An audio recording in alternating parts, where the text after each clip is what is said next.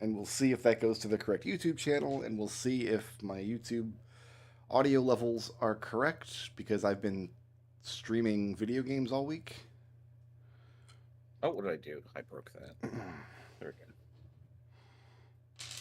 I think I'm working my way up to like a 50 game solo Archie. Like if I can get to that point. Yeah, that's where I'm at. I'm gonna my 24 game. Again, that fucking Celeste level is the nail in the coffin for that one. My 28 games turned into 26 because 2 of them didn't work.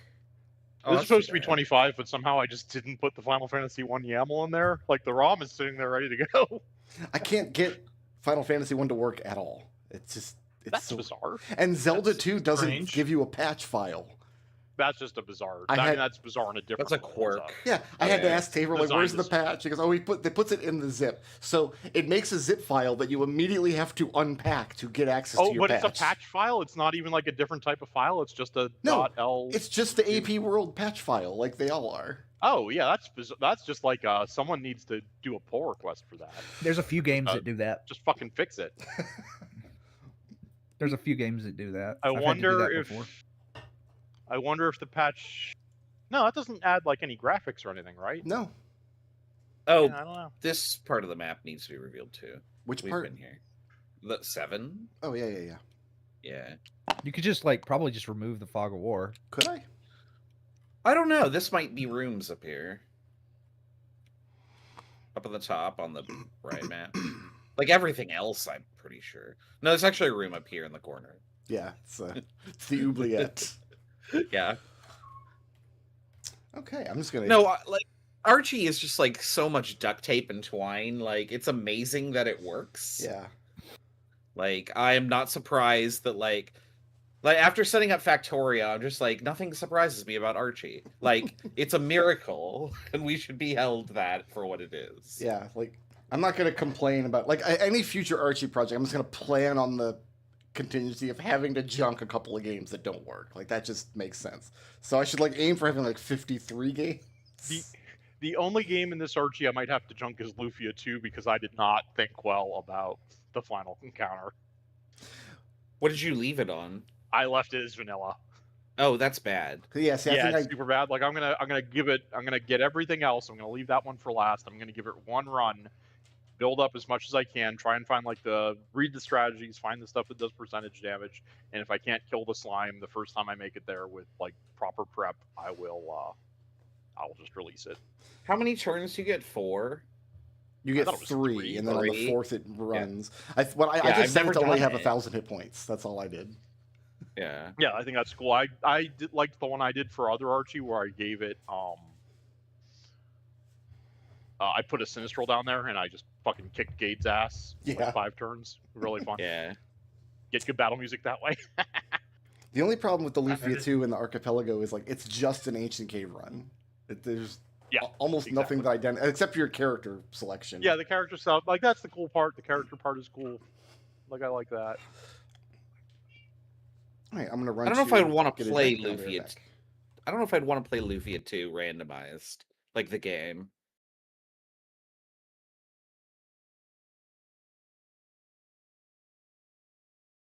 I feel like that'd be a very slow adventure. Like there are a lot of like I mean, the There's a lot of combat key parts item of Lufia gating. 2 are so perfunctory. I don't know. yeah, Like it's mostly a puzzle game. yeah.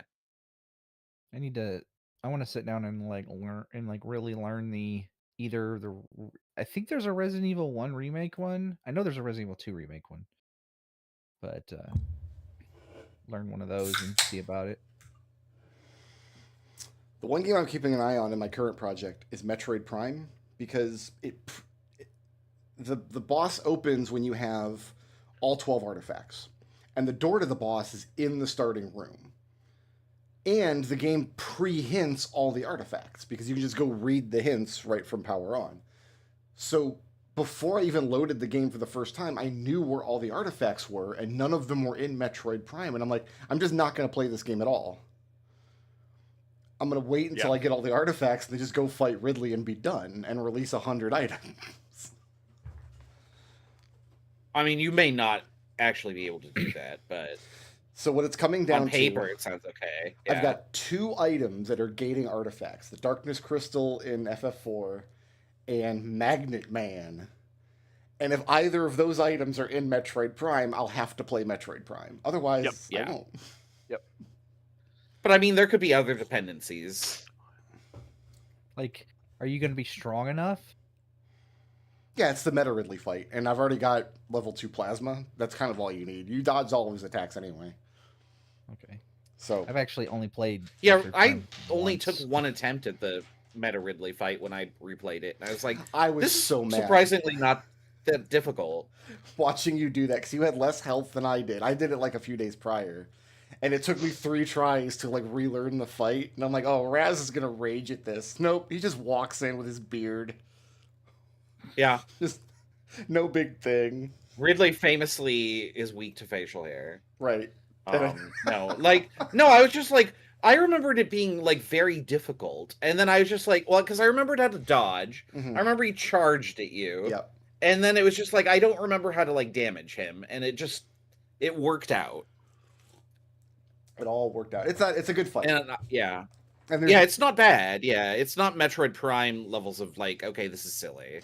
Metroid Prime's also a good fight, like the final boss, but there's just no reason to do it in a randomizer. There's no checks down there. Right? Or, No, it's just way too long, that fight. yeah, it's pretty long. Yeah, it's extremely long. The other game And yeah, there's no reason, there's no checks. So I've got Cave Story, and it's in Go mode, but I only have 11 health.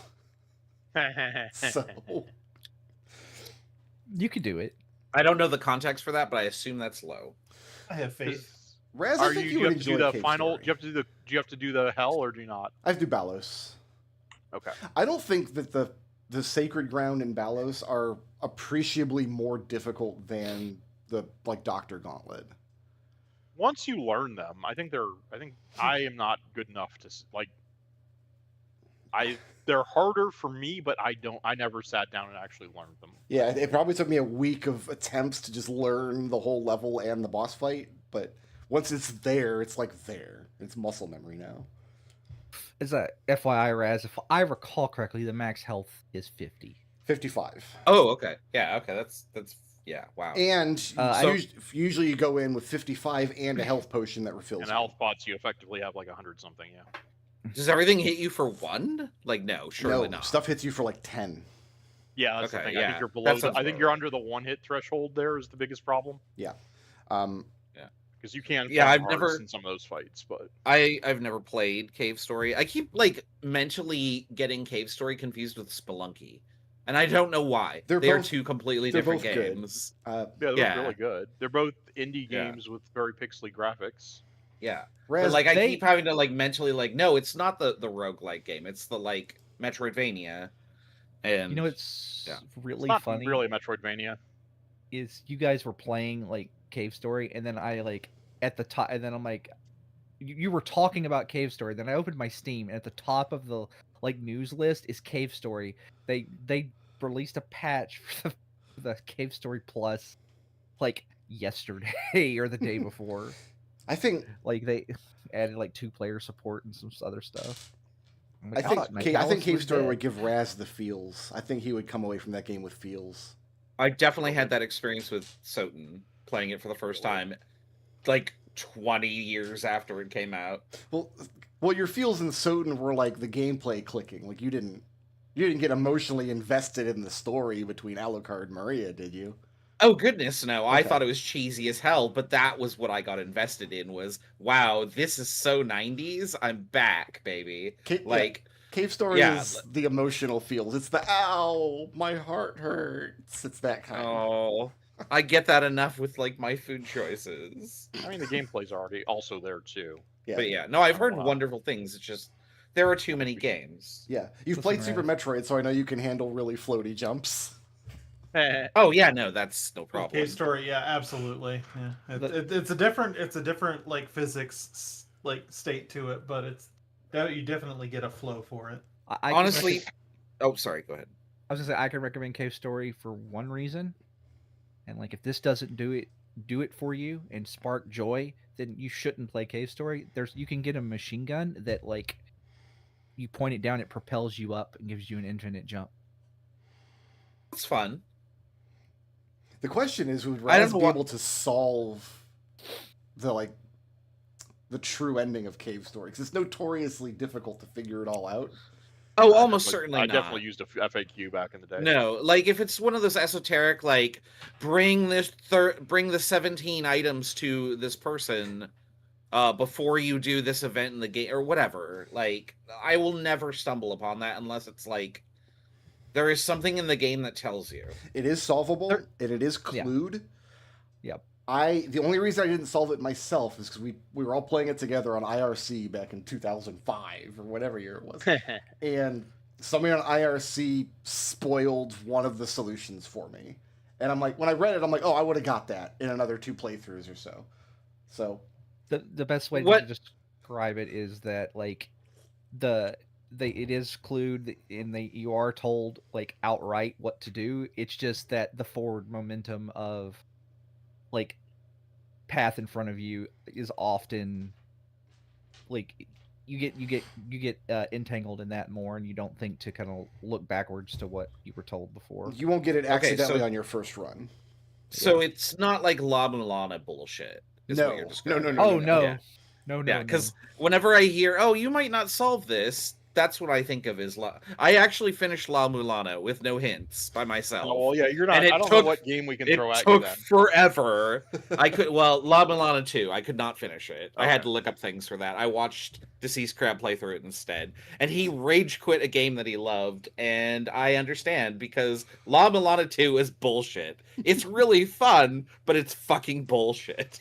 Oh, that's interesting because I was under the impression that La Mulana 1 was the one where like they just have random spots you have to stand that are never clued anywhere, and La Mulana 2 is a lot better about that. No, they exist in both games. Like, it's all sorts of stuff that you have to try, and all the traps are gimmick traps. Like, it's like, oh, LOL, I died to that, like, because you don't know what's going on. Like, you stand on a certain spot, and like a wall might like come closing in on you, and you panic, and then spikes appear everywhere else if you just hadn't stood still or what. I don't know, just Okay, bullshit like it's- that. It's Kaizo. Yeah, exactly. There you go. That's a great description for it. It's They just add- Kaizo. They just traps. add Kaizo to it. Yeah. Yeah, okay, it's Kaizo like traps. that. La Mulana 2 is really bad about this. But like the puzzles are clued, but because the world is so goddamn big, like I wrote an Excel sheet for La Mulana 2, and my notes are like I have 50 pages of just random notes. I notated every single room, and it was too much to the point where like I was saturated. I couldn't find things. I knew they existed, but like Control F wasn't helping me. Like it's too much. I'll put it into focus for you, Raz. Cave Story has a reputation for being unsolvable. Like, everybody will say you need a guide for it.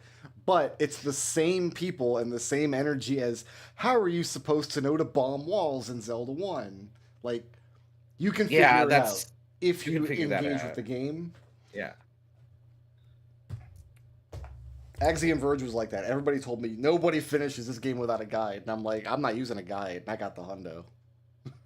I didn't get the hundo, but I think I got like very close. I got like 90 something percent. Speaking of being 90% done with something, you guys sitting Where are at you going with 90% in this? this dungeon, you think? I don't know. Where you- Well, where are you what going about with map this? completion? So Map like completion. map, Map completion, I- we're probably yeah, at 90%. If we go any lower But than 200.3, I'm going to be very upset. you didn't scan the mimic floorboards before killing them, and now you never can. Oh shit! Fuck! Well, Oh god! we have to go back to Alright. episode 40. No, let's, Yeah, no, we have to start back at the reset. beginning of the Start the campaign. campaign. Like, hello, my name is Hugo. Where I don't even know where everybody is on the map. We've all got spread all over because here's me. We were moving as a group. Like, I don't. I'm not assuming Yeah, but- you guys are but moving when as a we- group when we unless you saved- specifically tell We were me all not. up there. Yeah, we were Yeah, all we were all in up the here. glassworks. Now, I'm going to make you this offer. It's a standing offer throughout the session, because I'm going to try not to help you at all solve this. And I'm not going to... Sometimes, little DM magic, right? Here's Is you'll everybody else. too. design a puzzle, but you don't design a solution to the puzzle. You just let the players play with it, and then when you think they've kind of played with it, just invent the solution based on what they do. That's a DM trick that I don't think enough DMs use. But I didn't do that I for don't this dungeon. Yeah, I didn't suspect that you did that. This seems I very would like take umbrage to that, Yeah. in that case, you've created a obstacle, not a puzzle. Right, Puzzles have a fixed solution. but I tell you guys it's a puzzle, and you don't know the difference. That's Sure. the trick. That's the magic. Are you saying I'll that raise this you entire wireless. game is based on deception? I don't fudge my die rules, but I lie to you in 10,000 other ways. Yeah. I don't know which is worse. So why don't we No, do no, this? I don't give a shit. to but, yeah. get back in gear here, because it's been a week. We've all gone off and played video games and ate garbage and whatever we do with our lives. Hey, I did one of those. My wife made these brisket sandwiches yesterday, just Did multiple out of of those. leftovers we had in the fridge, and they were fantastic. But they were turbo garbage sand. They were like fried sandwiches with brisket and turbo garbage at like fair food, but from my kitchen. Why don't we do this? There was a. Oh, you say eat garbage. I'm sorry. Like there was a meme I saw, a 2-page comic that was like, where it's like TCG players are like, you have like the 9,000 power Archivon destroyer of worlds, and they're like, man, whatever. But then you have like a raccoon in a trash can that says you may eat trash for free. And that the raccoon that eats trash for free is the one that TCG players are scared of. Banned in 6 formats. You'll have that. Yeah. I option wish in Flumph I wish 8. I had that power. Yeah, you could eat trash for free. Flumph 8, you can play a trash eater if you want. Something to think Oh, about shit. for this summer. Why Oh, don't we do shit. this? Why don't I run down the list of clues that you found and let you guys kind of determine yourselves whether you've used up the clue or whether it's something that you need to put on your short list to investigate today. Mm-hmm. Can I start by listing the things that I've noticed? No, because know I if want that to would- go in the order of my document, which is otherwise That my would brain won't that work. would interrupt it. Yeah. Okay. So when you came in the dungeon, you had pink force fields in the entryway that you took down. And then there were teal force fields around the atrium, which you took down. Those are like the big 2 puzzles that you've solved. And then there were green force fields in the nucleus Oh, I got stairwells rings. that you brought down. And your current goal is to try to get to the underneath the black smoked glass in the room with all the copies of the Factals Manifesto. So some clues that you may or may not have found. You found keys box 1 and keys box 2. In fact, you found keys box 1 very, very quickly. We did. You found a note pinned to a wall in a custodial cupboard that reads, "Please inventory both key boxes once a week. Remember to properly affix the boards and pull the rug over top when you're done."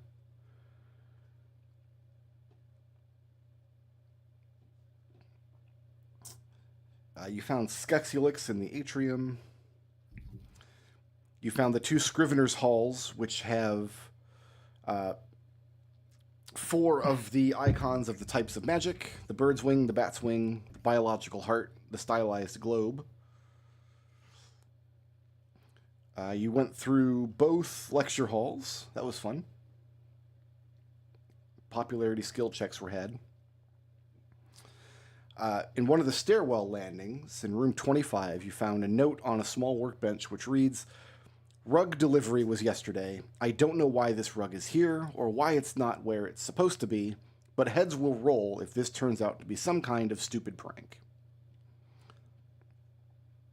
In another stairwell landing, in room 27, you found a note which reads, "A floor rug was requested for the eastern landing, but not the western. Something about not wanting a neutralization element kept so near to the trapped walkway. If you ask me, what needs neutralizing are the magic bugs that keep eating our books." You found the art gallery with the Queen's family, and the Pretender Athar, and the destruction of the lighthouse. You found a note at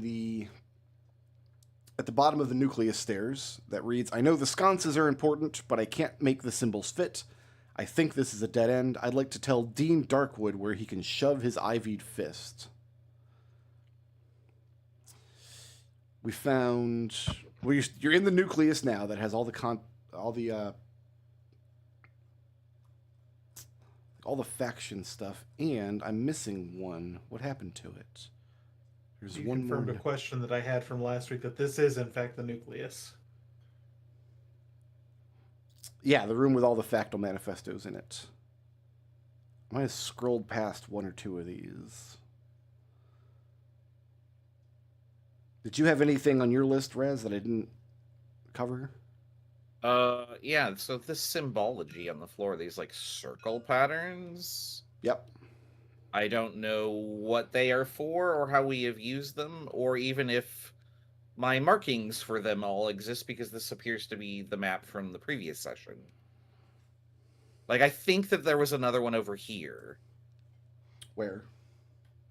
near 6. Yes, there would have been one. Or I guess it would be 23 up here, something like that. Yeah. Yeah, there would have been one here in 23. Okay. We'll just do this.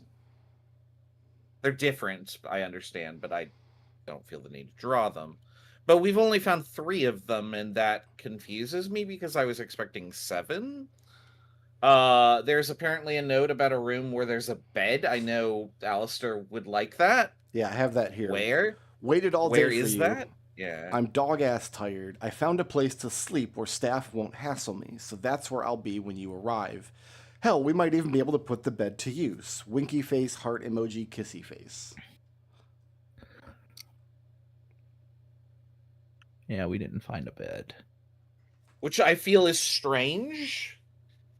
And, like, I mean, I really can only go meta there and say there's one spot that maybe it is. Yeah, right? Like, It's in one of these. It makes sense Yeah. for it to be above the short Above- restrooms. above that, yeah. Yeah. There was something else. Oh, we only used key box 1 was used. That was Well, we used opened to it. pull the pins on these torches. And then key box 2 is like full of keys, and I don't know why. Maybe it goes. Keybox 2 had the tool to remove those pins. I remember Yeah. that. Oh, okay, then it's key box 1 that we haven't really used, quotes. Like, maybe we just throw them all into the nucleus receptacle. Well, do we need to put them in the return boxes? Because they have the return boxes where we can drop stuff. I don't think we really played with those too much. I is feel also like that true. might just be a catch-all for, like, oh, you dropped something that was mission critical. It's now in the return box. Well, we had the thing where like books got stuck to your hands. I think that's what that was for. Yeah. Well, that was the book drop.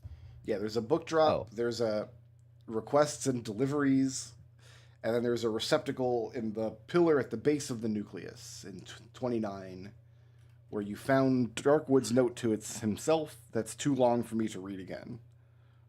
It's pasted Yeah. up. It is. It's in It the is Discord. pinned in the party chat. Yeah. Okay. I guess my first, like, what do I want to investigate is this. Like, start pulling the books off the walls and see if there's a secret passage in this area above the kitchens. Where are you pulling books off the walls? Show, like, put in- your tile. Oh, I down. could just, yeah, so it'd be like in here and here. Okay, give me an investigation check. Well, that's 27, so it's probably good. Okay. So Genevieve number. starts pulling books off the wall. And there are piles and piles of books all along this upper walkway until you pull books off here and you see a seam in the wall behind. Oh, so there is a door there. Okay. Found something. I'll go parallel to that and then check the opposite end. And you find another seam on the opposite side. Okay. Why is this hidden, though? Good question. Look for it. Ready to. She'll poke Ready the to- door and try and open it. If And it's a door. Opens up into a cramped bunk room. Beds. Well, that's a strange place to put this. No wonder that those people were so... So Poor you've got Boswick. He didn't deserve that. 2 bunks, an empty footlocker, and in the far wall is a dumbwaiter that heads down. Well, spatially we know where that must go down to. But I guess Boswick can like go in the dumbwaiter and look. And it opens up into a secret panel in the wall of room 17, so food can be delivered up and down. Okay. What about on Yeah. Leo's door over there? Is that where Yeah. is Leo going over there by himself? Moving as a group. And it opens up into a small, cramped bunk room. That looks more or less identical to the one on the other side. I was really going to investigate the beds and under the beds. You don't Yeah, find I want to anything do the same over here. on or under the beds. You do find a dumbwaiter in room 32 as well. The strongbox in the western room is empty, but the strongbox in the eastern room is filled with personal effects, clothings, items, some woodworking tools, an old pair of shoes, and a journal written in Endeline. Sorry, which room was that? The room that Alistair's in, upside down. Okay. I don't know why Alistair's What's- upside down. What's in I don't know. the journal? What does the journal say? Opening it Yeah. up, it's a journal belonging to a metal worker that was hired on to make torch sconces for the library. He was instructed to ensure that no two sconces had the same symbol and received special instructions to ensure that sea creatures were especially detailed. The final entry is the metal worker lamenting that the sea creatures had been rejected for the third time and he would have to send for more supplies. And in the bottom of the strongbox, underneath some old clothes, is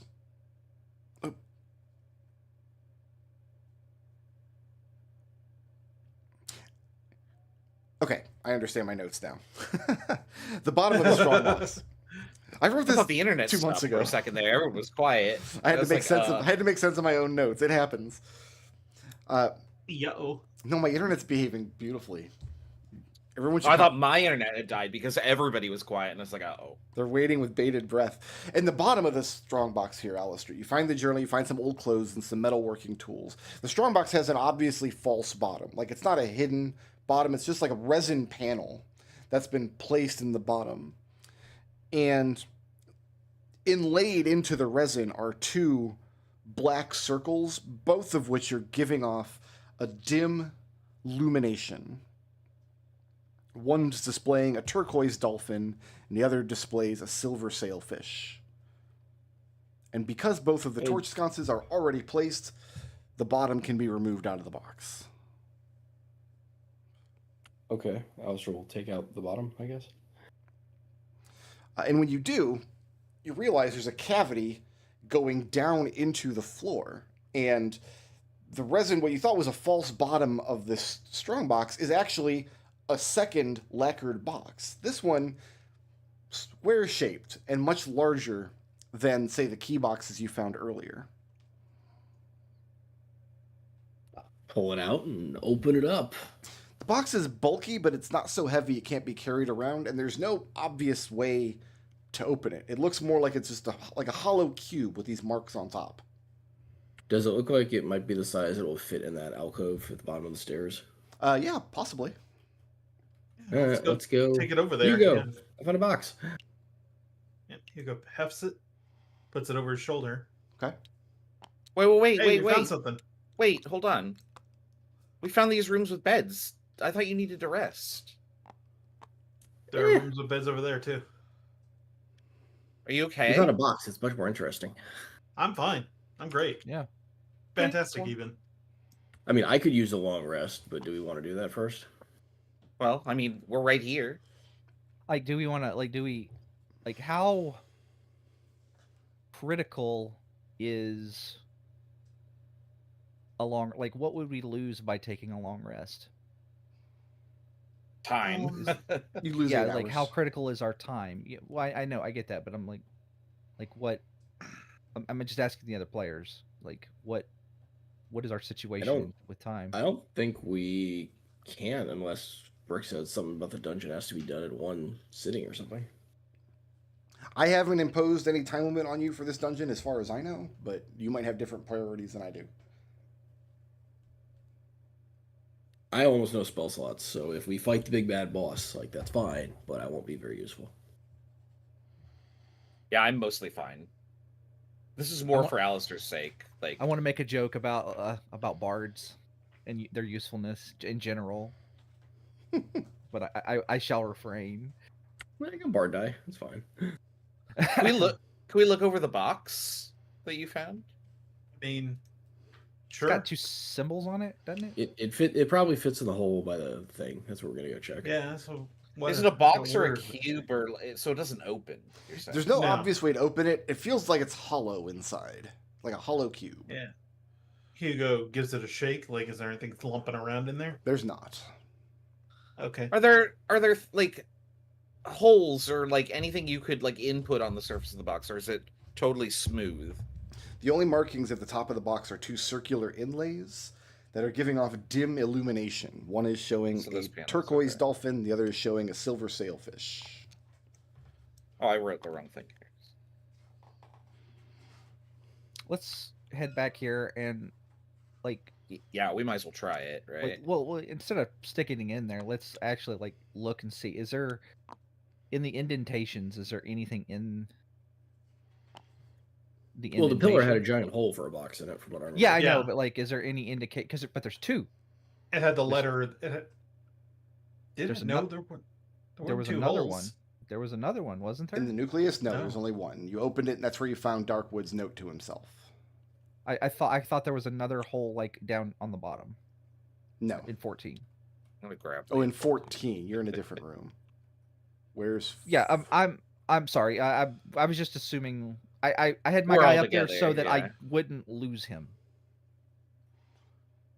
Oh no, the I don't okay, remember if there's anything in 14. That's where Skexiolix is doing his research. The I could have swore that there was another one of these holes somewhere. So there that's is. It's in. Are you thinking of these? 5 or 9? Yes. like there's So a big 5 square had like a hole. garbage suit, and then 9 had the requisitions and deliveries. Oh, no, I mean like a square hole where like a box would go. No, there's only one in room 29. That's where you found Darkwood's Okay. note. Okie dokie. Trouble. I love your face. So this box like That is all. perfectly fits in this hole? It looks like it would slide in, pretty much just as satisfyingly as the cubes that you put into the library alcoves. All right, I'm gonna do this so nobody's gonna be caught unawares when this whole thing like sinks That into the makes floor or something, right? Yeah. Oh, it's totally, it's Alright. totally gonna beat us. Yeah. Then Hugo will attempt to place the cube into the opening in And the it- cavity. Slides into place, and it gives a nice, satisfying, smooth seam when it's done, so it's not easily coming back out. And now it's in there. Now, do you think we try the Reese trigger upstairs? in Oh, the we nucleus? try it. Yeah. Does it Yeah, look let's go. magic? Does it look like anything has changed magically? It looks like that's where it belongs. And when you go up the stairs again, instead of seeing the black smoke glass in the floor, the glass itself has turned to mist, in the sense that the pattern is still visible. You can like swipe your hand through it now. It's just smoke. And the 2 bottles that are there are now accessible. Sure, we don't want to take a long rest before we do this. I mean, it's totally your show, man. Like you're the one that needs the long rest the most. I mean, Make the call. yeah, if you just really want a long rest, we can take one. Like, don't chicken out on this. Don't be like, oh, I don't want to impose. Like, it's 2 minutes, dude. It's 8 Fine, I'm going hours. to bed, leave. It's 8 hours. No, I'm saying in terms of, I'm not gonna come back in 8 hours and be like, okay, we long rested. I meant like you're not inconveniencing us, the players. Chris, I'm hearing what Raz is saying, and I'm telling you, something may happen over the course of an 8-hour rest that Raz doesn't know about. Oh, of course, Yeah, I'm that's why I aware. wanted to Yeah. that's why I want to do it before we got rid of the glass. Got it. Okay, wait. Go ahead and take the benefits of the long rest. Nothing happens over the course of the 8 hours. Yeah, see? Well, that we're in here. That we're Yeah. aware of. Like we're Yeah. gonna find everything. We're gonna find everything reset, and we're gonna have to like fight. Yeah, Mhm. face-eating mimics again. You're gonna walk out, and it's the Upside Down library, and like Wizard of Oz monsters are everywhere. Okay, I gotta go The through library this. in the world's gonna be destroyed. Uncheck. I gotta tinker with all these things here. So We're now in an alternate reality. Everybody's dead outside. The Yeah. apocalypse happened. But it's okay. You guys can get some dice. But Alistair has his spell slots back, and so everything's fine. While you're sleeping, Action. you have extraordinarily vivid dreams. About Each of you has a different dream. Alistair, you have a dream that you are performing at the most extravagant costume ball you've ever. It exceeds even fictional ones that you've read about. It is opulent and gorgeous and an absolute banquet for all senses. And it's filled with a room full of people who are not just listening to and enjoying your music, but appreciating it as a transient form of art that will never exist again. Even if someone were to perform this piece of music next week at a different ball, it wouldn't be the same performance, and that makes it unique. Geppa, Mhm. you also have a very vivid dream of being together with a group of people, like-minded people, and approaching a stone castle, an old keep with a curtain wall, and you're all armed with hammers and shovels and black powder, and your task over the course of the next week is going to be to remove this structure to rubble, to bare flat earth, and just having this being standing side by side with people here for the same task to just enjoy the destruction of it makes it all the more meaningful to you. Okay. Hugo, There. you find yourself in your dream. It's not a pleasant dream at first, but it gets more and more comfortable as it goes along. You find yourself standing on the serving line at a large soup kitchen with the dregs of humanity, the injured, the mad, the destitute, the downtrodden, people whose lives are nothing but despair. They've nowhere else to turn, lining up in their tens and their hundreds coming through. And all you're able to do for them is give them a bowl of soup, each one. And you stand there for hours over the course of the dream. You're not going to be paid for this. There are no accolades waiting for you at the end. It is just the warming comfort of bringing some kind of nourishment to people who otherwise wouldn't have it.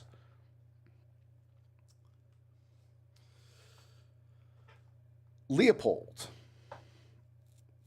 Yes.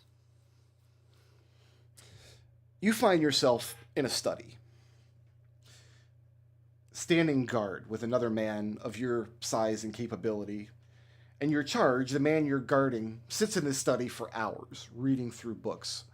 The reason he's studying is he needs to find legal precedent to make an argument in an important case that he must argue tomorrow. A case which will set precedent for law for years to come. And something about this is just very satisfying to you, that there's an idea that everybody has a particular place and a particular meaning, and that there are rules and laws that govern everything in life, even things like the judicial system. And proving that this man's client is innocent tomorrow and setting this precedent will do more good in the world than you could do in years of adventuring. And then there's Genevieve.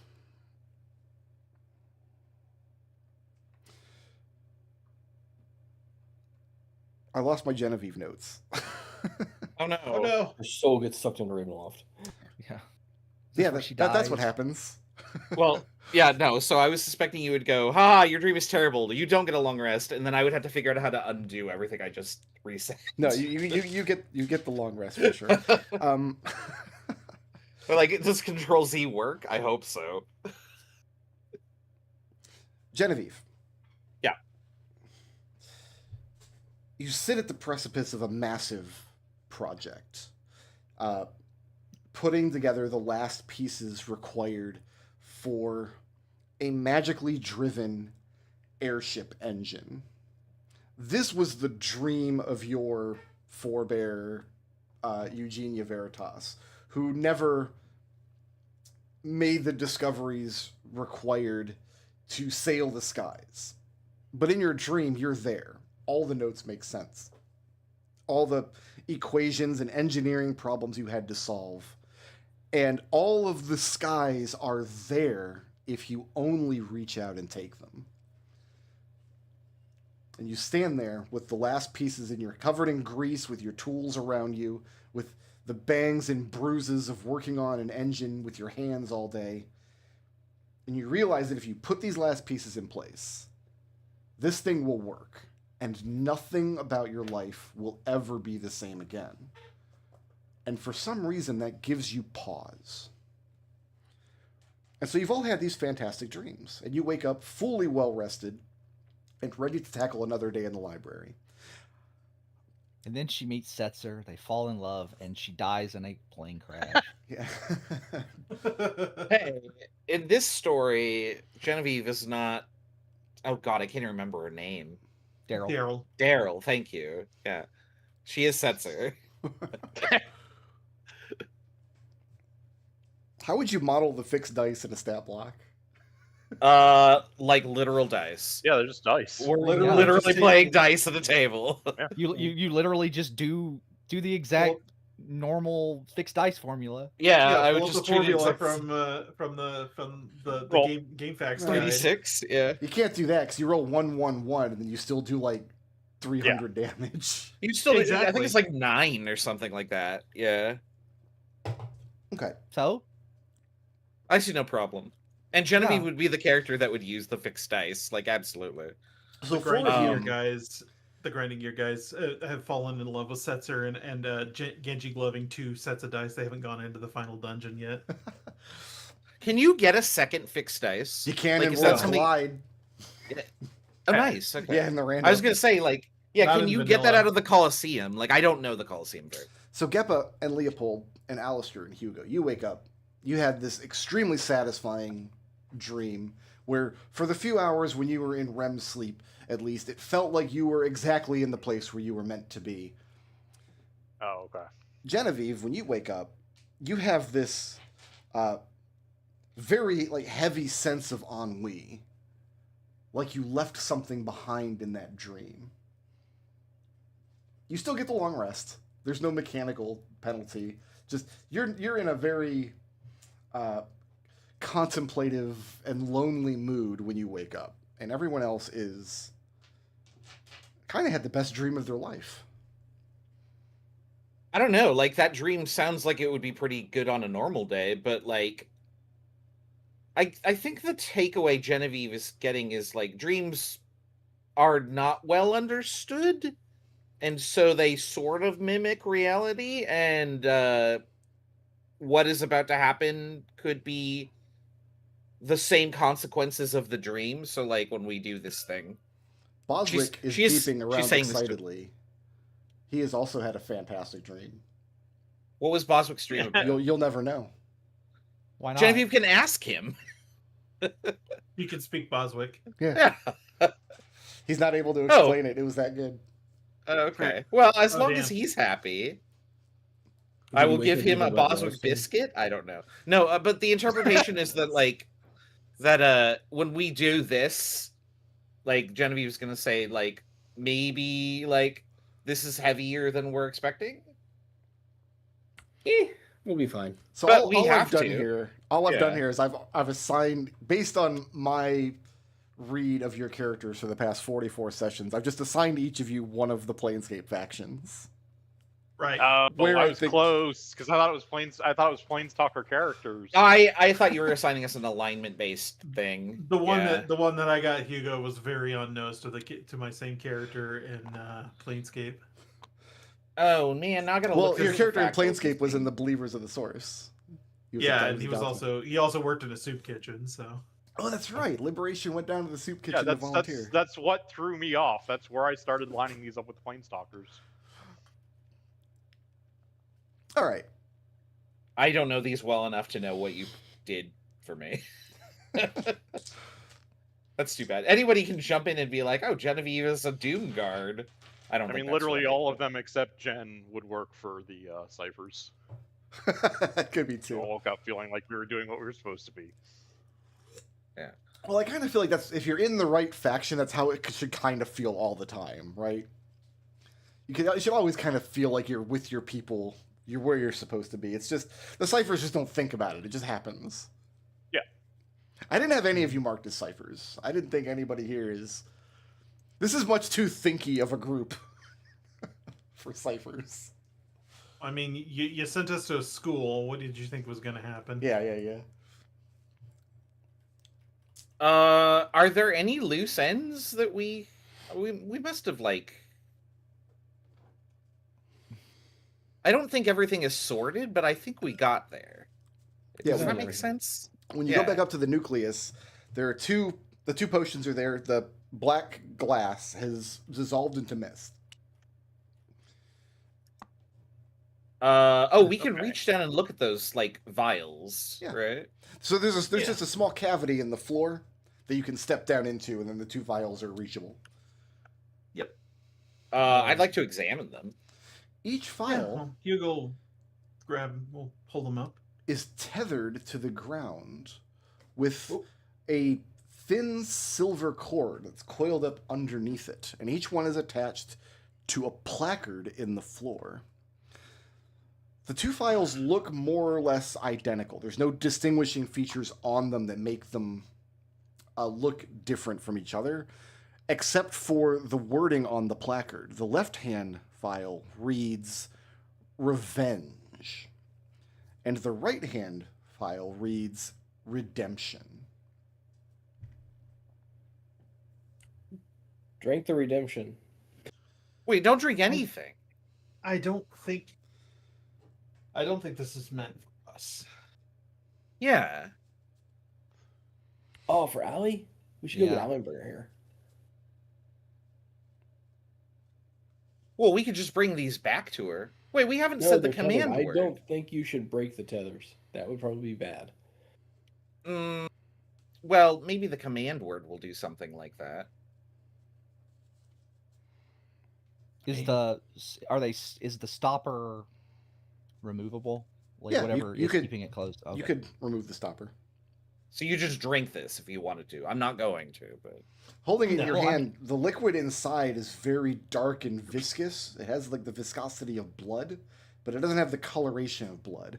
In fact, the coloration's hard to pin down. It kind of depends on the light level and direction you're holding it, and it changes colors based on how you rotate the bottles in your hand.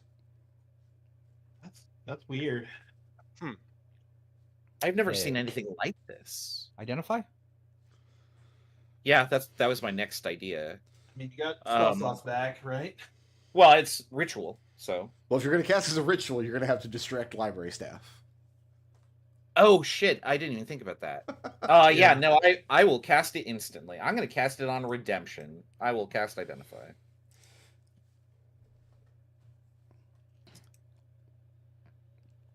Where are my level ones? Casting Identify on the Redemption file.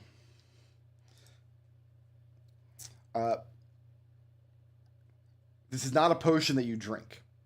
Unstoppering the potion in the presence of the proper person will engage the magic. And it's designed to reintegrate lost memories with a constructed body. Because you're casting the Identify spell, I will also reveal This is specifically what Skexulix is looking for. For some reason, reconstituting these memories will put the City of Doors back in the state that Skexulix wants it in. This is why he's here. That's interesting. That's Wanna not make a plan? who I expected this to be for. Don't think we should let him have these. Why? I get a bad vibe. Now, you've just identified the redemption. Well, let's identify the other one. I've Right. got four. I got 4 level 1 spell slots. Yeah, I know. You just and- took a long rest. I got to bleed off a Yeah. bunch of resources here. Yeah, you're welcome, Mister. I don't know if we need one. Wow. He probably could have done it before. I could have done this before, yeah, and then we could have rested. Um, We could rest again. what does Genevieve know about Dogs are barking. powerful undead? Her mother is a cleric of the Forge. Okay. Her mother and father they dabbled in adventuring, like Genevieve's eclipsed them. And they told her stories when she was a kid to make her behave. And And she usually didn't. And she lives in the north where maybe there are more or less undead. I don't know. No, that's that's about that's it. Game of Thrones. Yeah. Here's what I'll tell you. also, then. Yeah, you're not wrong. We haven't had much undead presence in this campaign Yeah. overall. True. I'm going to draw a distinction here. You would get this after casting Identify. I'm going to draw a distinction between something that is very, very old and something that is ancient. Does Genevieve kind of instinctively understand the difference? Yeah. The life force in the Revenge Vial is something that's ancient. It's tied to ancient, powerful undead. And it's so strongly tied that whatever undead creature it's connected to would be invincible unless you were holding this vial. This is the key to destroying whatever creature it's connected to. You would need legend lore to get more information about either vial. You know what these are and how to use them, but you don't know the legends behind them. I don't have context. Yeah. Okay. I already used it on the thing that was Edmont. That was a Skexulix scroll that I used, actually. Yeah, you used it on the thing, the body of the thing that was Edmont. I wonder if I could go downstairs and get 2 more of those, Genevieve says aloud. There's a lot here, but like... Man, I could spend a lifetime researching this stuff. So right now you don't think can't we should take any rely of the vials out of the room because they're tethered to the ground with this silver cord. mhm. Have we tried speaking the command word? Should I do that just to see what happens? Don't see why not. Go for it. Worth a shot. She'll stand in the middle and say Reese. And when you Well, speak the possibly won't command stand word, in the middle. the 2 silver cords vanish, and the files are no longer connected to the placards in the ground. Genevieve says as she's holding the vials.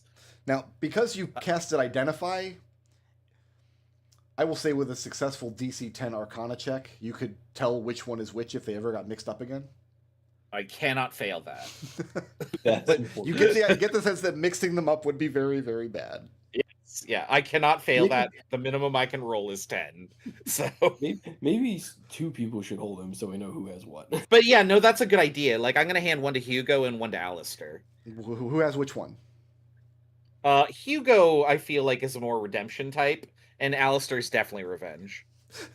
So I actually think Hugo should hold this one so that when we encounter the undead creature, Hugo can actually do something against it. Oh, I handed it to you randomly and thematically. Like, you do whatever you want to. Let's swap Hugo, that way you can attack the undead thing when it kills us. So, Alistair wants Hugo to have revenge, and he wants to hold redemption. Is that what I'm hearing? Unless somebody has a good reason not to. Can I have the redemption vial? Sure. Sure. Sure. Is there Yeah, I any wasn't gonna indication? just give it to Skexulix. Come on now. Is there any indication about what would happen if you open it around the wrong person? Nothing bad would happen. It would just be open for a second, and it might put like a weird odor into the air. And then you just close it again and try again later? Okay. So, Genevieve says, You're all thinking like what I'm thinking of, right? Like incomplete regenerating person. This Allie would benefit from this, right? Or it I would think turn that's- her into somebody else. Benefit is a strong word. Yeah. Hmm. I didn't It think would of probably that. restore her memories. Yes. I mean, it's her decision. Well, if it was designed for Skekulix and we give it to Allie, who knows what's going to happen? I don't think it I was don't know. It was designed for designed sketches. for It's designed Skekulix. for- It might just be he would yeah. be able to use it. Yeah. So one thing I would like to do is before we leave, do we think we're done here? I don't see what else we could possibly do here.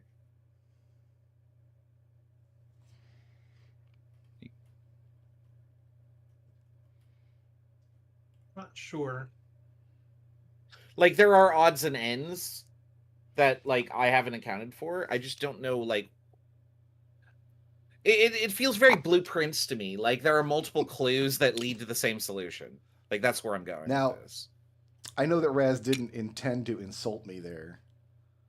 That What? I would put Are you a purposely shaggy dog infinite puzzle with no solution at the very end of my game, but I did not do that.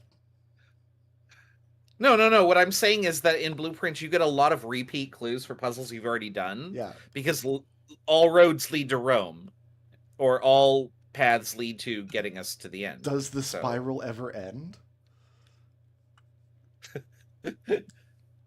That's for an expansion, and I have 100%ed blueprints, and I'm disappointed at where it ends. Oh, I'm still salty about that. I'm Yeah. gonna be upset about that till the day I die. Yeah, I really do think that like they just threw everything into that game and wanted to have like something that they could attach to like further develop it, and I have no idea if they're going to. What's next? So if we think we're done, we can head out, but like I do want to try and get a little more information. Like we may have talked to Skekulix about this before. Does anybody recall if we asked him why he needs this specific person to reset the City of Doors, and why like what is there like a reason like that like they would have that the ability to like do that? So which person was missing that caused this problem? I'm forgetting the lore here. It wasn't Allie, it wasn't one of the players from Flumph 2, it was... Well, Reese is the one that that got away, but like she just got out because I think she's the only one that had any common sense. Is my read She got on out that one? because she knew what she had to do to get out. She just did the right. Yeah, it's just a cipher. It's just cipher things. Right. Just cipher Reese's- things. Reese is cooler than the other fractals, and nothing else really mattered. Yeah. I'm on board with that. I think But that's is- completely in canon. Is she the key to fixing the problem of the doors? Well, I think Skekulix is looking for. I forget the full name of the character. I can scroll up and look. The one that has obviously been shortened to Allie. The one that like Allison, Nylesia. yeah, Allison Nylesia. Yeah, like Oh, I see, okay. I'm not sure why Allison Nylesia. I don't know enough about. I don't know anything about the Mercy Killers or most of Planescape. So, Well, ask your question then, and I might have an answer. well, I for mean, you. like, what about her would like reset what you guys did in Flop 2? I don't think we have an answer to that, but I think Darkwood may be trying to roll back what we did. So I feel like all the paths lead to the same conclusion here then? Because if we Oh. give this to Skekulix, he'll probably be like, oh, okay, well, we're going to take it to Allie. Or if So- we take it to Allie ourselves, the outcome is the same. Or similar. I've got there's a couple of I had a couple of things about like that Migdol. It's like if he was trying to just like roll back, why did he trap Skexulix? Yeah, no, those two factions seem opposed So, for sure. and yeah, I don't know. Like Darkwood seems to be of like a couple of minds literally at this stage. He's been like 4 different characters. Yeah. So like I'm getting vibes that maybe he's like he had like he rescued Allison and then like she was broken, put her in the did what he could to kind of suppress the bad like is there any indication in the stuff we read, Brick, to like for us to know like what happened to the character? I don't think you guys know anything about the events of the faction war, and Darkwood Right. would not have. Darkwood did not write about them either. He wrote about, as far as history goes, he wrote about his time in Darkon, and then he wrote about founding a Strixhaven. So like even like just like reading found her, well, what's left of her, Fleshmancer's growing up a new body, pawning her off on a wind spear until I can deal with the frog, which is Skexulix, right? Skexulix, yeah. So like and like they keep putting that blanket, if I recall correctly, like I forget exactly what, like, because you told me what that blanket they put on her did, but I don't remember exactly. It was it has a calming effect to Yeah. On people who are suffering from certain types of memory magic. Right. So like obviously they're trying to keep her from remembering torture. And is it a good thing for us to like give her those memories back? It's not for us to decide that. Like we need to like explain to her. I think we need to explain to Allie what's going on. And then it's her choice. I agree. And I just shrug. It's her choice. So Leo has the redemption vial, and he's decided that he's going to leave the decision to Allie. Yeah. Mm-hmm. Yeah, I like that idea. I have a question. Yeah. How long was Skexulix trapped in that one in the custom dungeon that we made? Because like the context of the book or of Darkwood's journal,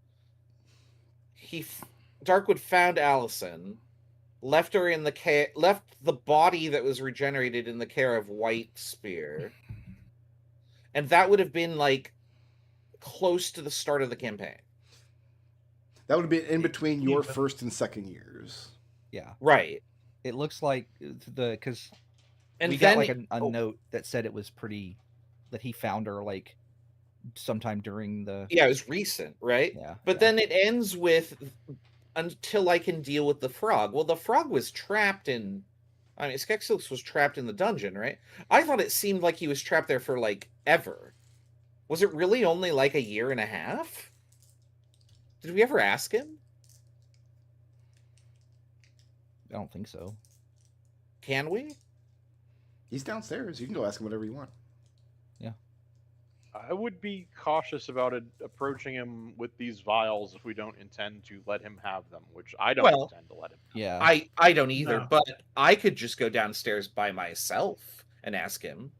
Yeah. With maybe one other person who also doesn't have a vial. Hey, Gappa, do you want to go down? Sure. I have safety in numbers, right? Yeah, let's go ask him. Like, how long was he imprisoned? Skeppa and Genevieve go downstairs by themselves. Yeah.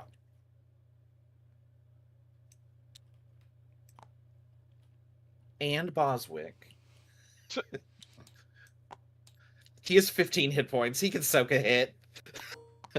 He's a big boy now. He's so strong. Skexulix has the same reaction he seems always have when you first encounter him, is a moment of being interrupted and flustered. All the I'm gonna piles of try books and, are like- there, but they're all different piles of different books since you were in here last. I'm gonna try and distract him with a question first of all. Mhm. Jenny's gonna produce box 1, which has a ton of keys in it, and she'll ask him, "We found this, but we don't know what it's for. Do you have any insight?" Oh well, he clears a little space on the table in front of him. Set it down here and let us have a look. Yeah, she'll Remind put me it what down. Skexulix, what his actual form is right now. He's when a we talk to him? large frog. humanoid frog. Okay. He peers into the box and rifles through it and takes a few keys out. And after a few moments, he has them all lined up on the table, a few dozen of them, and he spends a few minutes kind of moving them back and forth, rearranging them into different configurations. I believe the box's intent is to hold these keys.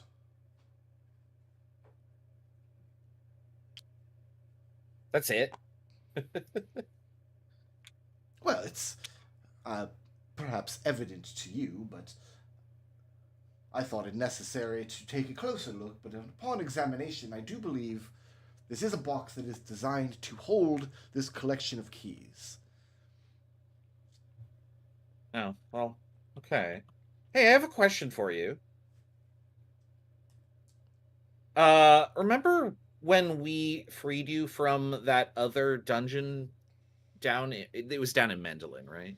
Yes, Okay. and he down does in Mendelin? remember. And you've done me a great kindness, and you have my gratitude. Yeah, how long were you stuck in there? Oh, it's difficult to say. I get so engrossed in my work that I quite lose track of time.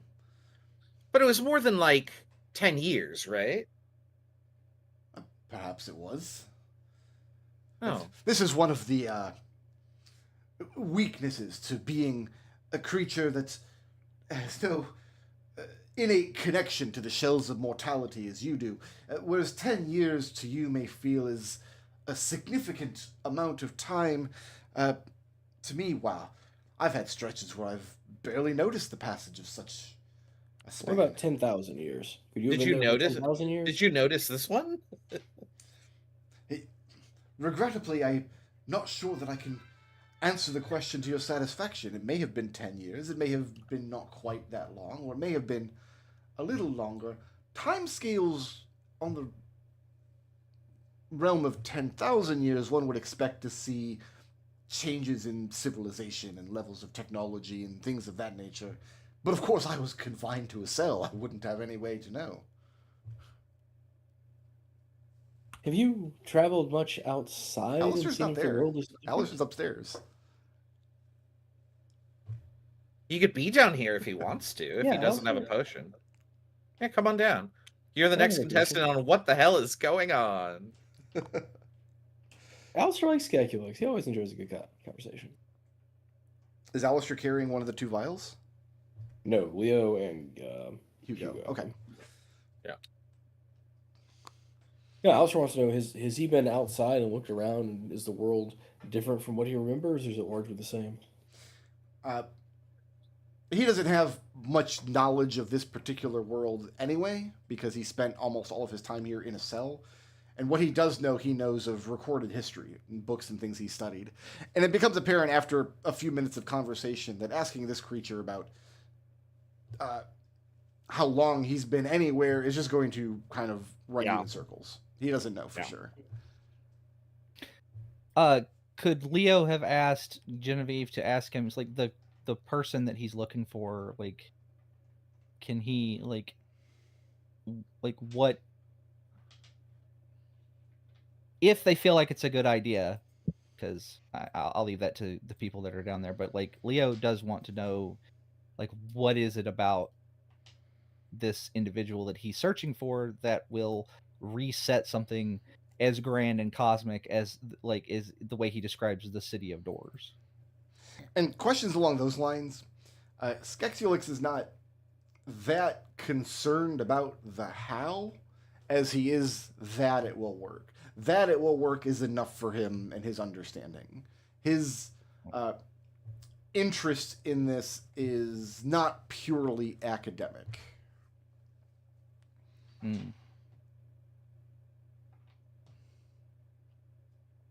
How can you be so sure it will work? I mean, I'm speaking as an academician. Well, I look at it this way. If the hypothesis Probability. is incorrect, we will go back and construct a new hypothesis. The addition of information into a system is always welcome. One can always refine theories over time, but one must at some point be sure of something working, mustn't one? Genevieve shakes her head and says, "Yeah, something will eventually get done, but that doesn't mean that." Never mind. she turns to Geppa and rolls her eyes. Mm-hmm.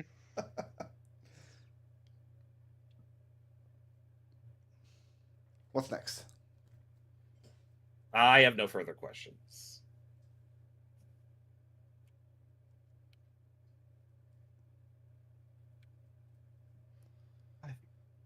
Is there anything else that we've come here for? Because I think we're pretty well done here. I think we're done. I think Yeah, it's a I think case we're of- done. I think We- the next action is to leave and go find Allie and hope that White Spear, is it White Spear? Yeah. Yeah. Isn't it? Wind Hope that Spear he's Wild. just not there. Wind Spear. Hope that he's just not there because Oh, he was well. yeah. This is like half a year ago, but Allie was in our dormitory, like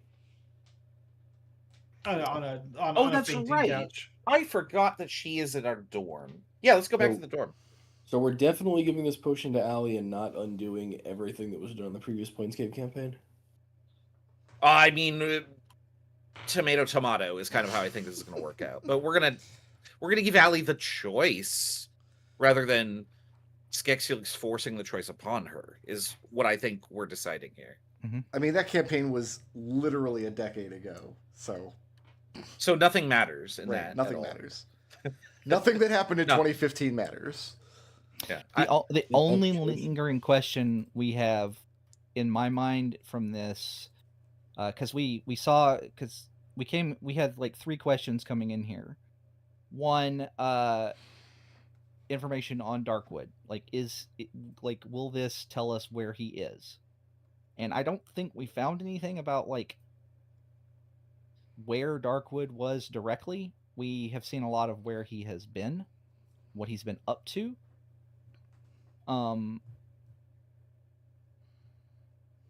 And maybe partly like why. We do know that he was here like pretty recently, within the last year or two.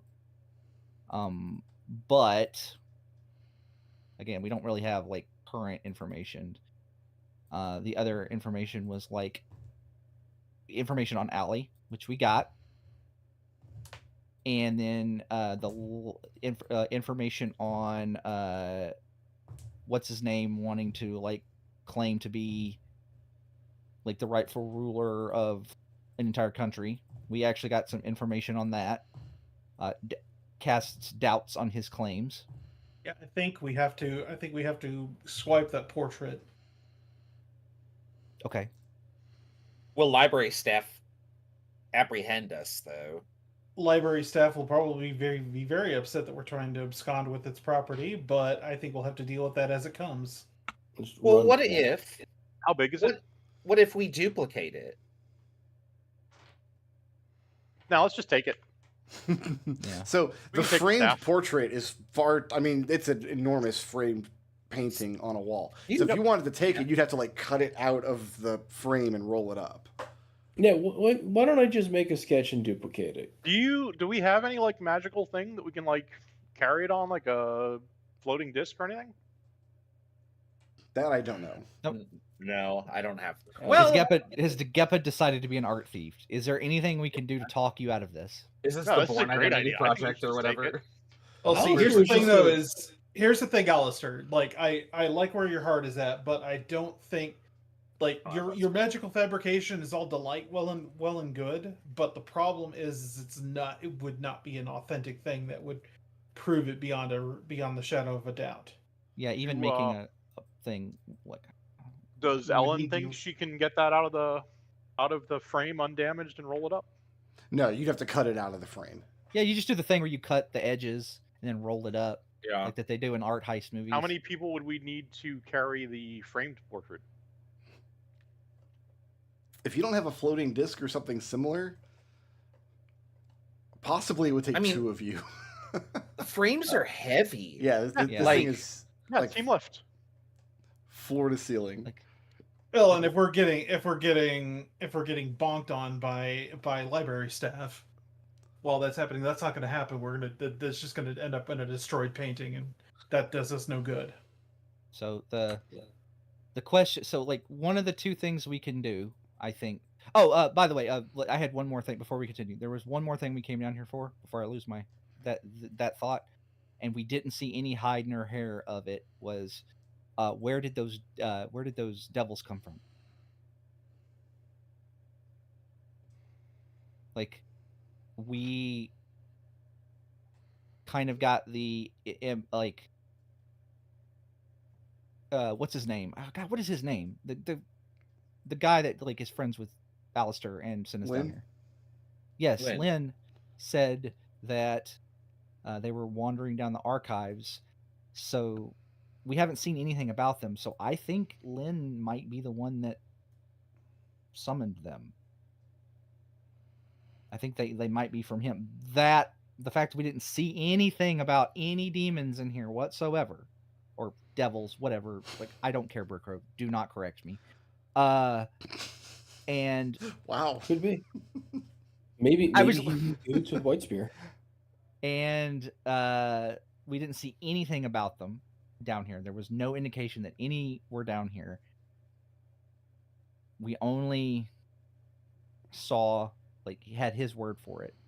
He used that as Yeah. one of the reasons to get us to come down here. Maybe he's the undead guy that this revenge potion is for, especially if he's hiding his appearance with illusions. Just throwing that out there. And we left Ali alone with his ass. Yeah, that's what I'm kind of getting with. So I do think we need this. I think we do need this painting. But we also, I think, need to get out of here very quickly. Let's just cut it out then. Ellen and likes then, that and idea. then because like so this is where the painting is. Yeah. Go It's ahead. not that far to get out of here. Everybody go ahead and place your tokens up there. I'm gonna. I think this isn't. I think cutting the painting out of the frame is definitely an Ellen job. Oh yeah. It's Yeah. absolutely going to alert everything in here Yep. to come attack us, so we need to run. In fact, So Ellen insists. Agreed. So the question is like, how do we? Leo packs away the potion. Yep. In like his belt pouch or something, and he says, "Okay, so rolled up, could one person carry this?" Yes. You could roll this up. It would fit in a scroll case or something, Okay. or a map case. How- I guess it's kind of a little longer than a scroll case. So this is what I'm thinking, and like I think we have two paths here. One of us just fucking books it, probably Leo, with Yeah. the thing to Sounds get like out you of here, volunteered. or we all try to get out as a group doing a fighting retreat. Is I- this a you- railing or a wall? That's a railing. In fact, you can see on the downstairs. You can see the shadows of the railing here. So you can hop over this railing. Basically, How far down is it? I don't think we established. I'm going to say about maybe 50 or 60 feet. Seems pretty. Okay, so Geppa and Leo can do that with nothing, and everyone else, Jen, can feather fall. Yes. Yeah. Yeah. All right. So while I go and get my bottle of water, why don't you all just roll initiative? Because that's what's going to happen next. Yeah. Make sure someone rolls for Ellen, and I'm going to put I rolled for this on. There we go. And I'll say nobody is surprised because you are all already anticipating library staff being upset. I need a bottle of water. I'll be right back. I got a 14 roll- for initiative. I did it rolled last week. 18. Pre-combat, should I cast Fly on two people? 17 for initiative nerd. I also fly prepared. You know, a fly might help. I think I have fly prepared. Let me see. You don't have to cast it on me. Yeah, I I can fly on my own, Yeah. which is good because I think you can only cast it on what? One creature at level 3. I can do two creatures. Yeah. Oh, I have Sorcerer points, invisibility. baby. I can hit invisibility on people. So who got I think initiative, nerd? you should do it. Okay, I'm gonna cast Shillelagh on my weapon, and I'm gonna cast Fly, twinning it between Hugo and I think Alistair is probably the next least mobile person. Jen, are you okay moving around fast? I could cast Fly on myself. Okay, yeah, then I'll twin Yeah. a Fly on Yeah. Hugo and Alistair, and I will cast Shillelagh. I can. I burn a could frontal also spell cast saving. Hypnotic Pattern on the library staff. I don't know if they're gonna fail a Wisdom save. I mean, my concentration slot is on Fly now, so you do what you do what you do best. Well, do we want anybody invisible? I don't think so. Save your I don't think concentration. We might Pretty need it for quick. slow. Ellen and myself Yeah. can both. Yeah. Oh, I slow can't. would be a Did good I ever pick concentration. Oh, Vince? Ellen needs to fly. Ellen- She's a rogue.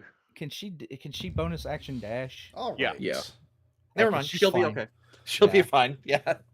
And She doesn't have safe fall, but just be aware of Featherfall. that.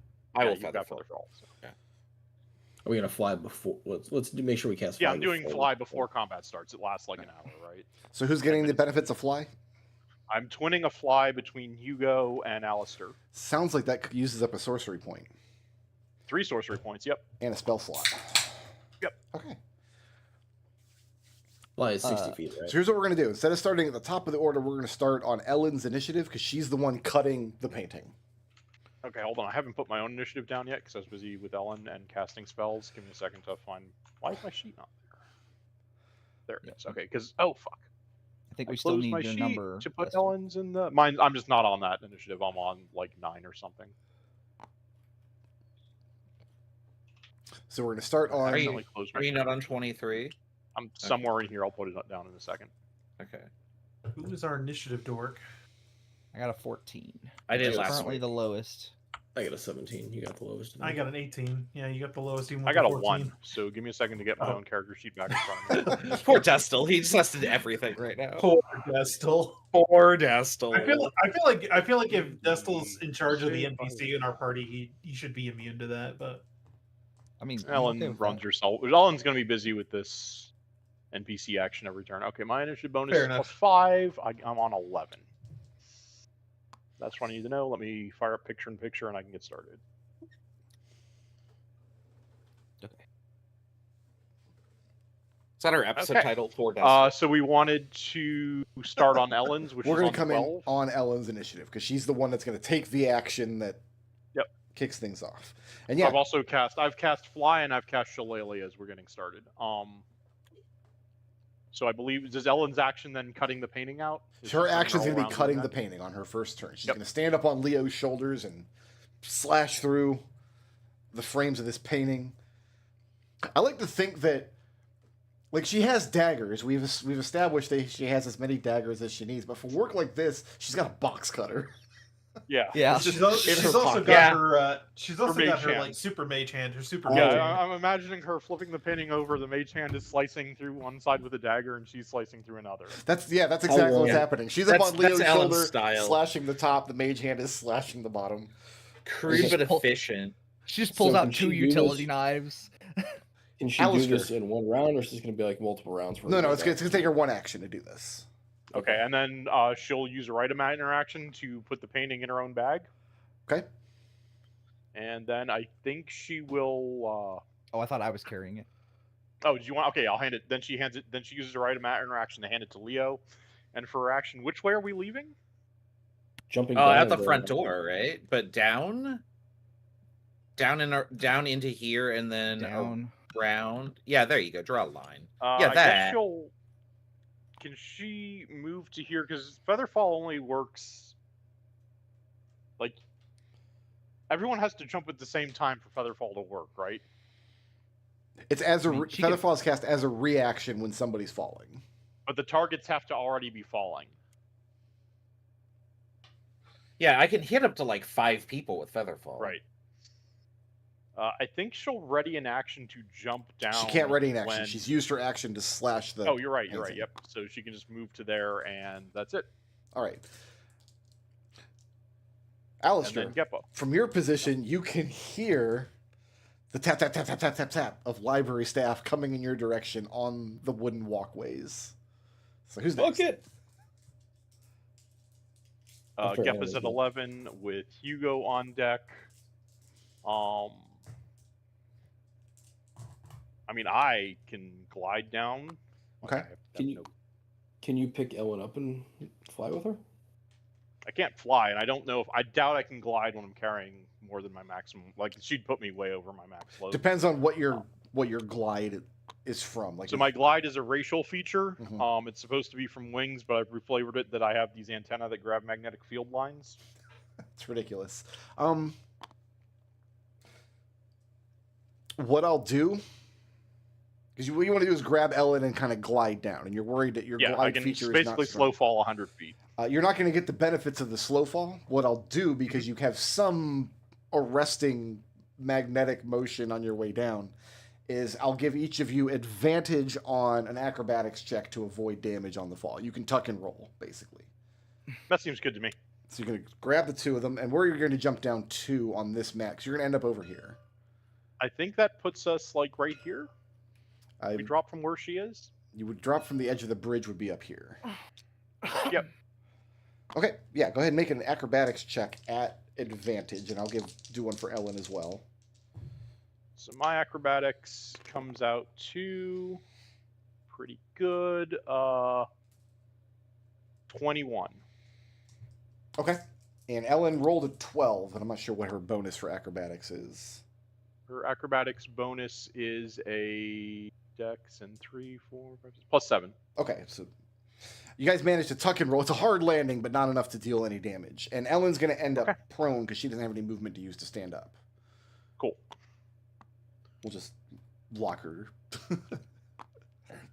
There.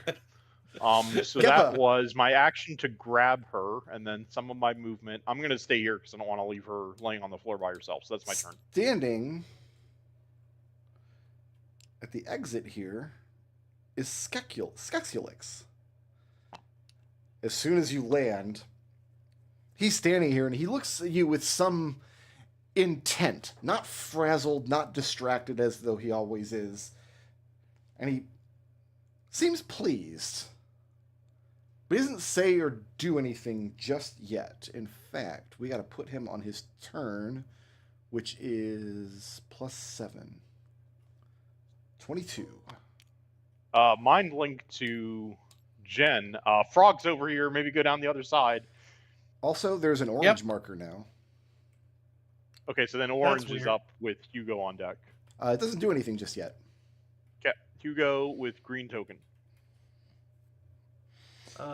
Hugo is holding the revenge file, right? Yeah. Got it. 1, 2, 3, 4. Oh yeah, flight. Flight is a thing. You can fly. Yeah. In 60 feet of it.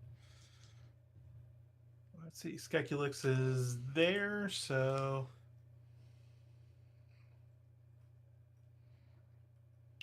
Hugo dips over the banister 5, 10, 15, 20. You said it's about 50 feet down? It's a 50-foot drop from the bridge where Alistair's standing to the floor where Gep is standing. Then Hugo. yeah, Hugo can get it right about there. Hold on. Hugo, you have the vial that he wants, so maybe don't go towards him. No, I'd he has love to see him. revenge. I would love to see him take it from me, TBH.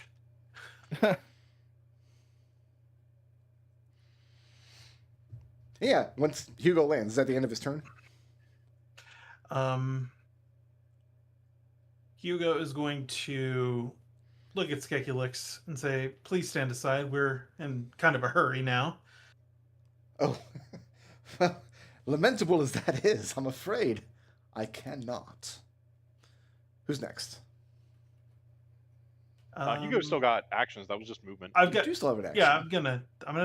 I'm gonna go ahead and bonus action and yeah. So we're not running? This is not how Hugo I saw has this to get encounter out. going. The rest of Hu- us. Yeah, no, Hugo's protecting you guys so you can run. After Hugo, it's green token with Leopold. Okay, Hugo. Sir. Skexulix advises you. that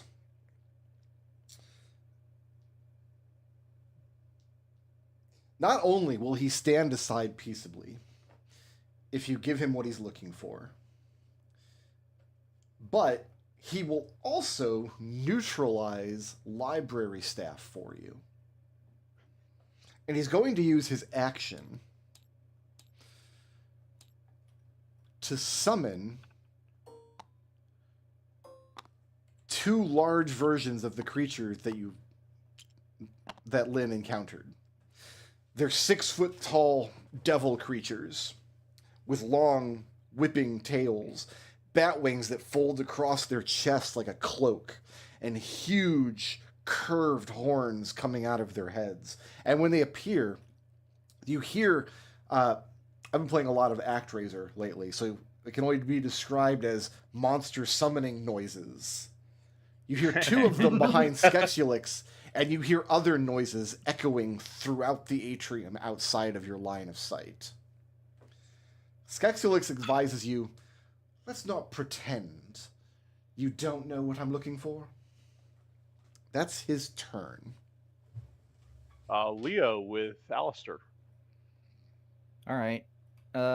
Leo has the redemption vial and he has the painting. Is that correct? Correct. Okay. He is encumbered with plot protection. I don't know. All right. Cue the William Tell overture. Yeah. As Leo takes a runner stance. Yeah. They're cast plot armor. Yeah. We're going to start with an action to dash. Yep. Puts my, and then I'm going to bonus action to Step of the Wind. Okay. So that is 165 feet of movement, flight. Okay. Excuse me while I count. Now, can you just jump over the edge where you're at, or do you have to get to a bridge to jump over? It's a railing. We established that. Yeah, this is a railing here. This is all. So you can hop over the edge anywhere around the inner atrium. I mean, I could see. Can we see Skexulix from up here? No. I told Jen over the mind link that he was on this side. You do know he's Yes. down there and you can hear him talking, but you wouldn't be able to see him from here because he's the doorway where he's standing like here, and Yeah. there's a bridge in the way. Well, I mean, I am aware that You know he's where down he there, what is, I'm- yes, but you can't Yes. Okay. literally see him from your position All right. or his friends. These are walls. These are walls. Correct. Yes. Okay. 50, 55, 60, 65. Leo, stop there for now. Uh-huh. Standing in that position, you see 2 more of the creatures standing outside the exit. Oh, can you? Where? Yeah, thank you. Yeah, okay. All right, cool.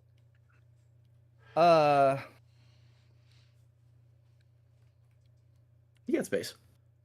How tall are the ceilings? They're very tall. It's a huge domed atrium.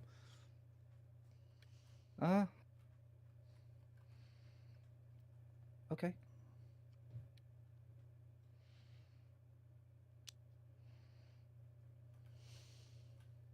Actually, hold I on. thought I monk-proofed this dungeon. 5, 10, 15, 20, 25, 30. Is there a wall here, or is this a There's a wall here, yes.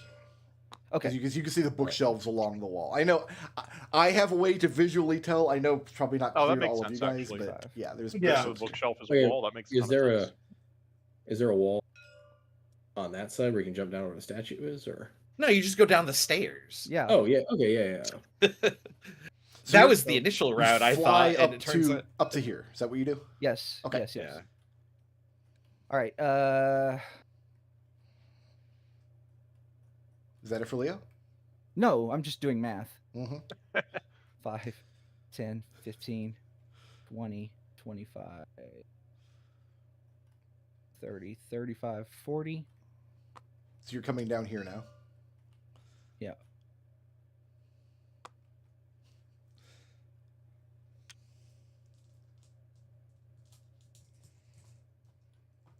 10, 15, 20, 25. That's all my movement right there. All right. Is there any more? That's too bad. I mean, the two guys over here notice that you're behind them now. I wish I had Long Strider. I mean, like, I thought about waiting one turn for you to, like, cast haste or something, but or like if we had done that beforehand. So that's the end of Leo's turn there. That's a action dash and bonus action dash and flying Yeah. and Yeah. hashtag just monk things. Who's next? Alistair The with white zoomies. token on deck. So Alistair, All you're right, standing on the bridge and Skexulix is underneath you. All right. Fly spell gives 60 feet of movement? 60. Yeah, 60. Yeah. Okay, so I can dash with that for 120. Yep. How far down to the ground is it? 50 50. feet.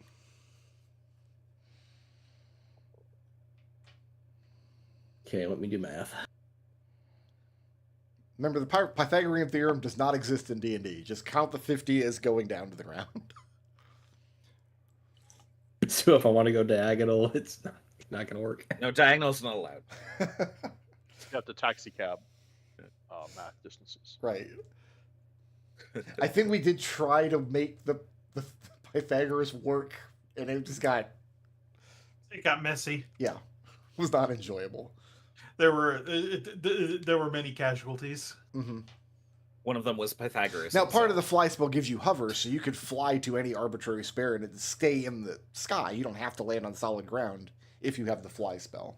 You've got the hover Okay, that property. You don't works. have to. I think Leo has to end his turn with his feet on the ground because he's flying using wings. Well, the wings disappear at the end of the round, so yeah. Yeah. They're Alucard. Otherwise, I wings. fall. Yeah. Yeah. And when exactly. I cast fly, metal strands sprout out of your back and grab onto magnetic field lines to propel you through the air, by the way. Does Geppa do anything normal? No. No. Excellent. Do any of Destel's characters? It's his signature trait. All right, Alistair, you're up. You've had Yeah, I'm counting.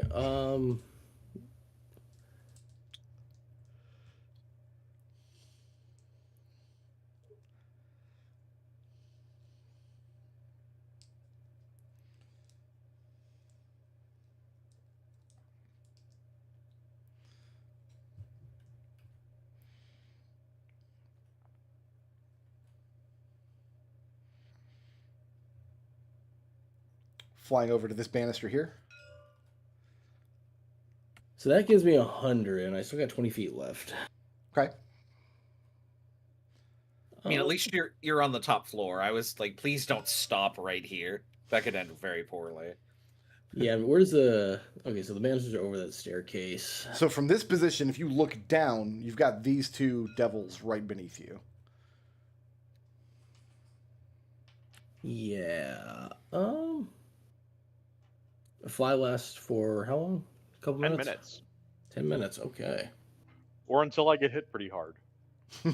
Please Yeah. don't get hit. Should No probably promises. be saying that to Hugo. Please don't let Keppa get hit. Well, I don't have anybody I can see with the bonus action, do I? No, They- not right now. They have to be able to hear you if you're with your regular. It's here.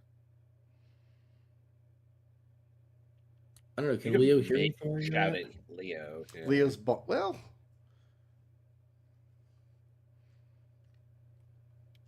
I'm gonna assume Leo didn't close this door when he went through it. That seems. Leo did not close. Leo is not. Yeah, the door is ajar. Alistair, if you shout, Leo might be able to hear you at the downstairs. He's about 40 or 50 feet away down these stairs. So if you shout to him, I'll say he can hear you down there. Run, Leo! Run! With a bard die! Leo gets the bar die. There's nothing sporting about denying a bar die in this situation. That's Alistair. Who's next? White token with Jen on deck. Okay. Leopold, Yeah. from around the corner.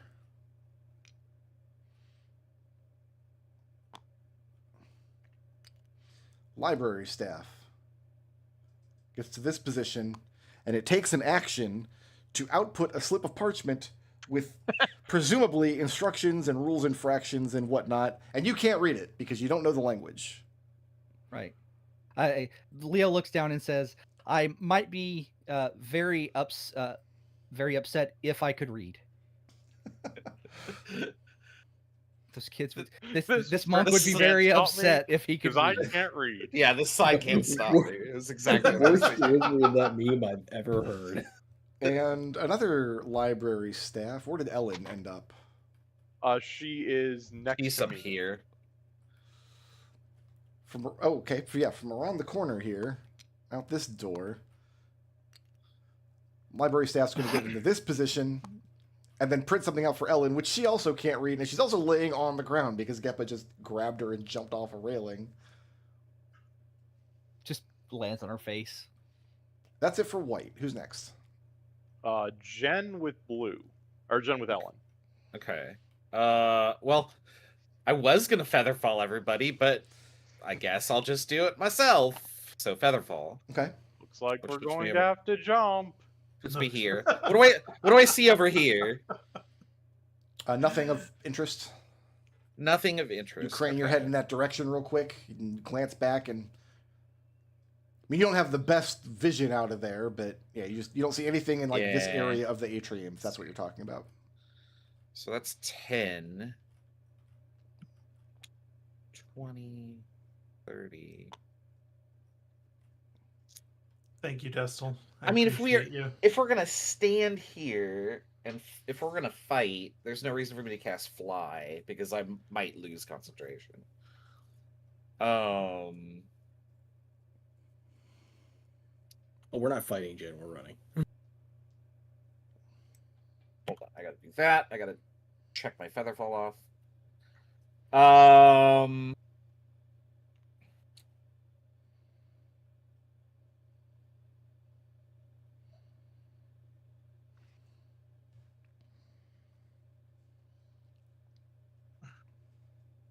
I'm debating casting web because that solves all my problems, right? Could you get web on just the one square with the? Oh, you mean on the devils? Okay. Yeah, I would do it like here or so. I don't know if that would be very useful though, so I'm just gonna cast. Yeah, I'll cast fly on myself. Okay. And is that it for? Well, so if I moved 30 and then I cast fly, and fly is a movement of 60, do I immediately get the 30 extra? Yeah. Okay. You gain a fly speed of 60, oh. of which 30 you've used. Of which 30 I've used. Okay. Your fly speed is I'm- not separate from your walk speed. Your speed is whatever And- it is and whatever you're able to grant. The game doesn't split it up into different methods of movement. Okay. I'm gonna do this. Because that's about as far as I can get. Okay. And the Boswick is gonna Which go... danger are you more interested in facing? I don't know if this is going to be important. I just am like, where are Genevieve's priorities? Do you think the library staff is more dangerous or Skexulix and his friends? Oh, definitely Skexulix. Okay. That could be wrong. But Genevieve also has a vendetta against bad science, which Skexulix was practicing. Let's see here. 5, 10, 15, 20. I cannot get Boswick over here. So he's going to like... Boswick's going to just go over here, and he's going to like take cover Yeah. on the... Oh, wait. I can have him dash. I'm going to have him Good. dash. Hold on. 5... Look at the party. It's just everywhere. This is the most spread out we've been all campaign. So I'm going to move him here, which is actually up here. Can I see this path now? Yeah, there's nothing of interest out that way. There's nothing of interest out That that you way. can Okay, see. so Boswick's going to keep going. 45, 50, 55, 60. He's like very high up in the air. Okay. But I'm putting him on this map. And he's just going to book it. He's trying to get to Leo. Okay, that's me. All right, who's next? Ellen with Geppa. I Does used a rank 3. does standing up count as movement for the purpose of steady aim? Yes. So Ellen can spend half her move to stand up. If that is the plan, I think she can use another 15, 5, 10, 15. So to move there with Ellen- the rest of her movement. Is not complying with library staff, so their ready to action triggers next. Okay. The staff, because it's like skittering around on 4 appendages, and it has 2 more appendages, and holding a lantern in one and a bell in the other. And it shines its lantern on Ellen and rings the bell, and she needs to make an intelligence saving throw, DC 15. Ooh, gross. She made it. Okay. So she's going to take 2 points of lightning damage and suffer no further effects. 1 second. Okay. So 5, 10, 15 for the rest of her movement. Cunning action dash. 5, 10, 15, 20, 25, 30. Action dash. 5, 10, 15, 20, 25, 30. Okay. She's going to hop up on That that is table. Ellen's turn. Oh, that's not a table. That's a chandelier. Yeah. We got Gepa with Skexulix. That's like not the rest Skexulix, of us- That's the Chain Devil. Or Okay. Looks like the rest of us are going that way. Let me think if I have anything really good to do here. With my concentration already getting used.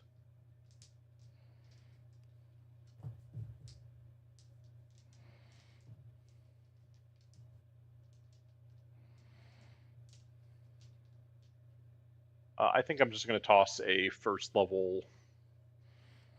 Is there anything that actually stops them from chasing us? No. So I'm just going to... Let's just try a firebolt on this guy. Okay.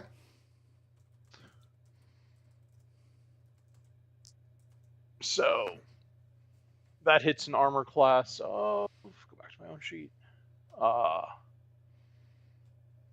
24. That hits. Dealing 9 fire damage. And the firebolt hits it absolutely harmlessly. Just dissipates into its constituent ash and smoke with no damage. I dealt knew to the that, creature. but Gepa didn't. I think with that, given his relative speed, Gepa's just going to get cover in case some big AoE comes over. So 5... Oh, wait. What's this library staff do when I try and move to here? Nothing. Let's have a it's already reaction. used its reaction. 20. I'm going to flatten myself up behind this pillar to try and get some cover in case something explodes over there. Actually, right. I can get there, which is slightly better. That's Gepa. Now we got Chain Devils with Hugo. Okay. They're not chain devils. They've got pitchforks and wings. Okay, whatever kind of devils with Hugo. Sorry, my bad. We can move 60 feet. Pit Oh shit, Fiends. run, Leo.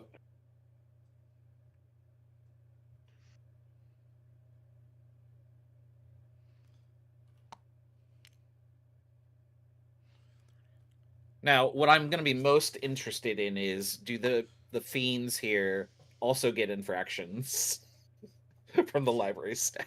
Oh, actually, they don't That need to would move to be these funny. squares. They're going to move to these squares instead. Also, they illegally use teleportation magic, so Oh, they didn't teleport. They flew in through the doorway. Oh, they teleported in, you mean? They got summoned in. yeah. If that's the case, they didn't get infracted for it. Leo. I mean, teleportation magic's not supposed to be able to work right now. Well, conjuring It's always isn't. was. You're not dodging. L- that. listen, Yeah. I am living within the verisimilitude of the world. of Brickroad. Leo, you're not dodging, are you? No. I have a 29 to hit you, Well, yeah. and then a 14, No. and then a 13. No. As this first one lashes out with its tail, lowering its pitchfork with the other hand, and fires off 2 blasts. Not quite point blank range. They're 10 feet away. The tail hits. It's not a critical hit, unfortunately. I need dice. We're going to do 14 points of piercing damage. Okay. And I need a Constitution saving throw, please. DC is 17.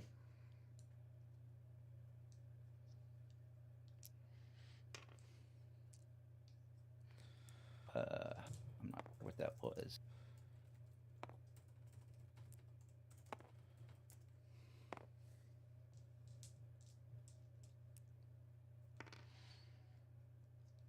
Think I just realized I don't have my character sheet up. Give me 1 sec. Sure. Constitution. Your bar die is a D8, right? Okay, that's a fail. Fail. So you're going to additionally take 14 points of additional piercing damage, and you have 1 infernal wound. Okay. The second devil is going to do the same thing. Lash out with its tail and try to blast you twice with its pitchfork. What do infernal wounds do again? You take extra damage every time you get hit. Okay. I have a 23 to hit. Yeah. I have a 15 to hit. No. I have a 28 to hit. Yes. So the second tail, we're looking at 12 points of piercing damage plus 12 points of piercing damage from your existing infernal wound. This is probably going to kill me, guys. And I need a Constitution saving throw. DC 17. This is probably Leo dying. That is a pass. Pass. So you do not take a second infernal wound. You still only have the one, but I do have to blast you once with some fire damage, if you don't mind. Sure. 11 points of fire damage from the blast that hits you. Let me do math real quick. See how much HP I have left. Sure. 32, 3, 4, 5, 6. Please have some. I have 16 hit points left. All right, we'll see what we can do about Yay! those next round. Leo. Actually, 17 hit points because I got 1 temp hit point from the. I got you, Leo. Don't worry. Yep. I forgot to use aid. Damn. Leopold. Oh, Or Hugo, rather. That is right. 8 is off. As these two advance on the two of you, Skexulik says, "Understand that I regret having to stoop to such barbarities, and if you need them called off at any point," and then he lets his statement kind of hang there. Let's do Genevieve first. You're not Yeah, sure. dodging or anything, are you? No. No. Genevieve, I've got a 15 to hit. No. I've got a 16 to hit. No. I've got an 18 to hit. No. Hugo, you're not dodging or anything, are you? Nah. I have a ain't. 24 to hit. That'll hit. I have a 16. Also to hit. rebarbs that one. Okay, let's. That turns it I'm into a going to give 21. Hugo to the hit. advantage. 21 still hits. Okay, but you have advantage on your next attack. And the 16 misses, but the 28 will hit, correct? Yeah.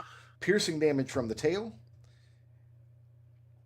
is going to be 9 points of piercing damage, and please make a Constitution saving throw, DC 17. Constitution saving throw. I'm pretty good at these.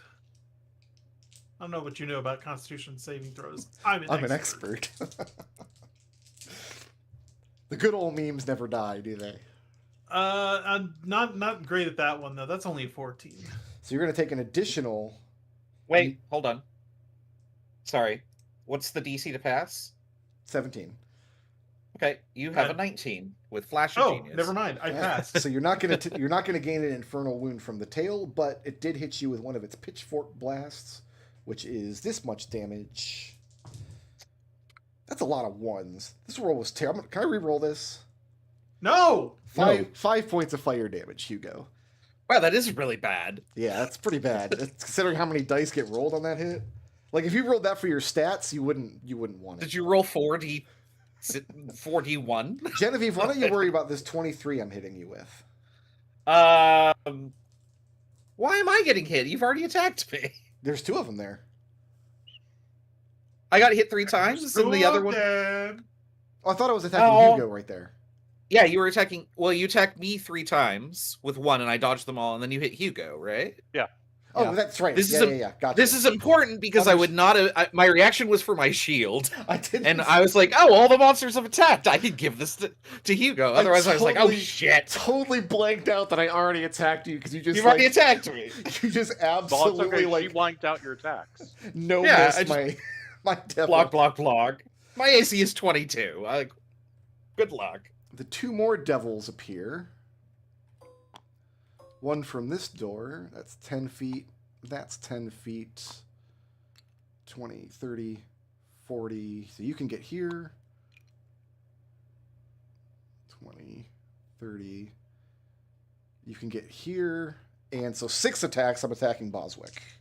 Well, I'm in the air, like 50 feet up. They have so wings. They can fly.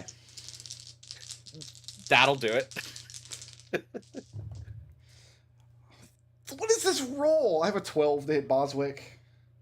I think that might actually miss him. Hold on. His AC is 13.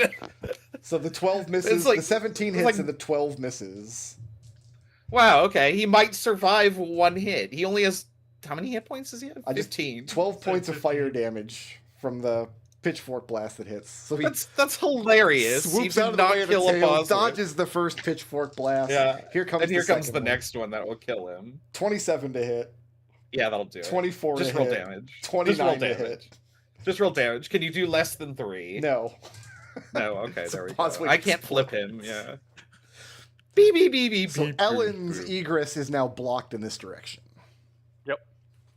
I think that was all 6 of my oranges, right? Yes. Yeah, we Uh, got Hugo yeah. with green on deck. Okay. Life is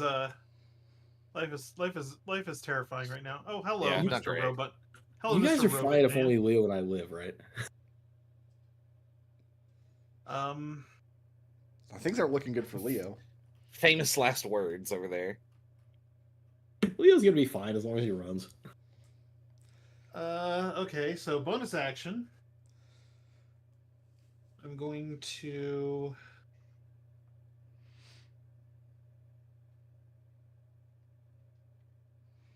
I'm going to activate my storm rune for Yep. 1 minute.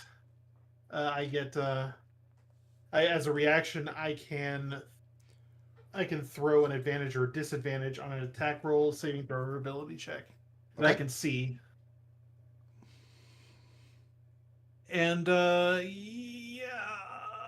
guess I can't get closer because Genevieve's right there to the devil. So I guess I'm bashing library staff. Oh, okay. Wait, you can stand here. Can I, Brick Red? Yeah, there's Yeah, there's- I'll let you take a there's step forward if you tile. want. yeah. Okay, then Schlorp. You are leaving a threat Don't- range. Yeah, Don't hit the neutral defender. I'm gonna go for that devil right there. Okay. Let's go ahead and power attack. I'm a little desperate Oh. right now. Better roll high. I do have the advantage from silvery barbs though. So You do? Yeah, on the first attack. Oh yeah, good. That 7's not looking great. That Yeah. 5's looking even worse.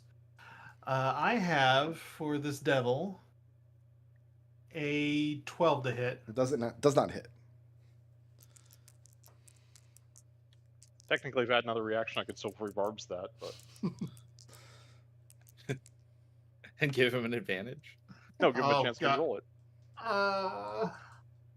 But then you grant the I advantage can't from it. Burning my reaction to give myself advantage because I rolled a fucking 2. Sure. Hey, there Natural you go. 20. All That's right. better. That's critical. Uh, Can't get better than that. This is gonna hurt, Brick Red. Get some more D12s, good sir. So there's a D12. There's a D12. I get some D6s as well for being Hugo. And this is in fact a power attack. So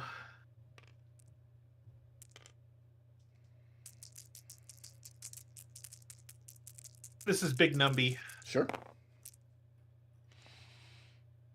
That's a big number. I said this is Big Numby. Reroll those ones. Come That's on. better. It's Shit's sake. it's still better. 32 points of slashing damage, magical slashing damage to that. To All that right. devil. Yeah, he did not enjoy that. Do you have Great Weapon Mastery? I do. You have a bonus action attack. You hit a critical.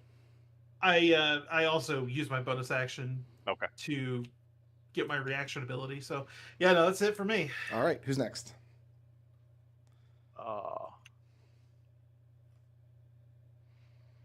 Green. Next up is Green Let's with Leo.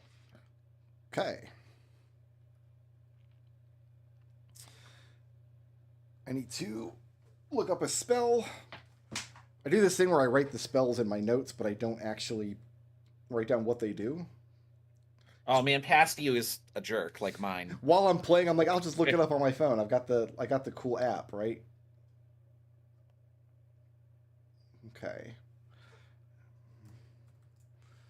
Hugo, Sir, do you have 150 hit points? I sure as fuck don't. You are stunned. At the end of every turn, you can make a Constitution saving throw, DC 17, to end the stun. I guess technically Skexulix is casting the spell, so if anybody who can see Skexulix who wants to try to counterspell can do so. If you can counterspell that I'm shit, gonna please counterspell. do. Well, the only person that could do that is tending to other matters, I think. And as he does this, Guys, he reiterates, "Truly, this is not how I wanted things to go." Who's next? Leo's next, but I think we've chosen poorly. Yeah, well, Leo, life Yep. choices are happening to you.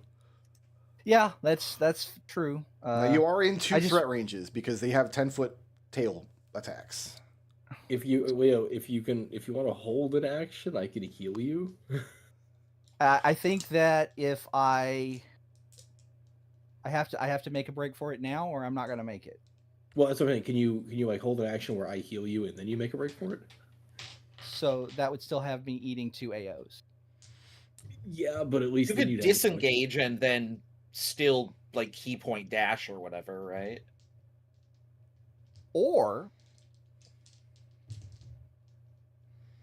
I'm gonna find out if these mofo's have Sentinel, because either way, disengage would not work. I'm gonna punch this man. Okay. That's a natural 1. Doesn't matter. Nope, not gonna hit. I'm gonna punch it. I'm gonna punch this man. Sure.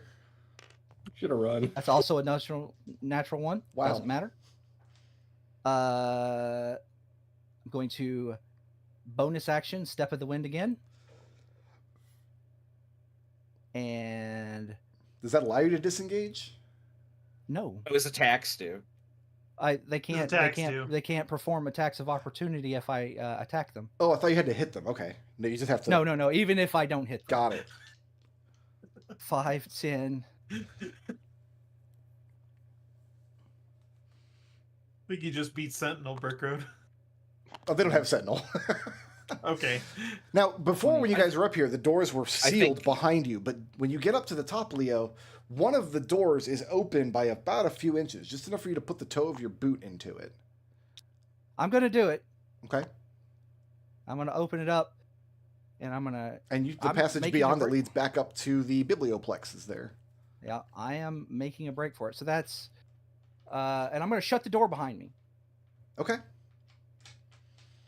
And Leo Well, actually, has... I actually don't know if I should do that. Well, you got to decide if you're doing it or not. It's your moment to make the stressful decision. Yeah. So if it helps, if Yep. it takes me 50 feet to get down, I do not have enough feet to escape fully. I will be like 5 feet from the exit. So the thing is I think Leo's like knee-jerk reaction would be to close the door behind him just because this situation, and Yeah. he is like literally and he is going to continue to fucking book it. Excellent. Yeah. Leo has walked out I'll- of the encounter. You are dismissed for a while. Thank you. Alistair told you to run. Yeah. So- Like I was instructed to run. The plan was for me to run. Yeah. I'm You sticking followed with the plan. plan. Yes. So Go Let's find see how Allie. let's see how this I will- carries it. because we think I will deal with we're this. pretty sure that the thing that like Skexulix wants is the thing Leo has. All right. Who's next? We got Alistair with white token. Where did Alistair's here on the... on the balcony looking down. Alistair is Yeah. upstairs. Never split the party except when it Any- works. Anytime you want to fly down and help. Yeah. Yep. I got you. Okay, 120-foot range. Excellent. So I can see the devils and Skekulix where I'm at, right?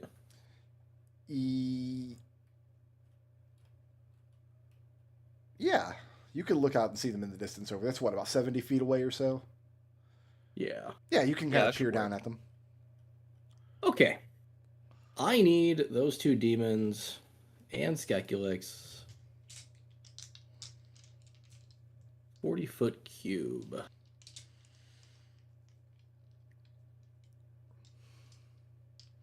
Well, those are the only three I can get. Yeah, I'm gonna need Skekulix and those two demons to make me a DC 17 Wisdom save. Okay. The first devil passes, the second devil passes, and Skekulix fails. Well, that was next to useless. Skekulix is slowed Okay. for all the good that's gonna do. So on his, let me just, it like gives him an AC penalty. He can make an action or bonus action, but not both, and his movement is halved. Is that correct? Yeah. Okay. And he can only do one attack per turn. Only one attack per. He's not going to attack anyway. Yeah, I figured he's casting what 8th level spells. I'm not going to tell you Howard that. Stun is 7th level. Is that it for Okay. Alistair? No, because I have a feeling Alistair's about to have some company.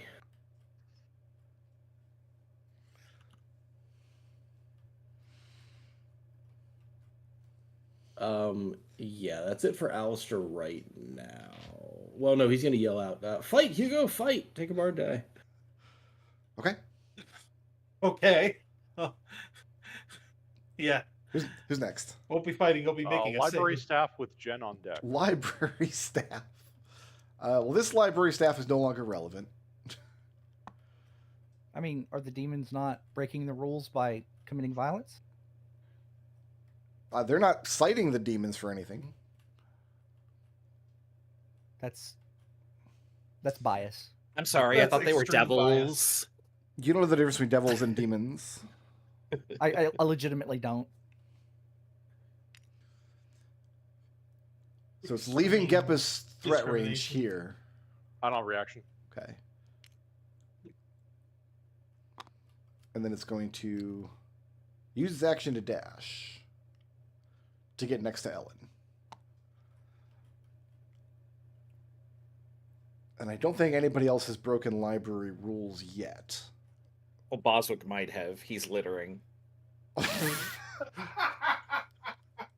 Who's next? After library staff, we have Jen with Ellen. So this shouldn't leave any threat ranges, right? They have 10-foot reach? They have 10-foot reach, yes. So that's correct. Okay, I'm gonna punch this guy. Sure. Natural 1. We'll try that again.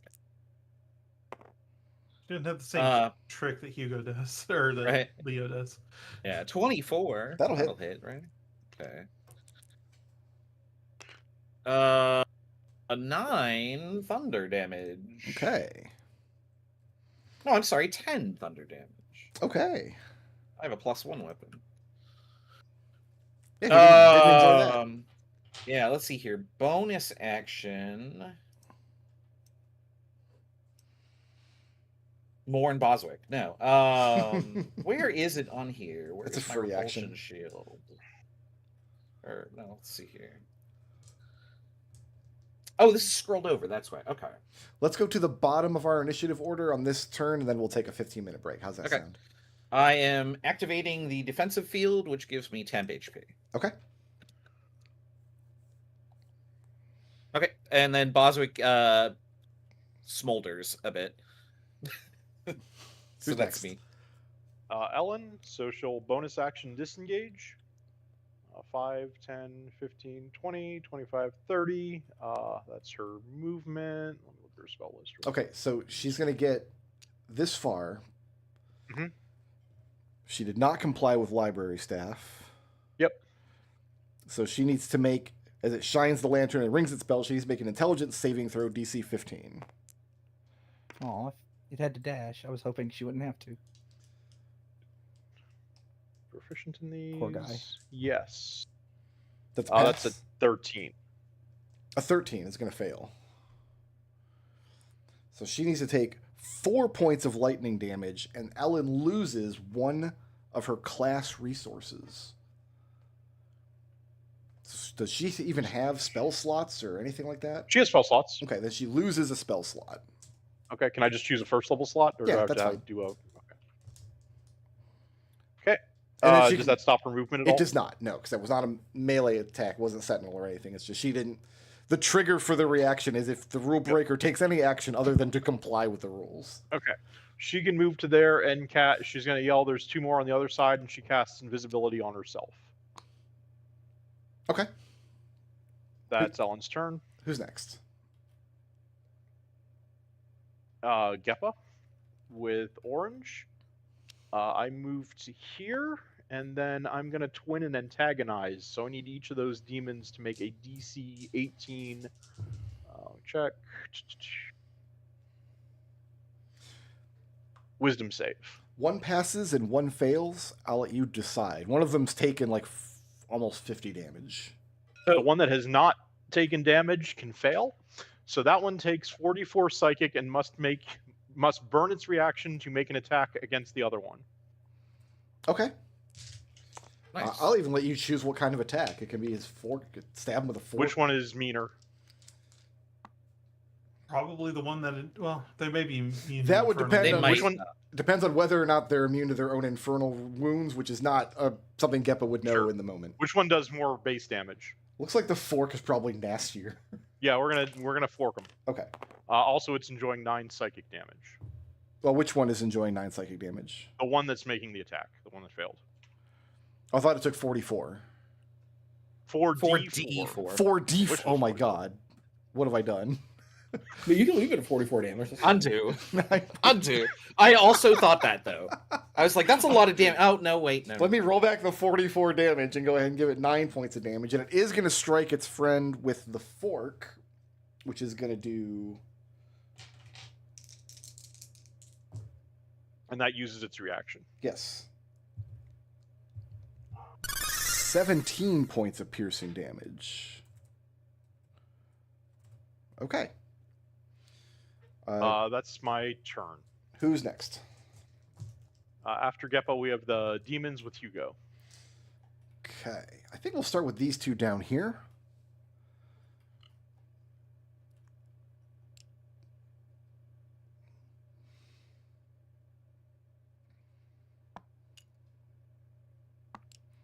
Put one here and put one here. Does that cover all squares? It does.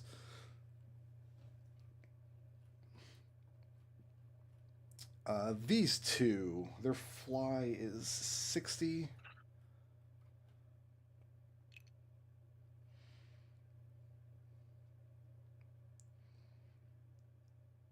He's going to fly to here and make an active perception check as his action to find Ellen, if he can.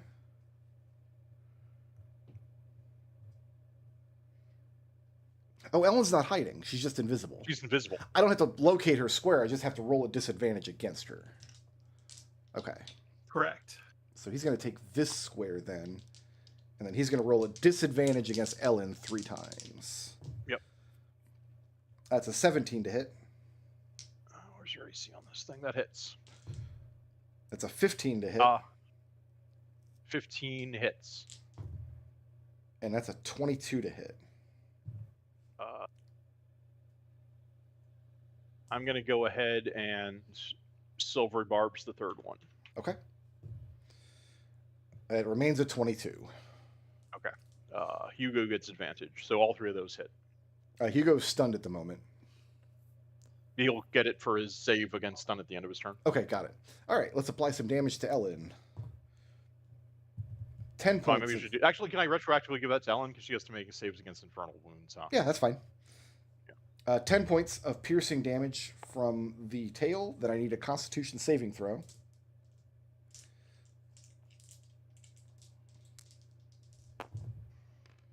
She gets a con save of 16. She needed a 17. Oh, she has advantage on this one because of silvery barbs. Nope. All right. So that's going to apply an additional 16 piercing damage and give her 1 infernal wound.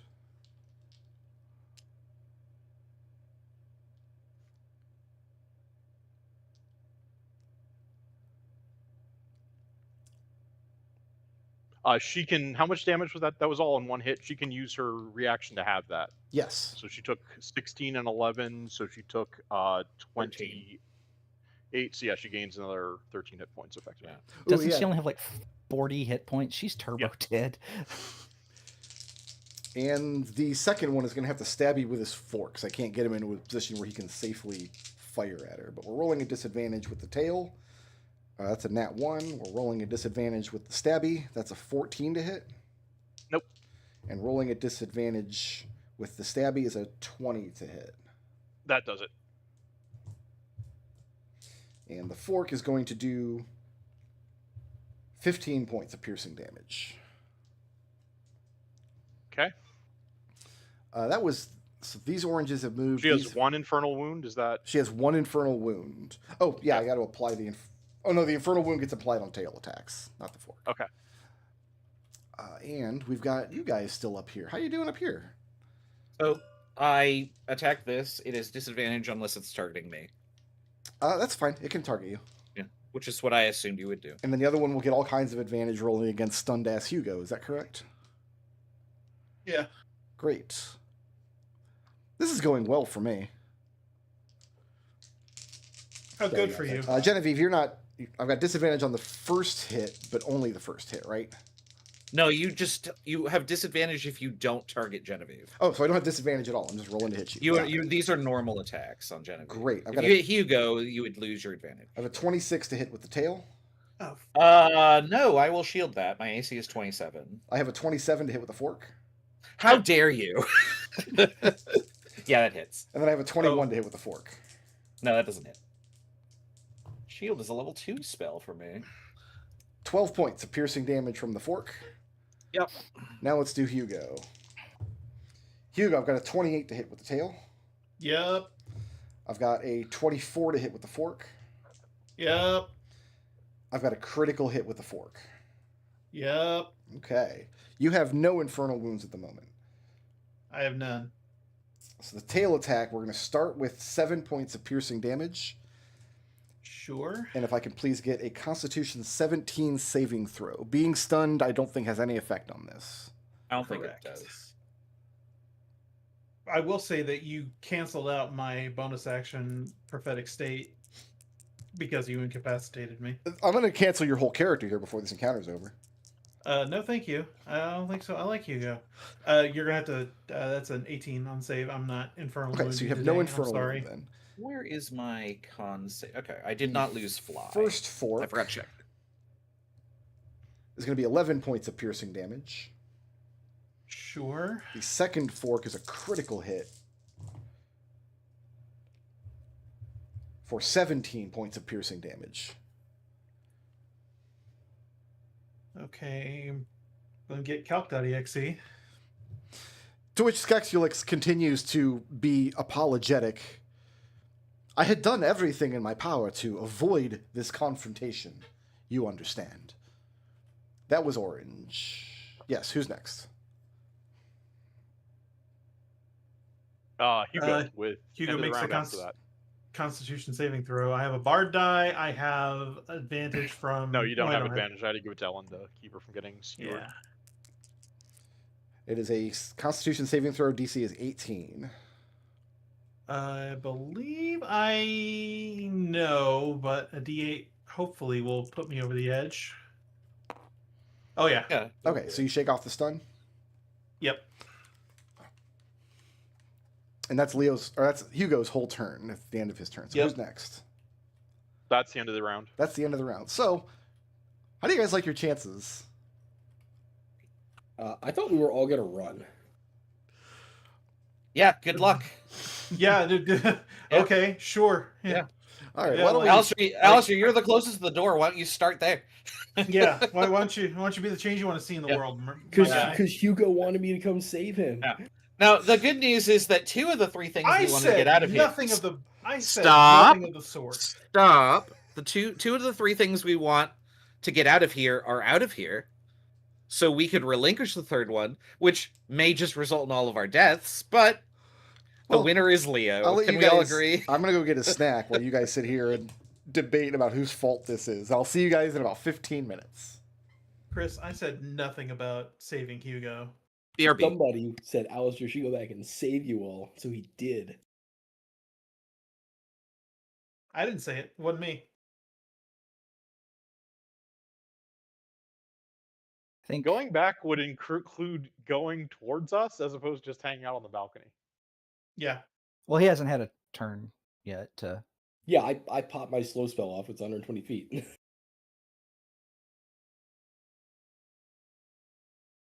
I have to get closer to use lightning bolt. Alistair, you might be able to just fucking like. It's probably going to be up to you to like.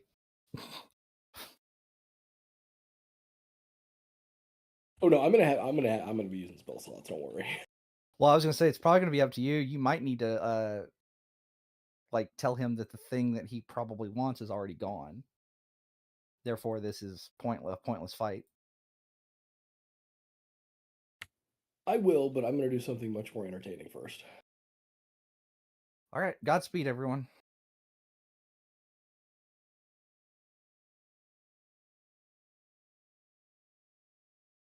We're gonna do that thing where like in the last season they completely like get all new cast in except for one person. Well, I figured that like you and I would escape. We'd go get Allie, cure her, and then she'd come back and kick everybody's ass. But Well, see, here's the thing: is we don't live on top of the bibliothèque. Like Yeah, you're talking about like an hour tram ride back to our Yeah. dormitory.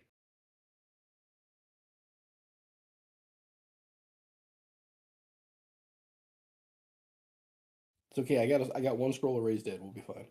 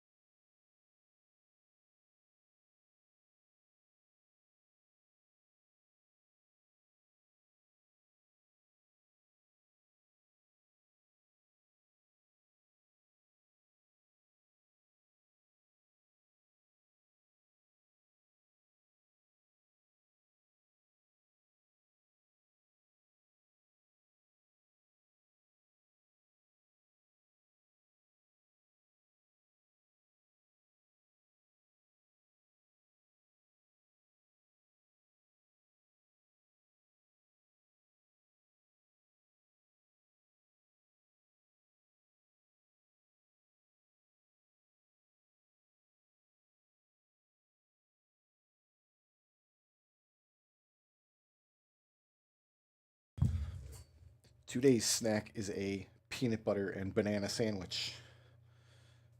Cool. Yeah, kicking it old school today.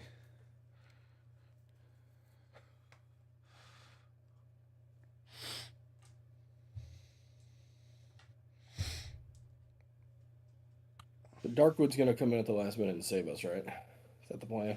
Does that sound like something Darkwood would do? If you got something out of it, yeah. Oh man, Trouble, your chili is so good the next day. I made a taco salad with it, and it was delicious. So one thing I like to do is I make lasagna.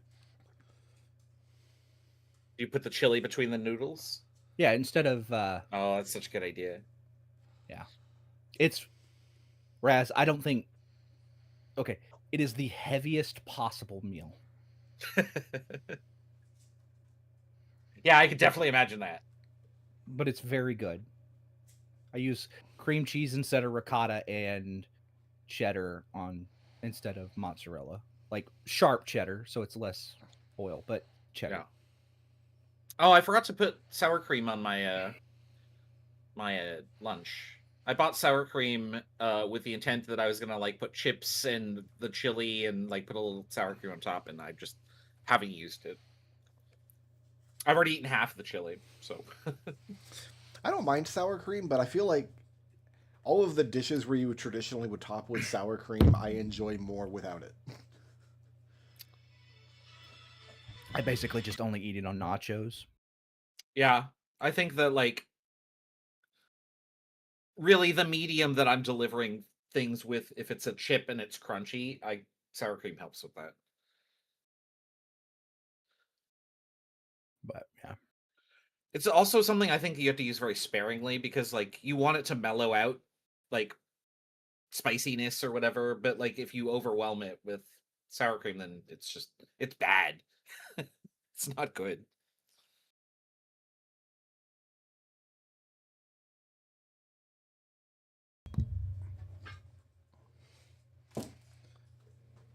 Sorry about that. That was my phone going off. But I'm not taking couldn't any hear calls right now.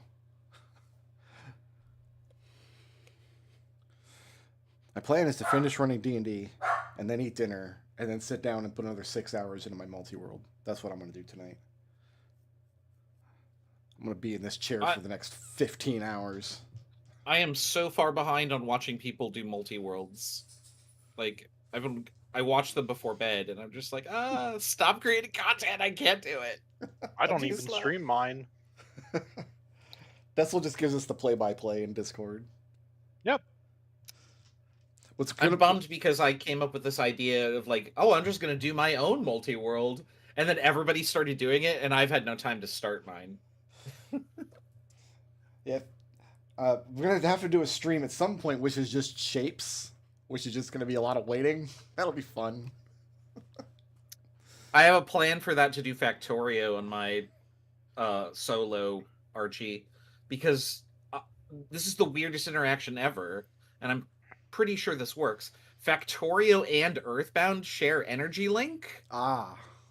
Yeah. And so in Earthbound, I'm going to run out of money because I'm not going to put anything on like bonus money. I'm going to go then play Factorio and turn all my energy into money that Ness can then download. Nice. And the reason this works is because I'm going to title my video for Factorio, Meet Ness's Father. Ness's father is the protagonist for Factorio. That's why you never see him. Checks out. Yeah. Pretty good. No, that tracks. That's good. Yeah. I like it. That's why you never meet him. He's on a planet far away building a factory. That's really good.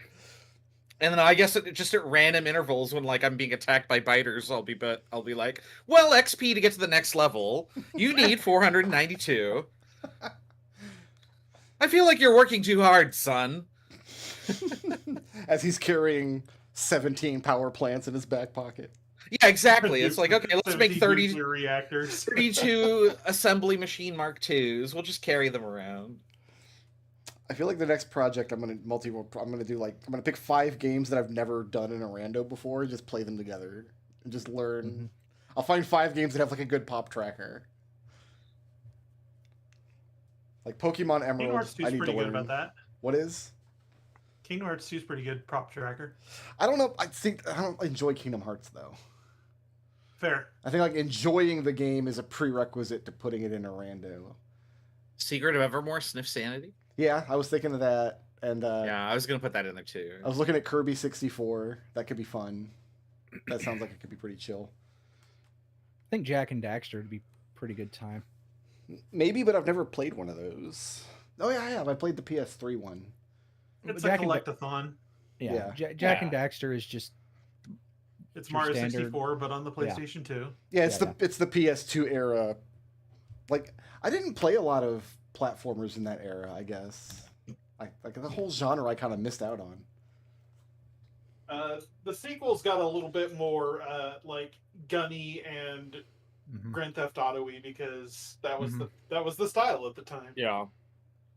Yeah, I remember the intro to that where they're like because Jack is a silent protagonist in the first game, and it's very kid friendly platform stuff, and then they get to the second game, they immediately get captured, tortured for several years, and then like The first words out of Jack's mouth in the second game, and for the entire series, is "I'm gonna kill him." yeah, Oh, you're talking So, Jack and Grimlock. Daxter. I was thinking Ratchet and Clank. I Oh. always make that mistake. Oh my god, I thought it was just me. I was I've been scanning making my that mistake for years. I'm scanning my PS3 collection on the shelf. Like I know I've got a Jack and Daxter game. Oh no, I've got Ratchet and Clank. No, I had never, every fucking time. You know what they Yeah. should do? They should bring those series back, but it should be like Ratchet and Daxter Yeah, or Jack and Clank, Jack and Clank. see how many see how long it takes for people to notice. Because I wouldn't notice. Well, there's a right? generation of like 25, 30-year-olds who would notice immediately. Yeah, And and then then the there's rest us. of us would be like, "Oh, this is fun." I made myself a chili burrito. Look who's There's back. too much chili in it. Too much That's- chili. Oh not much no! chili. How did that ever happen? No, there's That's not a enough tragedy. burrito. There's not enough tortilla for the amount of chili that I I- accidentally put in here. I also did that. I should have bought the giant ass like burrito tortillas. I think we're just waiting on So, Chris. Is Chris back? So I have a plate of Plate of chili. tortilla and yeah, I need a It's fork. still real. You're It's just still really good though. you're just having the leftovers bowl. That's all. Yeah, Yeah. Erica just- was going to make shrimp tacos last night, Ooh. and she pulled out some frozen chorizo that we'd had forever because she wanted to use it and was going to put that in the beans. And then I helpfully suggested, because the shrimps were already on skewers, that instead we make chorizo tacos and just have shrimps on the side. Mm-hmm. Mm-hmm. It was really good. Good. Glad you enjoyed it. That's the entire story. I think Brick Road, you should look into because I think Link Between Worlds would be a blast. I'm waiting for somebody else to set that up and figure it all out I should do that then. before I pull the trigger on it. Because I've already got 5 Zelda games, and I'm kind of side-eyeing Majora's Mask. Yeah. Is Link that Between- in the ship of Heart 2 ship or whatever it's called? Not yet. I don't think. Not yet. Okay. You could throw in Crystal Project. I don't know that game. I don't It's even know Final what that Fantasy V with is. jumping puzzles. I booted it up, and I think I played it for about an hour and kind of didn't go back to it. It's not the one where you have to carry the bucket around. No. No. Okay. That's Final Fantasy Crystal Chronicles. Oh, I'm sorry. How could I make that mistake when they're all named Crystal fucking bullshit? Uh, I've also been toying with the idea of Luigi's Mansion That could be fun. because I love Luigi's Mansion. And I haven't played it in a while, but yeah, I've been- I could get yeah. the 50 games, I think. But Yeah. it's Oh my Yeah, god, you probably would in the never 30s. finish them all. Right now. just make a little progress every day, and then eventually it's Yep. done. You don't do it in one sitting. You should set all of your progression to 99, so like you have the maximum entanglement. Oof. I don't know about that. Yoshi P said the same thing about when they added all of the equipment to the glamour system that they did in the most recent patch. It's just a little at a time. You don't have to do it all at once. I know some players are going to do that, but please Don't burn yourself out. What he means is please don't burn us out. We made all this new content. Don't eat all of it in a week. Yeah. Yeah. Don't get sick Yeah. on cake. The whole cake is there. Yeah. Don't eat Have you it tried all. Zillion? Do we have Chris back? Did I hear Chris in there? Yeah, I'm here. Okay, How many jigsaw puzzles are you gonna put in there? just one. Have Oh. you tried Zillion? Zillion? I don't even know what that is. It's a Master System Proto Metroidvania. Okay. I It's feel you. supposed to be pretty good if you care about games that were Metroidish before Metroid happened. I haven't played it yet. It's on my list of stuff to do. I don't know anything about the Master System's a big blind spot for me. I've never Yeah, heard of me it. too. Yeah. All right. So Leo walked out of the encounter. We're not worried Yeah. about Leo Yep. anymore. We're back at the top of the order. Who's next? Skeksilix with Alistair. I'm just gonna do that. Okay. Hugo, do you have Oh, he's back on the battlefield. less than Hey. 150 hit points? Let me check from now. Let's see. So you did some damage to me last time. Mhm. You did over the last couple of rounds. So You you know, how you had it. You know how I said I didn't have 150 before. You did and you say did that.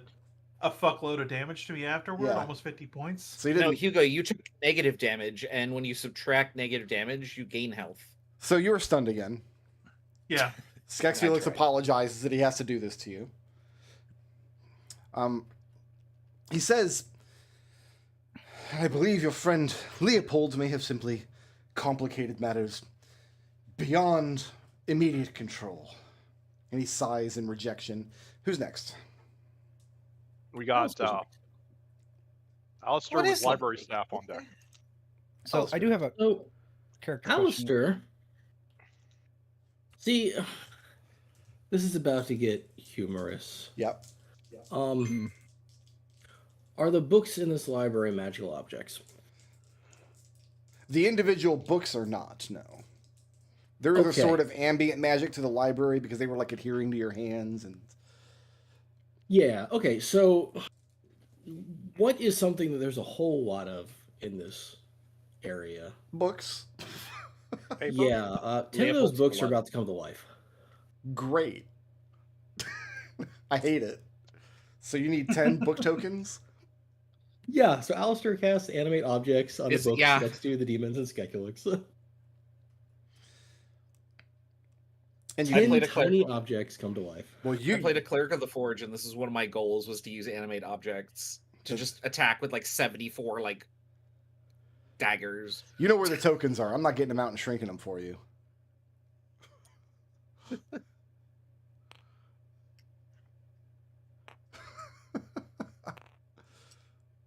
You know, you could grab more than one thing at a time, right? Yeah, you can do something like this. I don't know how to grab more than one, actually. Left click like you're Shift? going to pull one out, and then right click multiple times. Okay. This is just a pile of tokens over here now.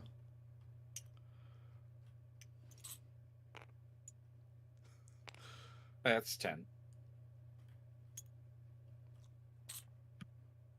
How many tiny objects can fit in a 5-foot square? I'm going to say 4 because if we shrink these down to a quarter square, that just keeps things nice and neat on the tabletop. Okay.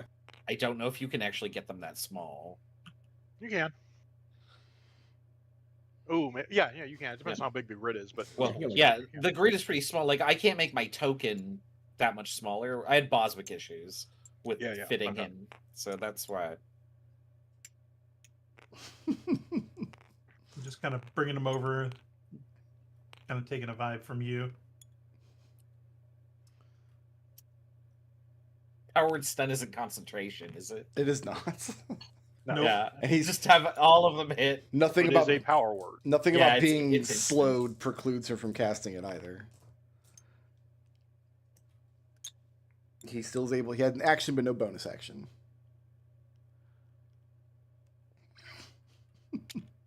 Trying to figure out how I hit Skekulix or the demons. Is it concentration? No, No, it's nothing he's not. doing. He's not concentrating on anything. Ooh. But I gotta imagine Skekulix has a lot of hit points. You have one left over to put somewhere.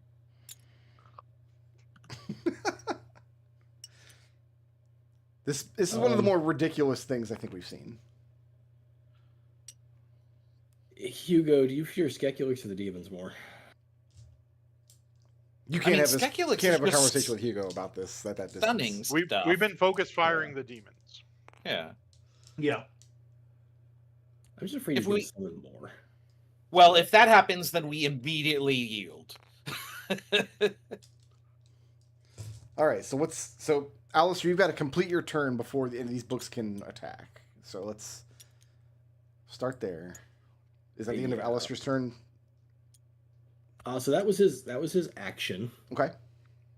You still have one down here if you're. And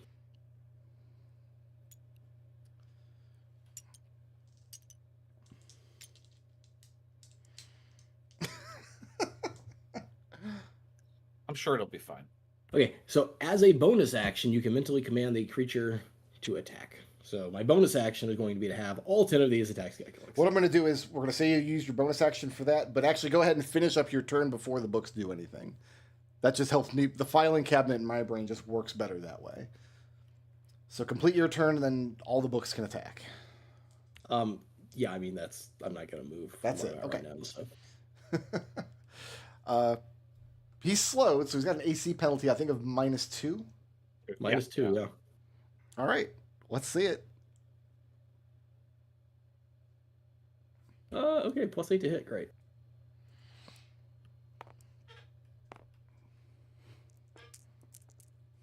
Yeah, you're using what you learned. Look at that. Oh yeah, how many is that? Call out the ACs that you hit. That's too many. There you go. Or one too many. There you go. What are these rolls? You got a 20 and a 1. Like, that's average. Right? Okay, so I'm assuming a 10 is not going to hit. 10 does not hit. All right, does an 11 hit? 11 does not hit. All right, what about a 19? A 19 hits. 2 19s. What about a 14? Does 14 hit? 14 does hit. Because he's slowed. So everything else hits. Okay, so I got 5 normal hits and 1 crit. All right. What is the damage on a book? D4? A D4 plus 4. Oh, wow, okay. That +4 is going to do some heavy lifting. Yeah. This is going to work out to like some like good amount of damage, but not overwhelming, and it's just kind of funny. Ooh, You it's just a lot of ones. Give me the grand total damage because he's got no way to reduce this let's, or eliminate hits. 5 times 4 is 20, right? Yeah. Yes. 34. 20, so 24 plus 4 is 28, plus 10 is 38 points of book damage. All I think right. it's probably bludgeoning. Skeculix gets bonked repeatedly. By the things he loved most. They have betrayed him. Betrayal. So that's who's next after all the books? Next up, we have Jen with Ellen on deck. Library It's staff. a white token. Oh, I'm sorry, I missed that. Yeah. Oh, it's library staff next. Okay, this one has no difficulty seeing an invisible creature. And where's Alistair at? Alistair's upstairs. Yes.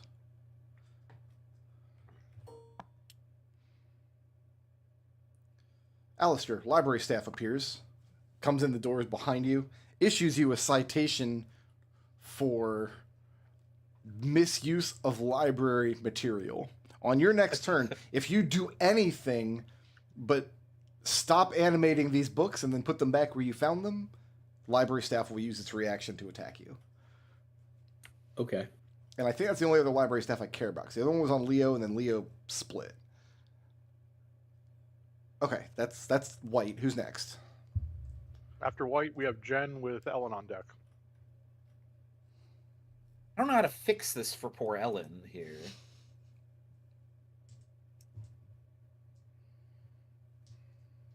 I got Ellen. Just finish off that demon. Okay. I am going to. I'm going to cast Lightning Bolt. Okay. So, the ultimate laser eyes. Sure. I need a DC 17. I think it's Dexterity. Yeah. Oh, I'm in rank 2 spells. Where's Lightning Bolt? There You're it hitting is. both of the devils? Both devils, yeah. I've got 2 17s on the save. Oh, boo. Okay.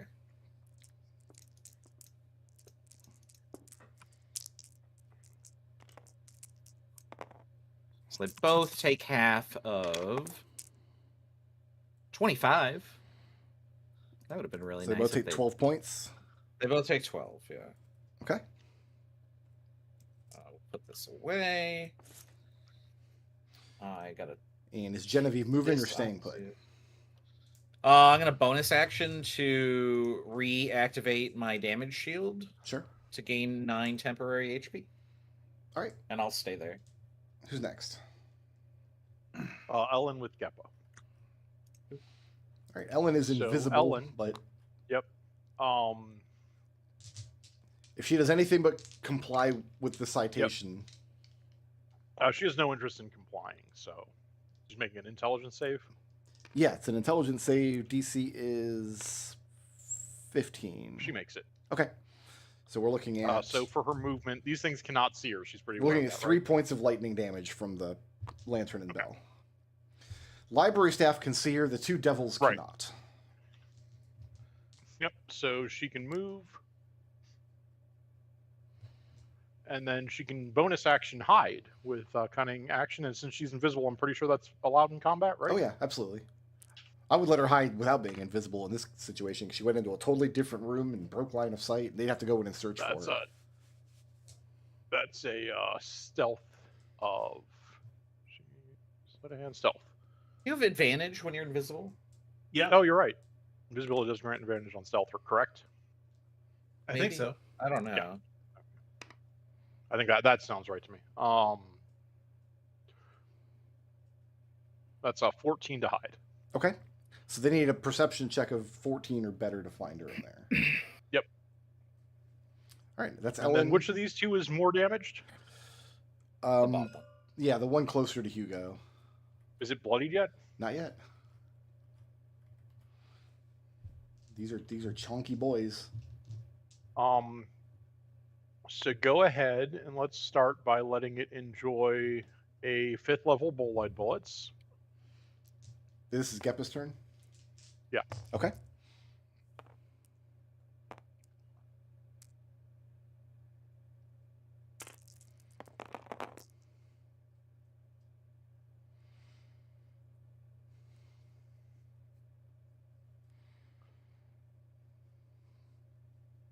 It's 21 force damage. And this is magic missile, so this is just hitting? Yeah.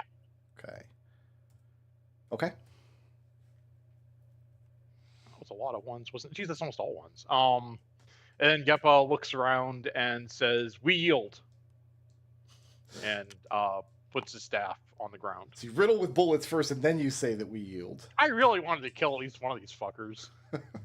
Geppa has Yeah, we pride. didn't. We didn't even bloody it. So like, I mean, you might be close to bloodying it, though. And there's only 5 more Yeah. after him. and Bloodying it Sketchfix. might just kill Hugo. So, yeah. Who's next?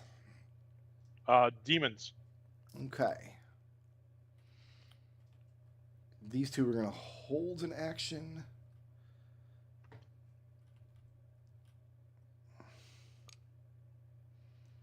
This one's going to go in the room here. This one's going to go in the room here. No, he's not. This one's going to step next to Geppa. And we'll resolve this one first. Geppa. Mhm. The devil reaches into its tatters and pulls out a small sack that looks like it's heavy with some kind of material. And it's going to start pouring it on you. Do you resist this at all? You did say that you yield. No, No. I do not. Geppa, you are effectively petrified as it pours out what looks like granules of sand onto your body. and within a few moments, it creeps all along inside of your clothes, and you're not able to move. And you slip away into a dreamless sleep.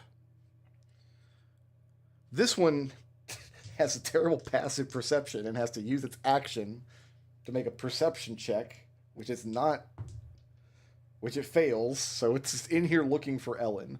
So this Ellen one might just sneak away unless Skeksilix actually stops her. it's going to leave her threat range as it comes into the room. Okay. So this one's got its back turned to Ellen. We'll put him in like the center of the room here as it was searching for her. As far as I know, Hugo and Genevieve did not yield. Well, it's not our Haven't turn. haven't had a chance to. I'll let you if you want to. Well, Hugo's stunned. Hugo's He stunned. can Yeah. speak haltingly He can speak haltingly. for exactly this reason. Yep. Yeah. So, I think Genevieve's gonna like stand to her ground until Hugo yields. But she did. I mean, she has 99 hit points right now. Like she can take a few hits while the rest of the team decides what they want to do. well, so I guess the question right now is, Hugo, you know that Geppa yielded and put down his weapon, and then you saw the creature have some kind of petrification pouch that he poured over him. The question is Hugo yielding or is going to continue to fight? If the two of you yield now, they're not going to attack you, but if you don't, they are going to attack you. That's where we're at. Hugo drops his axe. Hugo yields? Then- That's literally all he can do. He can't. Hugo dropped his axe when he got stunned. Like, I think you can't hold a weapon. I don't make you No, drop you your can't. weapon when you get stunned, because you have to. Then you got your weapons on the ground. It complicates things. Yeah. So this one's going to pour the sand on Hugo, and Hugo can't. Well, no, you can make the saving throw at the end of your turn. It's not your turn. It's his turn. You can't do anything. He's going to petrify you. Genevieve, you watched Hugo get. He yielded, but now he's this like solidifying mass is covering his body. Genevieve's gonna look He's at also very Skeksilix. large. Genevieve's gonna look at Skeksilix and go, "Oh man, do I have to do that?" He tells And you it's for your like own safety. She'll take a stance that like she's not going to fight back. Okay, then this one's going to petrify you. And she's gonna complain about it. This sucks, and your science so. And Now they've got. she's petrified. I want to point out that now the demons have to move this statue. Yeah. Only for another about a minute or so. No, I No, have. petrification makes everything else stop ticking. I'm concentrating on fly. Can I now fly? There's no more The concentration. statue just floats away. Okay, I will. Yeah, delete that. Alistair, if you were not on the ground, you are now on the ground after I got petrified. Oh, you just ruined my fucking plan. Okay. Sorry.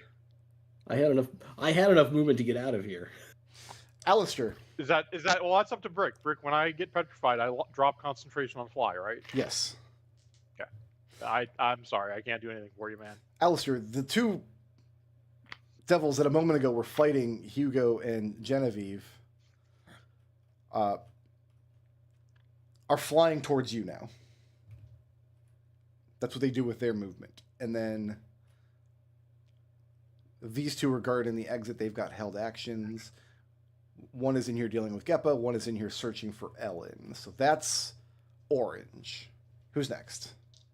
Hugo is petrified. Skeksilix.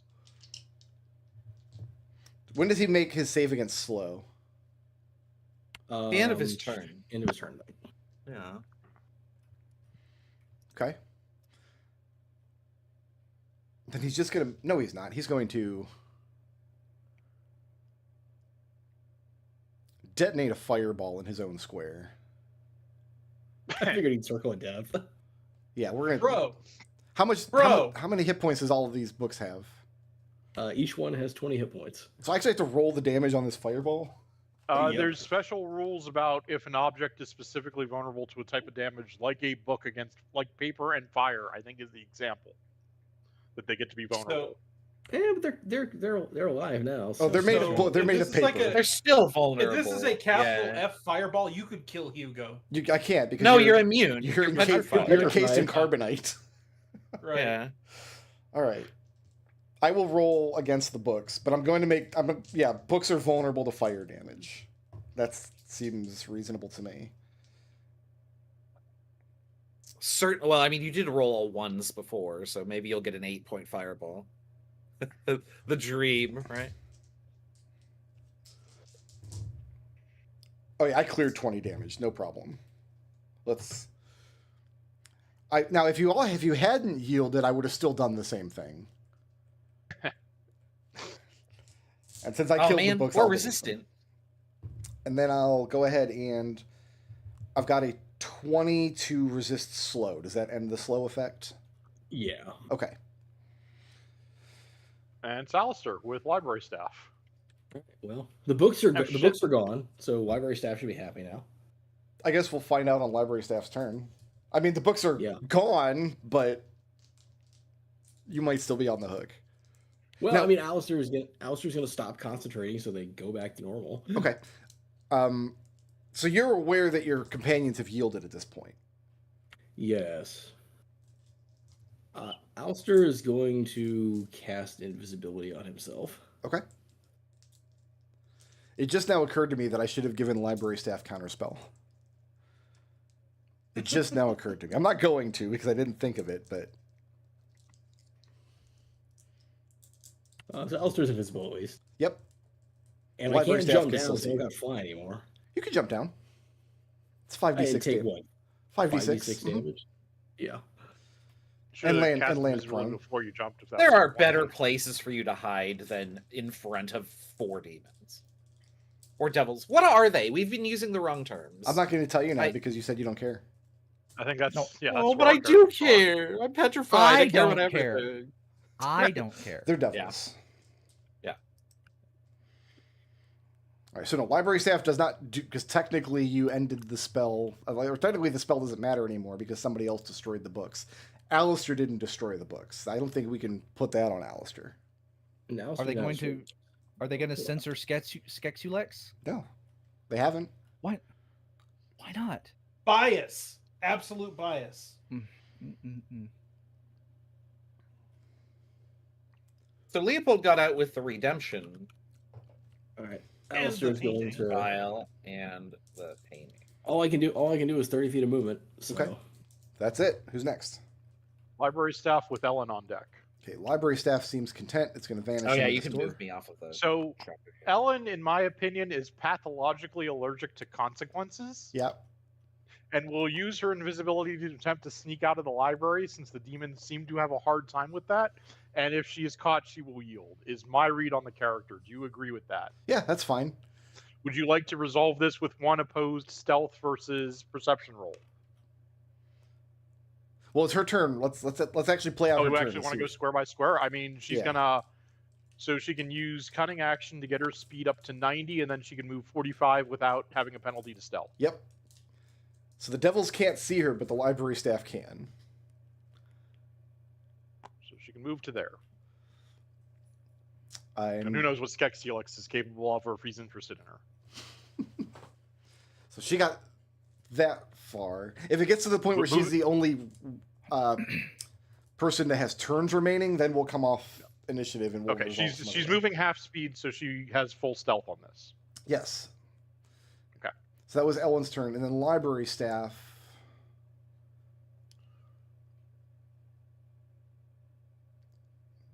$40 to get here, then it can dash to get in front of Ellen.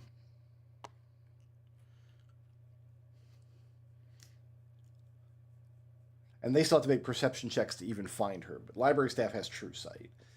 Yeah. The other library staff doesn't matter because Alistair's book situation resolved itself. So that was white token. Who's next? White token, demons. So the devils are next. We sort of sequence broke here.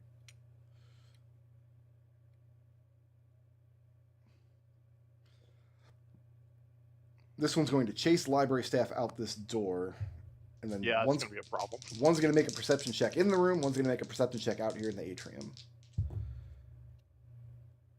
And neither beats her. She's still on a 14 stealth, so neither beats that. Yeah. These devils here.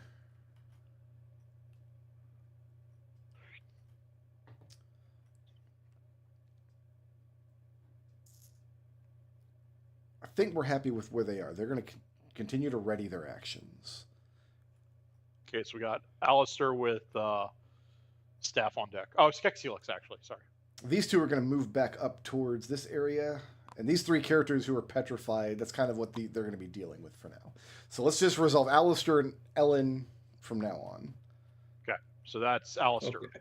All right, Alistair. Show us how it's done.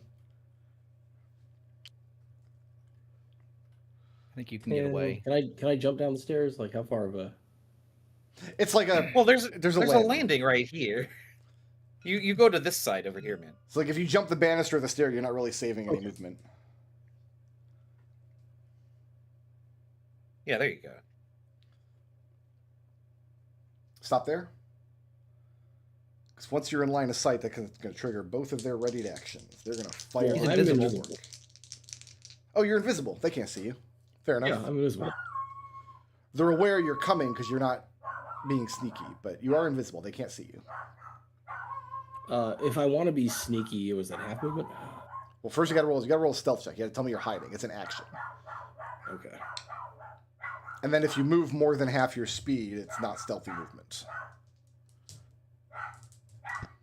I would say just hide upstairs and then slink down. Yeah, it's fine. Yeah. Yeah, Alistair. So Alistair, rewind. Alistair's gonna hide. Sure. Were you assigned the cipher factor? No, that means you can't. I'm aware. No, he's an anarchist, so. Oh, okay. That's a 24. Anarchist bonus. Yeah. 24 on stealth. Okay.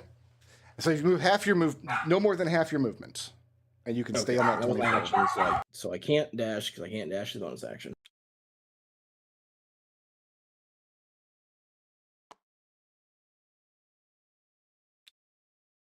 So that puts me on this square down here, I think.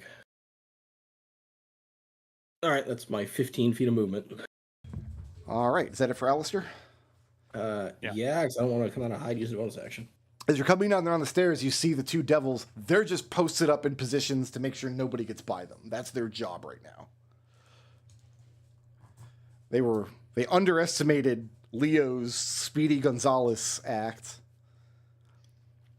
And so who's next? We're skipping over petrified characters. We're just resolving. It's library staff next.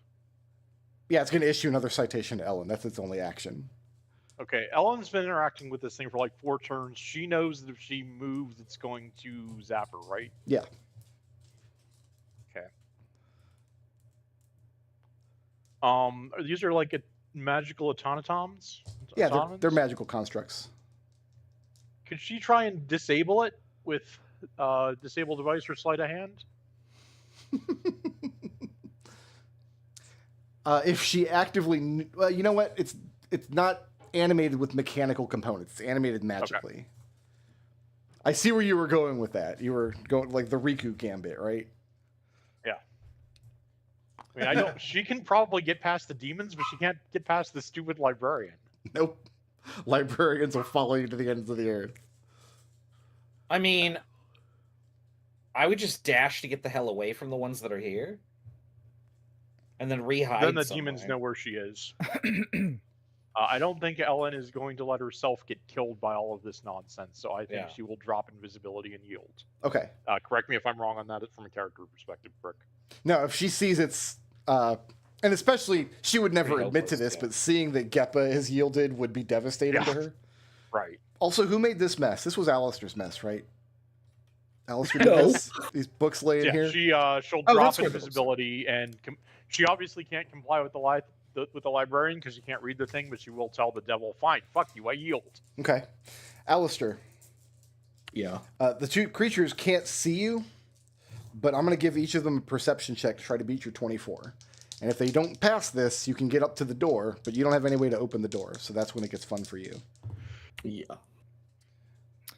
I have literally the highest perception I can roll is a 23. I can't get to 24. Okay.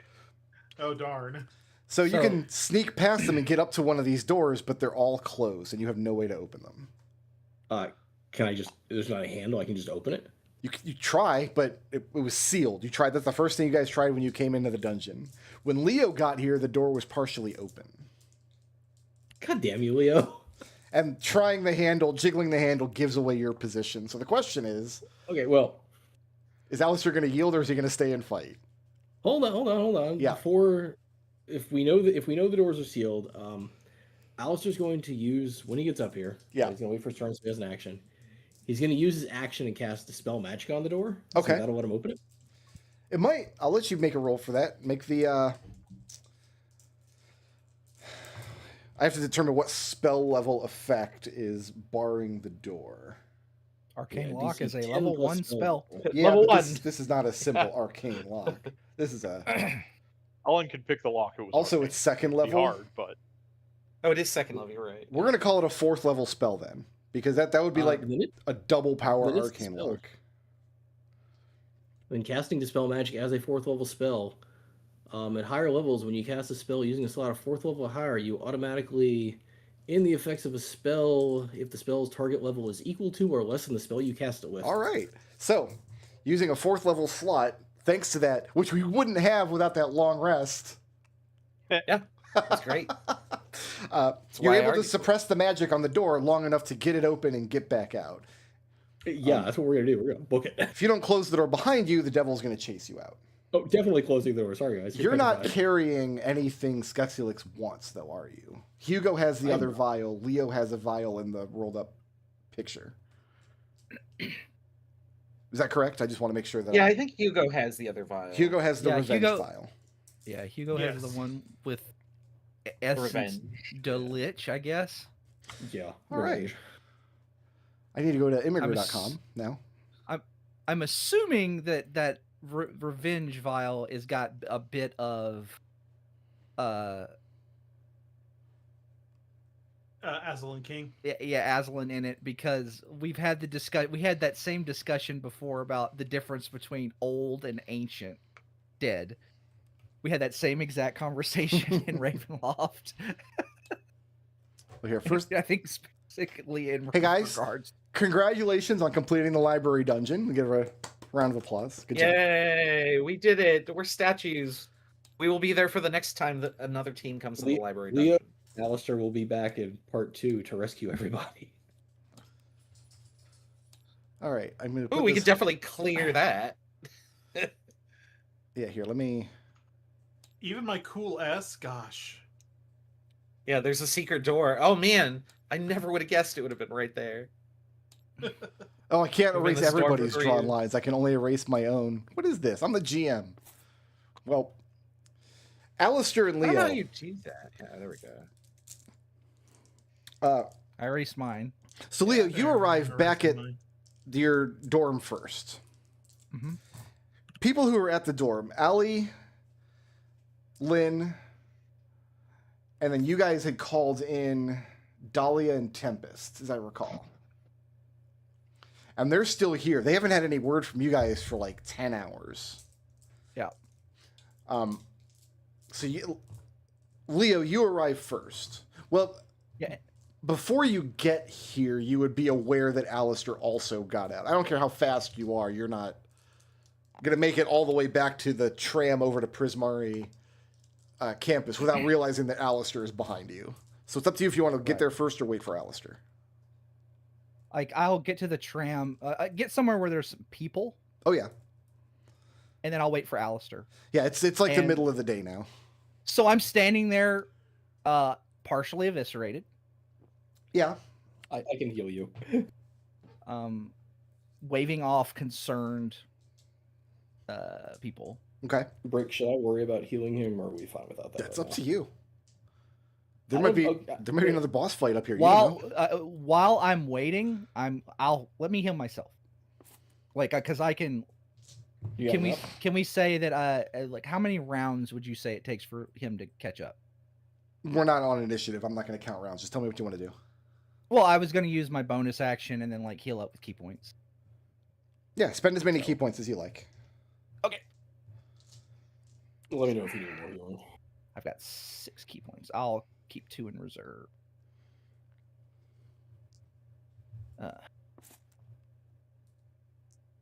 Just in case we get ambushed by more friggin' pit fiends. These weren't pit fiends. Pit fiends are much tougher. Pit fiends are like CR20. Yeah. Like- yeah. And then a D10. Do you want to fight 6 pit fiends? I'll make it happen. No, Oh, no, we no. don't. Nobody wants that ever.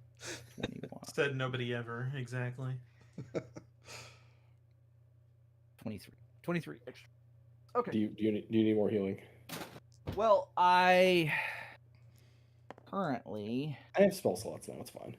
yeah. Well, that's up to you. I got 23 back. I'm doing the math there. That still puts me under bloodied. I am still bloodied. Take 33 more. Okay. So you heal up Leo's wounds, and you make your way back to the dorm. Yeah. Should we be? You want to be invisible while we go back? No, I think we're fine. Okay. Save that one. So the two of you come back to the dorm together.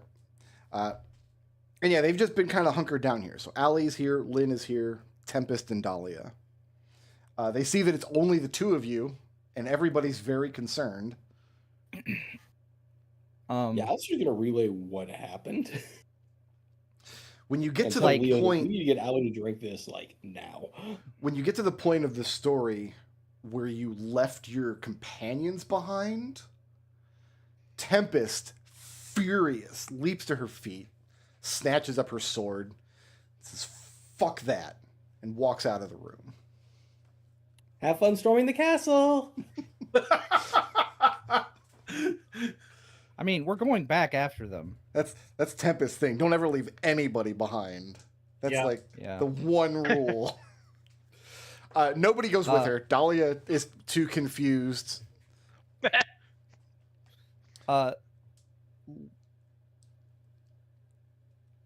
All right. Leo's going to go like during that conversation, like when he's explaining to them what's going on. I think Leo would have a separate conversation with Allie. Okay. Lynn is kind of hovering between the two of you, kind of focusing on everything happening at once. And you get to the point of, do you reveal what you found in there, the 2 vials? Not with him, not to him. I was like, excuse me. Well, he's going to And be in the I'll room ta- with you. I'll toss. No, I'll say, please leave, and I'll toss him the thing. There's your, yeah, there you go. There's your proof or whatever. I don't care. Please leave. Alistair will try and persuade him to leave if I need to. Please Come get out of listen my to room. me. He It's seems better story. hurt and very suspicious that you guys are just kicking him out. No. No, It's like this is a private thing between me and Allie, and I'm like, Leo is hurt, covered in blood, Mhm. and he's asking him to leave his room, his private room.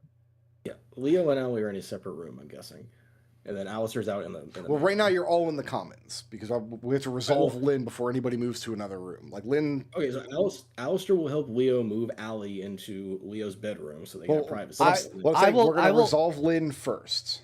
I will look at Lynn and say, "This." I said, "I learned things that are not about Allie that are not your business," and she has. It is not. It goes, and it's not my place to like say it in front of you, but she needs to know. May I ask you, please, to step out of the way? And he, as you're explaining this, he's unfurling the portrait that he has. And you see recognition in his face for a moment.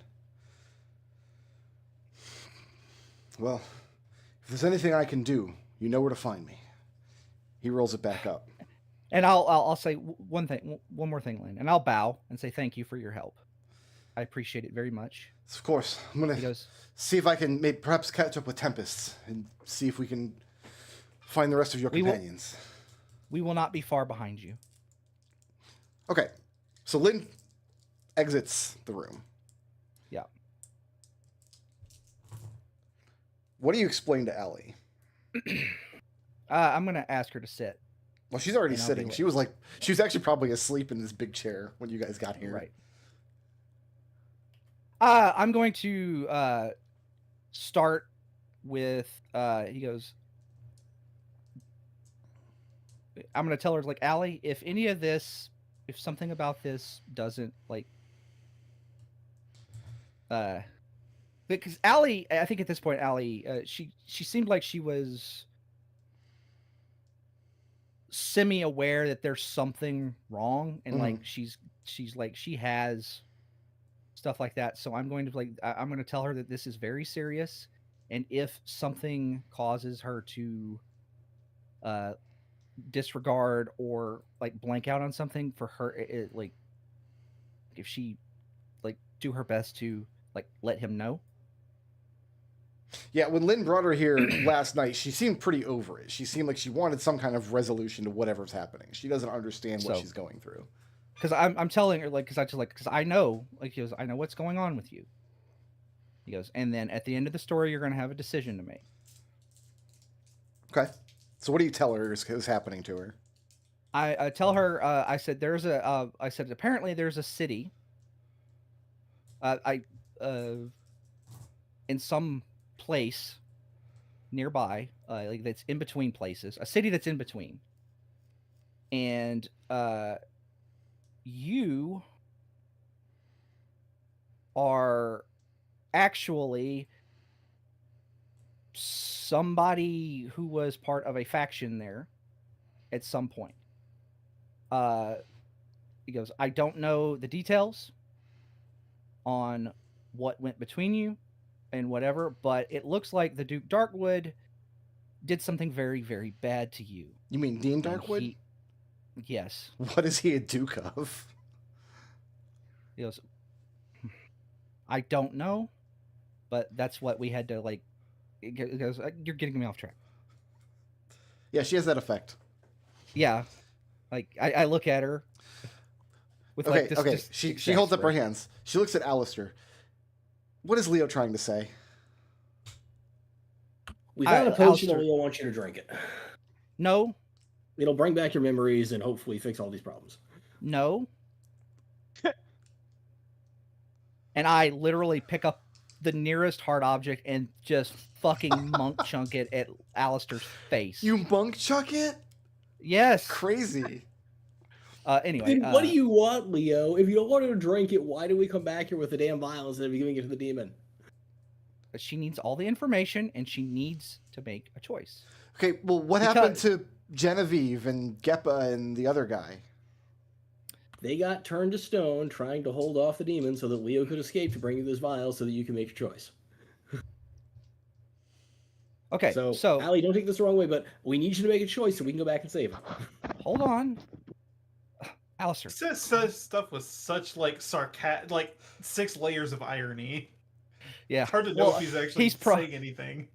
Well, like Alistair's probably very stressed at the moment, I imagine. Fair. No, this is a good read for me. Alistair's like, hey, can we speed this up so we can go back and save our friends? Like he's a neutral he's neutral good or something. That checks out. So, okay, long story short is it sounds like Darkwood did something very bad to you that got you tortured to the point of possible insanity and or comatose, and left your body a complete ruined mess. Part of the reason why your memories are messed up is because my read on the situation is that they put some memory magic on you and is using a magic blanket to keep you from remembering so you don't turn into a gibbering mess. He goes, but there is a potion to unlock all of your previous memories. And Alistair wants me to drink it. Well, I don't think you have to drink it. I think I just have to open it. But the thing is, Allie, is like if you open it, you won't be Allie anymore. You'll be that other person. You'll be the queen of the city or whatever it was. It'll be an improvement. Trust me. Nobody wants to be a teenager. I'll be a queen? No. The leader of a faction is kind of a queen, right? That was my read. Wait, you need a faction like Alistair's dumb little club that he made?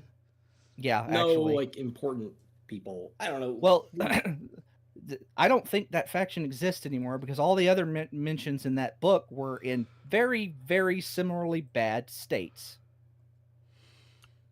So you're saying it's dangerous if I drink this potion? Potentially, but we don't know. All we know, Darkwood broke everything. This potion should fix you. Maybe it'll fix everything else. Like, we don't have all the answers. Well, what do you two think I should do? Do you like being who you are? Do you like going in blackouts and summoning demons and endangering everybody? She doesn't like having holes in her memory. She knows that much. this is Allie. I legitimately don't know what to say about this. Like, I am afraid that if you drink it, you won't be you anymore. But you also have the right to get that from you. It's your decision. So And then I'll hold out the potion. Leo is Leo, you remaining you say neutral that- on the topic. Alistair, what does Alistair want Allie to like- do? Like Leo does not want her to drink it. So He thinks it will, or okay. or like do it. Like he is, but like it's personally, but it's like a. what does I Alistair think want that- her to do? Allie, we don't know for a fact if you're going to forget everything about who you are. I'm pretty sure you'll remember most of it, so I don't agree that Leo that you're going to stop being you. I think you're just going to be more than you are now. I think you should drink it. Here's what I want the two of you to do. Mhm. I want you each to make a persuasion check. Leo, There is make this at absolutely- advantage. There is no goddamn universe in which I actually do this. I rolled a 6, so you might. Yeah, but you have It's a crazy bonus. Like 19. Yeah, no, I rolled a 15, and I think that is still I think that's only like a 16. Okay. So it's like, So she looks back and forth between the two of you. And no, that's a 14. she says, "Give me the bottle." Leo looks very, very sad for a second, but hands it to her. And she opens it up, and the color inside the vial just drains away. So it's just an empty crystalline vial. And for a moment, you don't think anything has happened.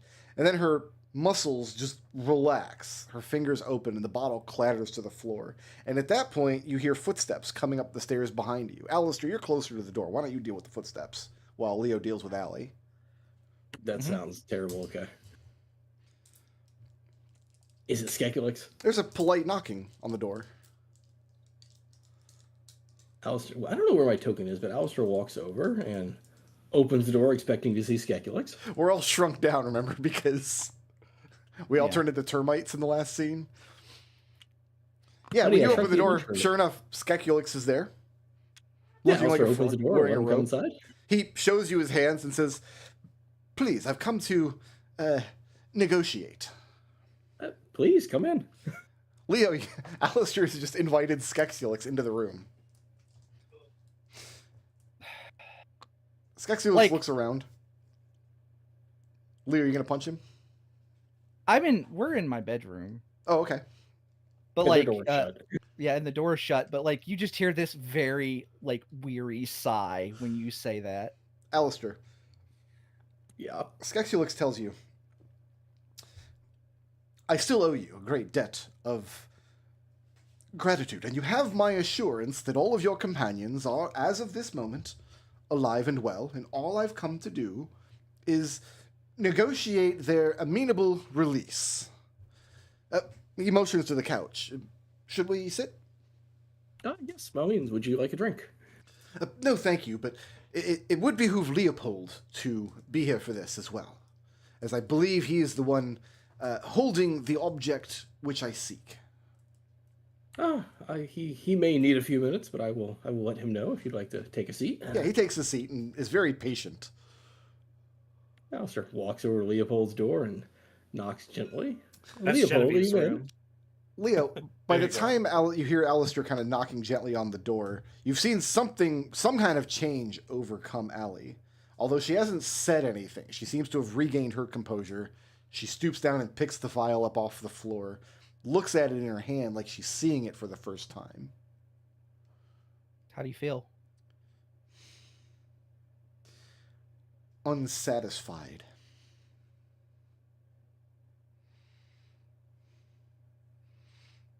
And then she shoulders past you to the door and opens it up.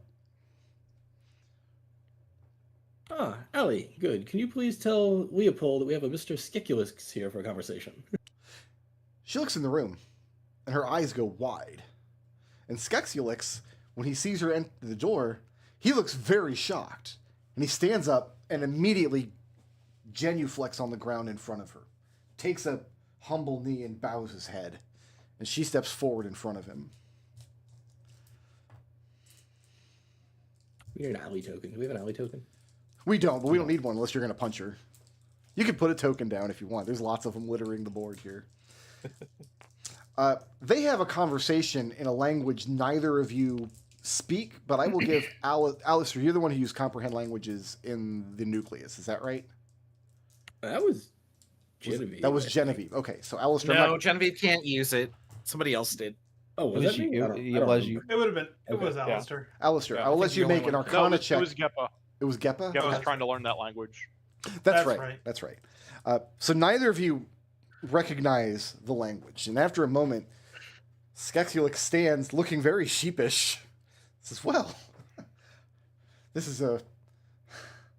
It's all been a very unfortunate misunderstanding. I was working on the assumption, Leopold, that you and I were working at cross purposes at the end, and for that, you have my deepest and most heartfelt apology. If you'll please excuse me for one moment." And he turns to step back out of the dorm.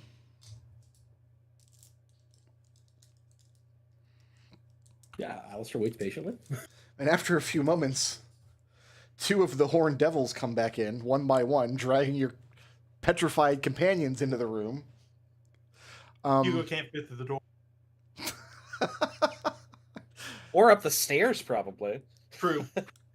I can. Do you need me to shatter it to make it wider? Like we've already done that once. No, don't shatter Hugo. Skexulix Oh, used magic the to shrink him stairs. down. I'm So sorry. They bring in a shrunken Hugo, place him down. Skexulix speaks a command word. Hugo reinflates. And then he sets to work disabling the petrification. So each of you who were petrified are now just unconscious and prone on the floor, but otherwise stable. You know who's not unconscious and stable? Boswick. No, he's dead. I blew him up. And I'll do it And again. he's like, every time you reset him, he just comes back smarter. Did they It's not bring like my he's axe sentient, back? right? Yeah, all your equipment and everything. Okay. Very We'll put important. Genevieve note. on the couch. Skexulix and Allie have another exchange in that language you don't know. And then he gives a satisfied nod to Leo and Alistair. Says, "Well, I hope to see you again on more pleasant terms in the future." And then he leaves the dorm. Unless there's anything else you guys need to do with Skexulix, he's going to step out. Oh, we're unconscious. Alistair will wish him well in a pleasant journey, and he hopes everything turns out well in the city. All right, and his pitchfork demons leave the room. And then Alistair will collapse on the floor and go, Jesus Christ. Erebuff. Allie There's looks fucking shadow.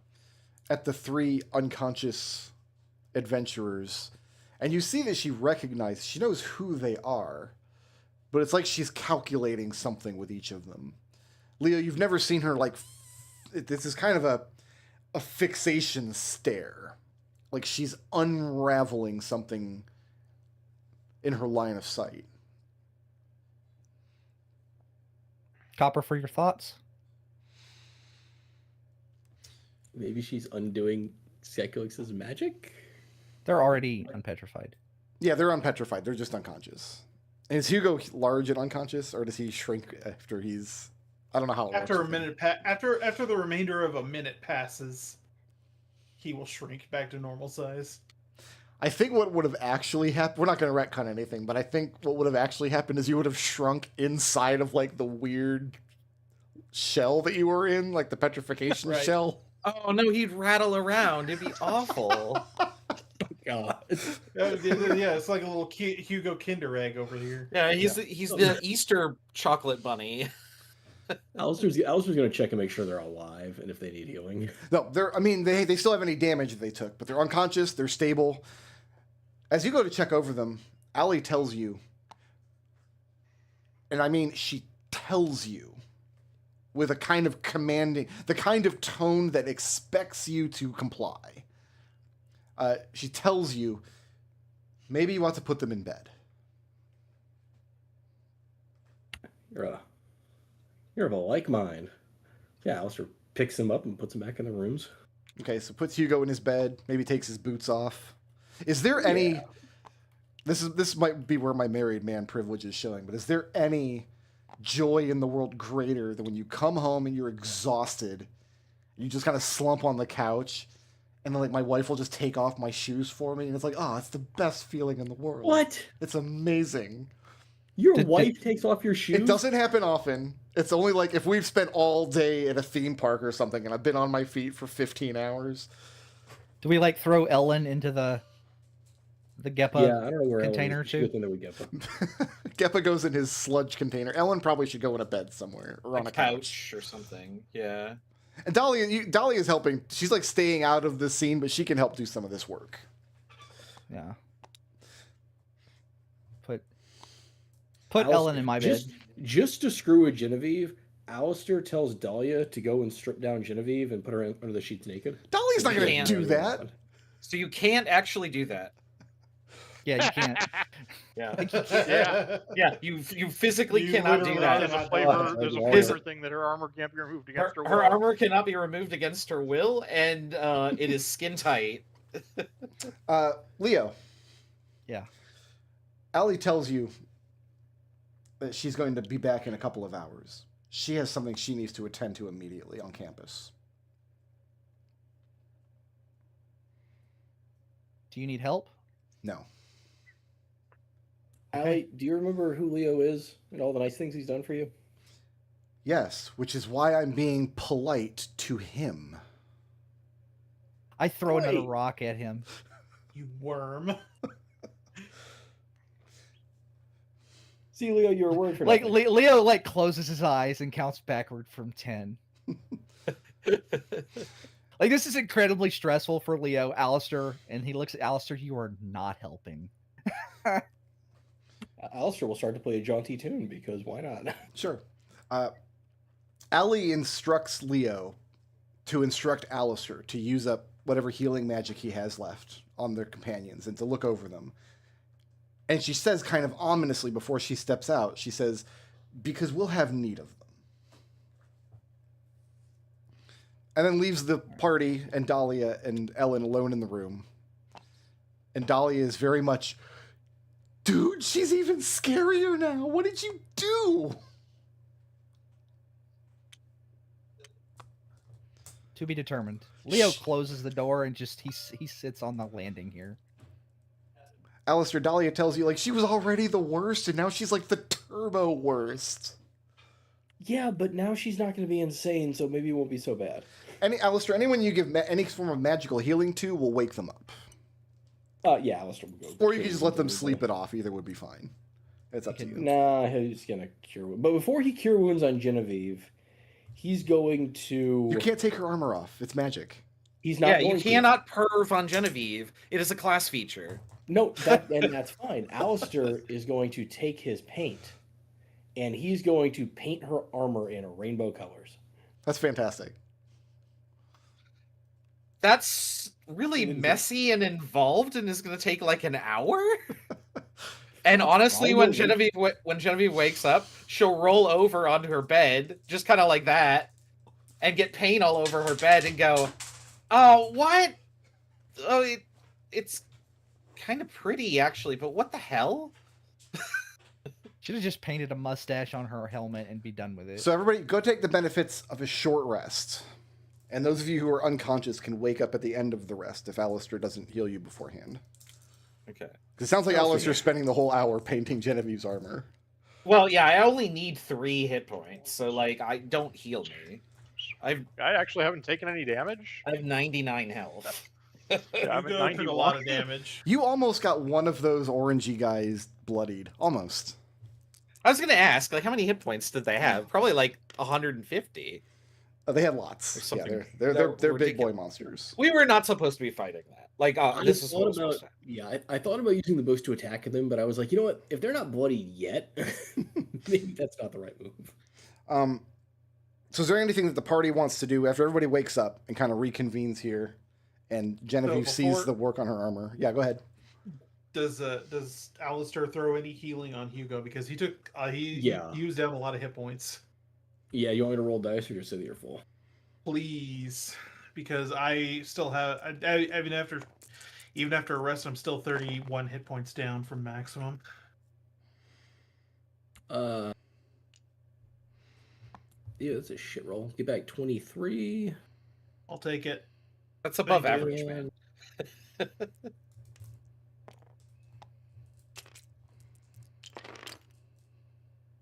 And then get back. Bah, I can't do math. 14 more. Okay, that would put me back up to max. Okay. Thank you. At some point over When the course Hu- of the hour while you guys are resting, Tempest would return. One note before Brick Road. Sure. When Hugo wakes, he's going to start, and then he's going to realize where he is. He's going to see if that vial is still on his person. It is. They either didn't find it or they found it and didn't take it.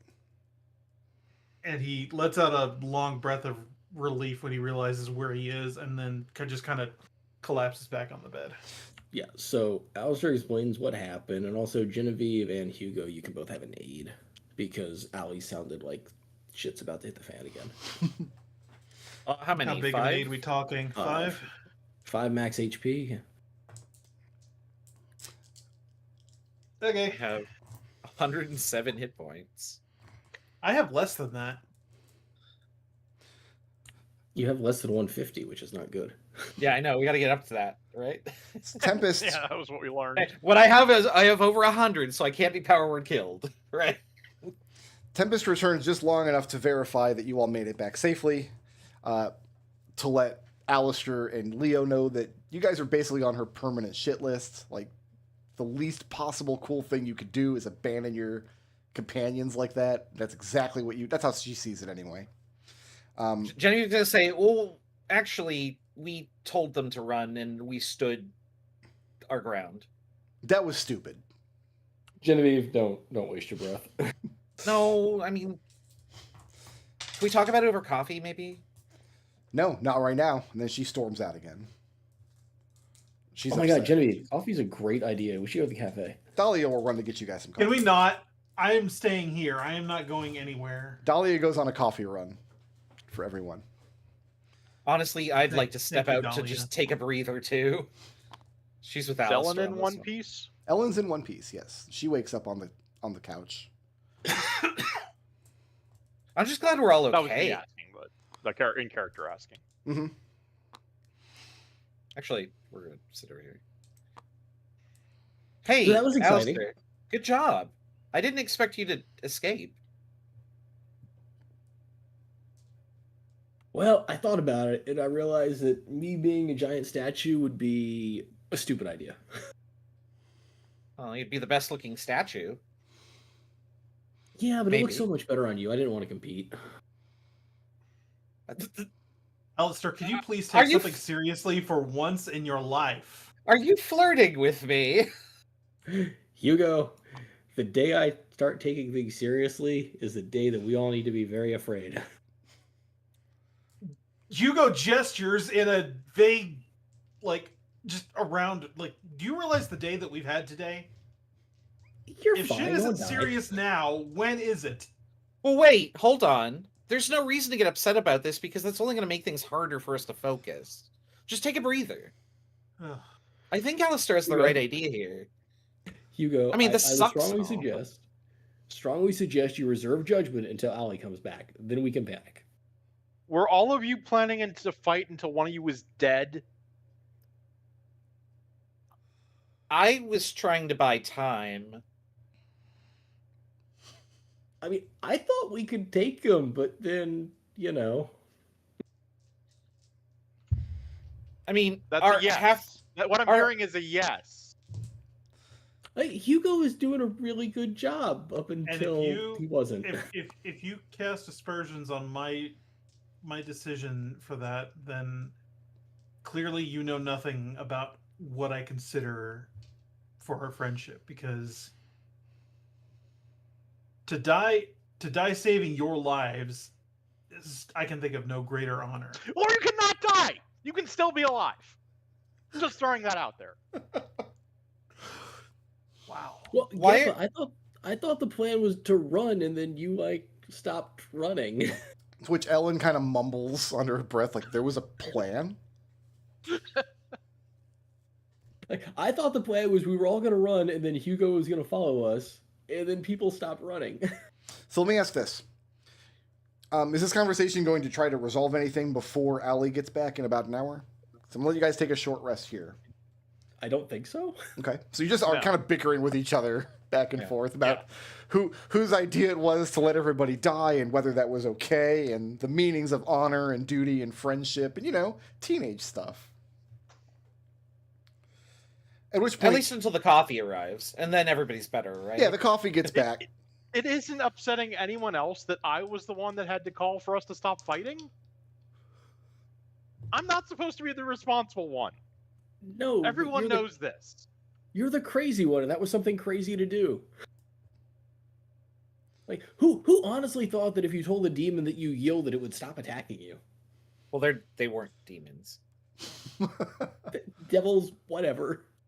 Ellen asks what the Honestly, difference I is. was just gonna stand my ground until we knew Leopold got out, and then when Skeksulix said he had escaped and made things more difficult, that was when I considered yielding, and you beat me to it because your initiative was higher.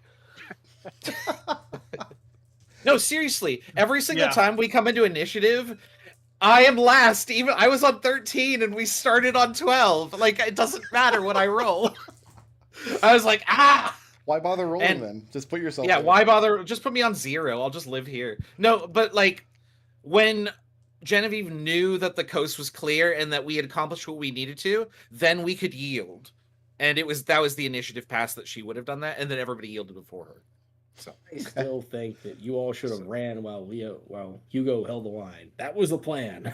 That was what I I'm was not- trying to do. I'm not know. letting Hugo die. I'm not either. He wasn't gonna die. He was gonna run after us. Did you get stabbed with one of those? No, those Me are either. painful. I don't Why actually would you know, get but it close looked to that? really bad. Yeah, like, but maybe we should go call them back and ask them to give you a poke and see how you fucking like it. So after an hour of bickering, Allie returns and encounters Leo at the top of the stairs, and she just nods him inside.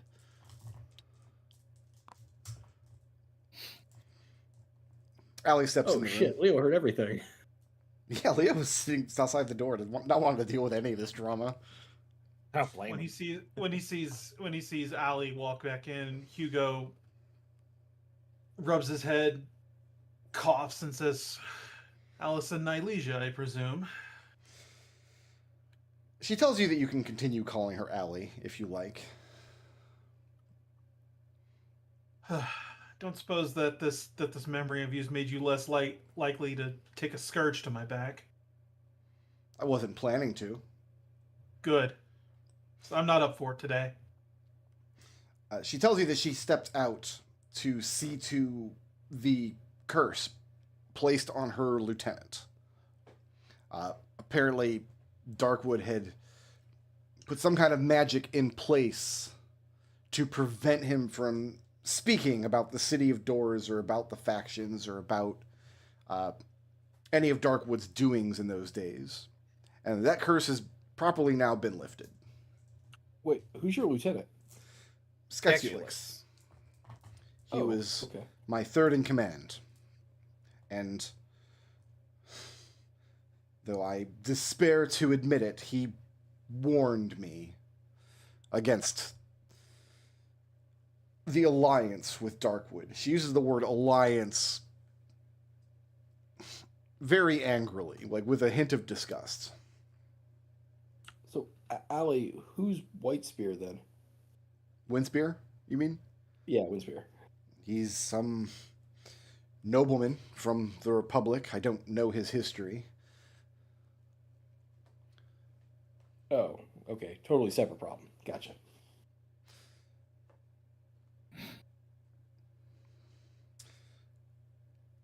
I don't like that he was insistent on keeping whatever memory was being suppressed. I He's got not the. going to. I was gonna Oh, say. go ahead. I was gonna say. I got the. I got the vibe that he didn't really. Know. He was just, like, if she freaks out, apply blanket. Are you saying that? Yeah. But Windspear is Like- no one of importance when it comes to the City of Doors. In fact, he wasn't even alive when all of it went down. So what's going to Where happen is when the city? Darkwood comes back and Windspear is in charge of the university then? She sighs. She says, I suppose this addled version of myself was too distracted to see it, but Windspear's not seizing power. He's attempting to lure Darkwood back. It's a ploy. Darkwood only cares about amassing power, and if he gets an inkling that someone's taking even this shred of authority in this insignificant prime world, he will clap back. Should we be worried? I think you might have been right at one point. You might not be right anymore. I think the truth might be a little more complicated than you say. Listen, It's- here's my frustration. Your drama, however long ago it happened, your war of factions, whatever you want to call it, all of that was to your city, Allison. And if that you have brought your quarrels, your history, your dirty laundry to this place, and I'm not like you can't just say you're above it all and just ignore the consequences for the rest of us.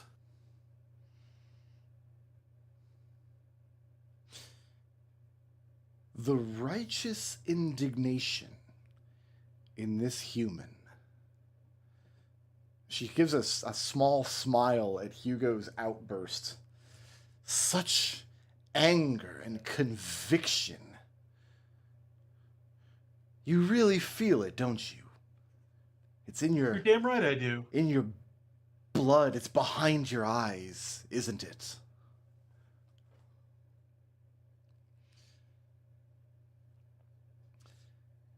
It's not enough that your friends are alive and that I am restored. It's not enough that the devils pose us no threat. It's not enough, because for you, it won't be over until someone has paid.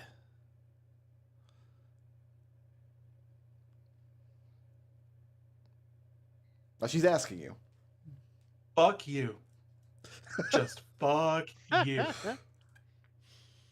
Dahlia, can you go get us some food? I Dahlia think brought he's back angry. snacks and coffee for everybody, and she's sitting in a chair in the corner of the room, not Just wanting eating popcorn. just Eating popcorn, right? Yeah. watching. She's like, dude, this is better than that like pirate nonsense that Genevieve put on. No, Hugo is fucking perfectly livid right now. Dark Because So- basically you aired all your dirty laundry all over the multiverse, and now the rest of us have to clean up after it. Yes. Do we though? Like, it doesn't really affect anything. Yes, it does, because it's literally here at our home. Injustice is everywhere, isn't it, Hugo? It's in every shadow, splattered against every wall, in the heartbeat of every villain. There are guilt and grievances aplenty, and you see yourself as a man with a mop, bedraggled, harried this way and that, trying to clean up all of the dark spots, but you haven't learned yet that there are always more dark spots. Your mop is filthy, but I can teach you how to clean it. I can I'm not teach you gonna how to learn anything. focus and channel the righteous indignation to something constructive. No, I think I'm just going to stay here and protect my friends from whatever mess you've brought to our doorstep. She looks back at the rest of you. None of you have this man's conviction. None of you have 1/10 of his heart and presence.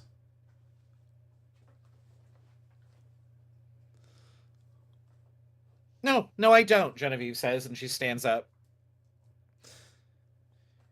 Hugo. Because I don't see that sort of problem. I'm just trying to put out fires as I see them and do the best I can in the moment. That's good enough. I'm just trying to I'm trying to increase the amount of good in the world, one action at a time. Do you hear that, Hugo? Good enough. Good enough is good enough for some people, but not for the likes of us.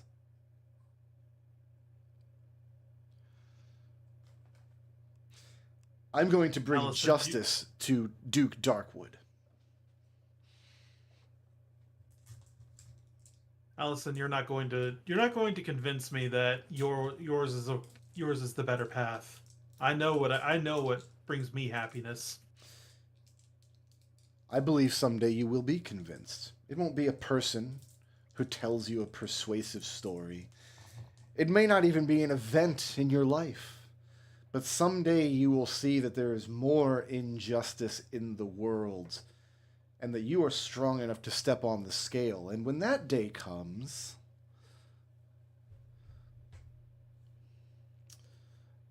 but in the short term, Darkwood will be coming back to Strixhaven. Windspear has seen to it.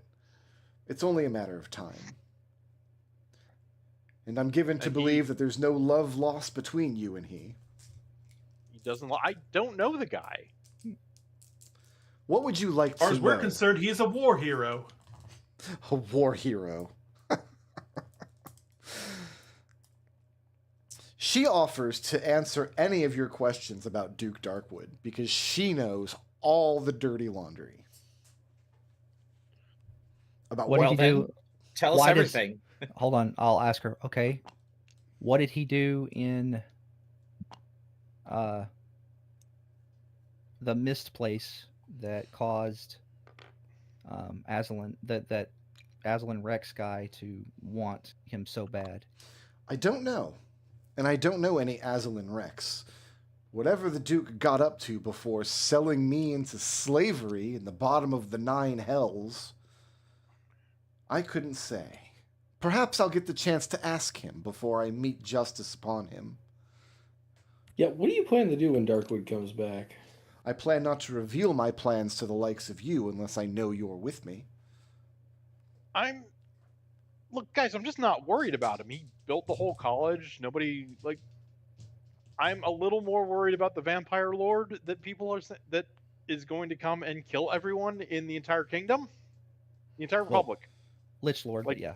Darkwood just wants to be in charge. There's always someone shitty in charge.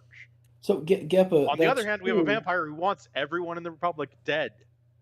Lich. Yeah, but Geppa, here's the problem. Hugo's got a point because if Darkwood comes back and Allie, no offense, but if you and Darkwood get into a tuffle, I'm not sure there's going to be much of the university left standing, and that's a problem for all of us here.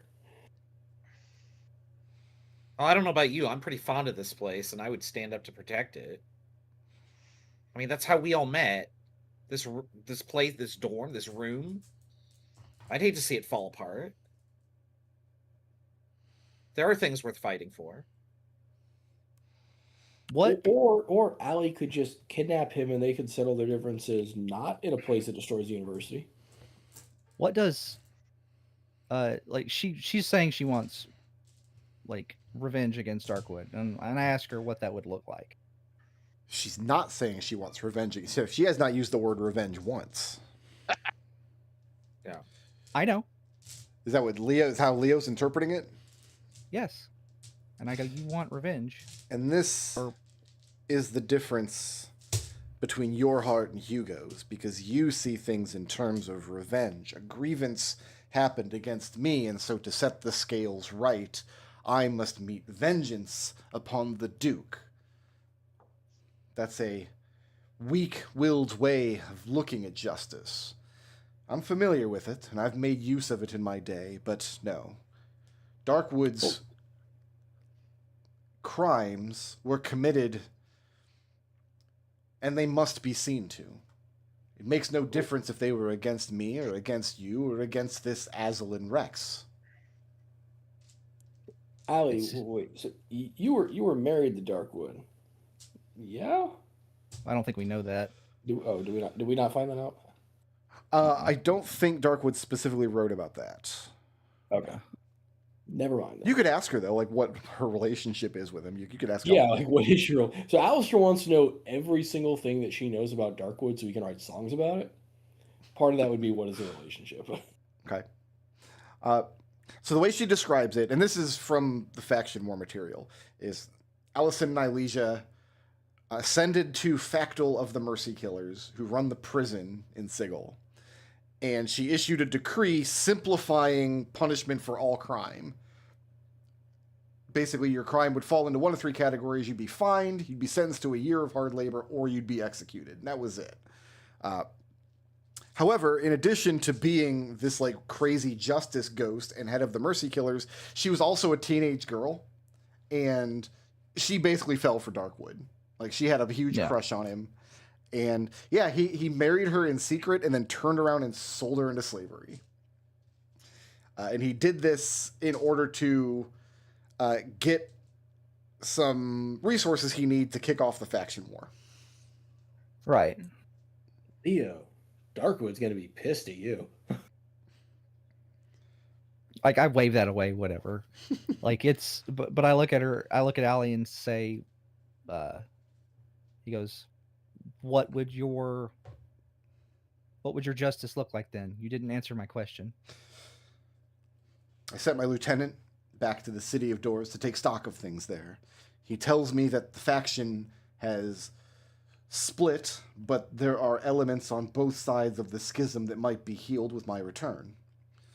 Once I have a better picture of what assets and resources I have access to, we will find out how many allies he has in the city, and we'll turn them against him.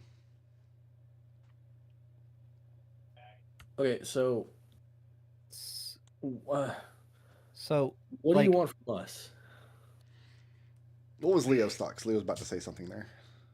yeah, the documentation we read made it sound like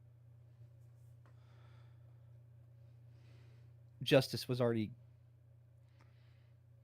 put against not just Darkwood, but like all the other like leaders of the organizations. Yes, Skaxulix tells me that the other factions either died during the war or they were mazed by the Lady of Pain. Okay, then what is your quarrel with Darkwood then? He sold me into slavery in the Nine Hells. And he was punished by the Lady of Pain. Was he?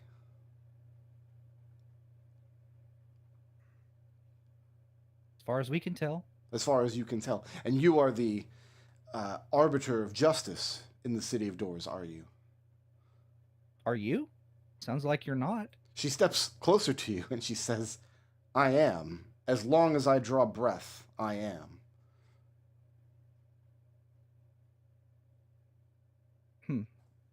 Sounds to me like the arbiter of justice is that Lady of Pain. If the Lady of Do you Pain have- had had her justice, Darkwood would not be free, by any measure of the imagination. Genevieve. Yep. Give me an insight check, please. Only you can make this, because you were the one who cast Legend Lore previously. 10. 10. Yeah. Okay. Not good Give at yourself insight. Well, you can No, give yourself a +5. 15. Okay. Is that good enough? Ellie Need a does bargain? not know anything about Darkwood's excursion to Darkon. Does not know anything about the Veritas family. Does not know anything about Aslan. Nothing about that part of his story resonates with her because she just doesn't know it. Yep. From her perspective, she's kind of been out of commission for however many years. Well, we Genevieve says, she stands up, she says, I can get you up to scratch on things, and she takes out her notes on Edmont and the Legend lore, Okay. and Darkwood in that, and also the copy of the journal from upstairs that's written in planar cant or whatever it is. Okay. And she puts them both on the table, and she just goes through everything she knows about everything. She pauses for a minute to verify that this is Ellen's family from 60 some years ago. Correct. And while he was in this place, he made enemies of this Aslan Rex. So it would seem. And you now have... She smiles as though Hugo and Genevieve have given her a gift. And so this Aslan, too, has transgressed. Against Darkwood. Yes, very transgressed. Against all the transgressions. the Veritas family. Against all of the people of this kingdom of Darkon. Yeah, I mean, if you're the arbiter of justice, maybe start with this Aslan guy.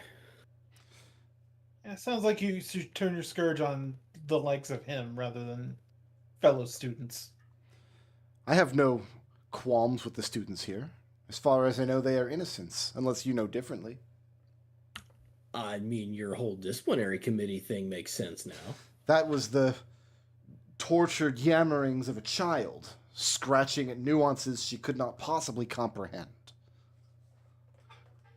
I am whole now.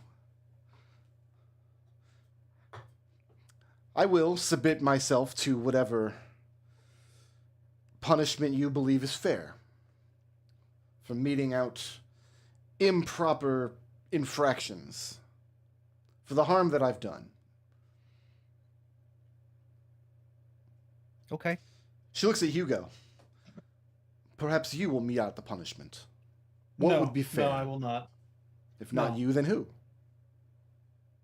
Pick me. She turns to Geppa. Very well. What must I do to atone?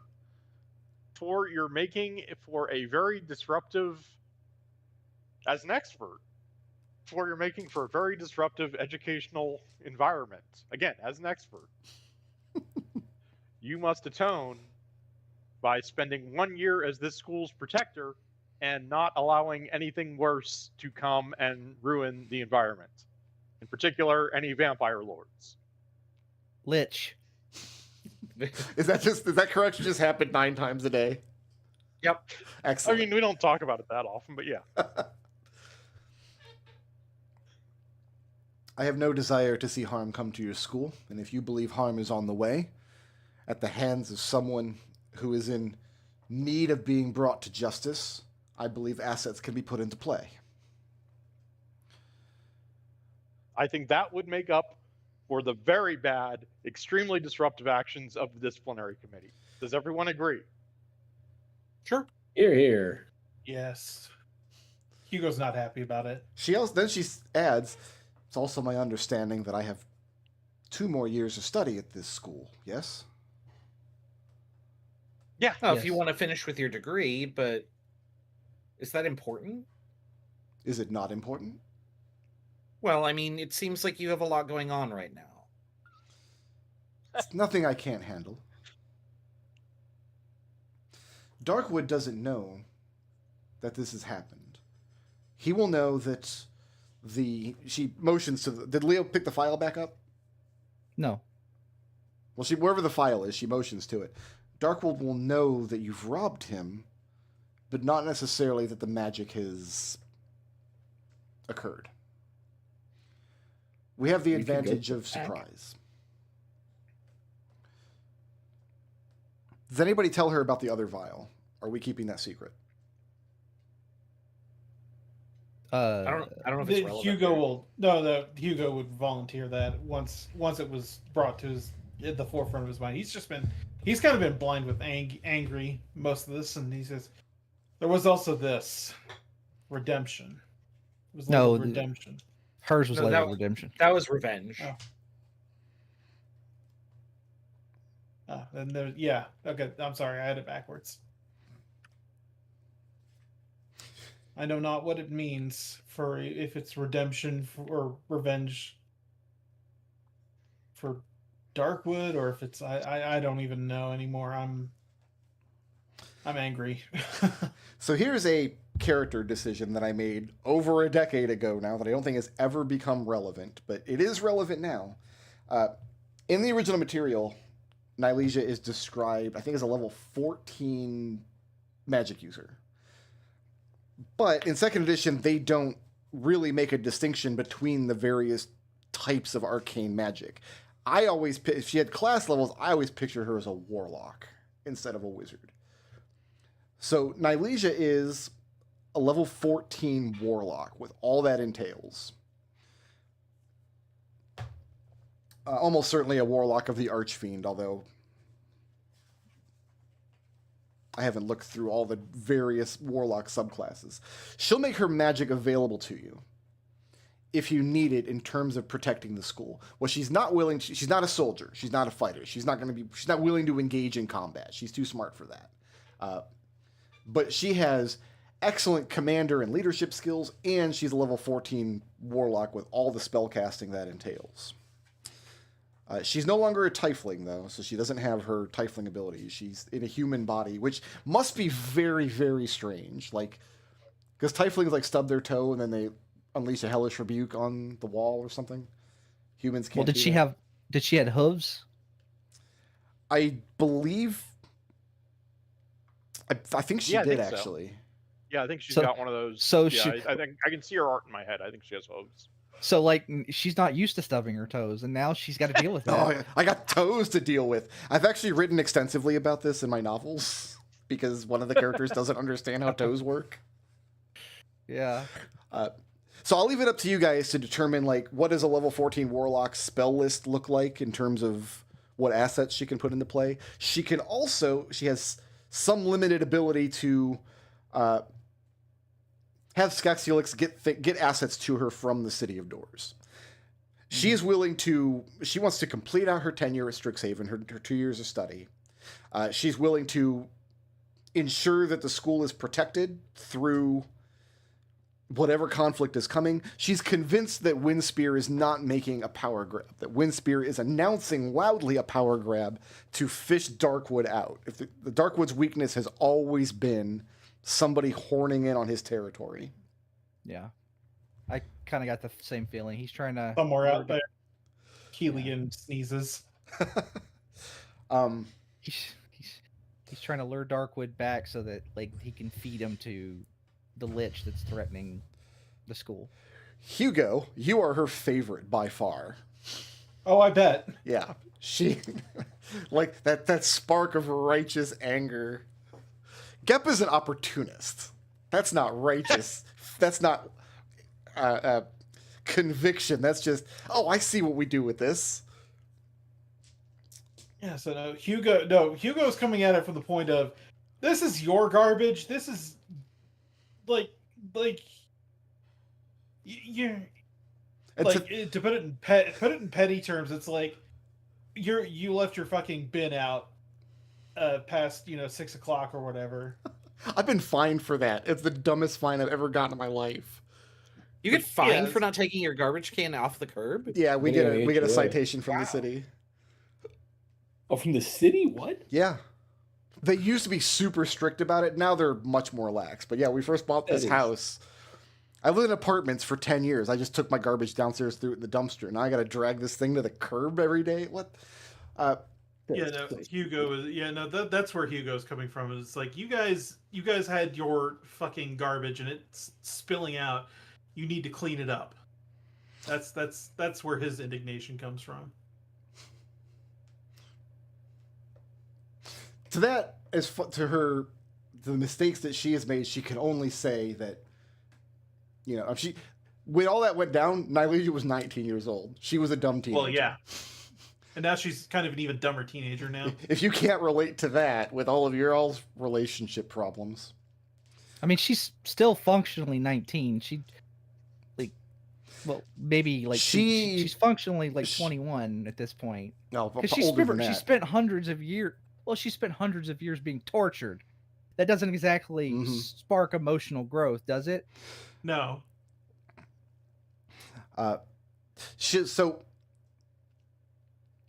Nylesia believes that Darkwood's crime of selling her into slavery is even more egregious than if anybody else had done it.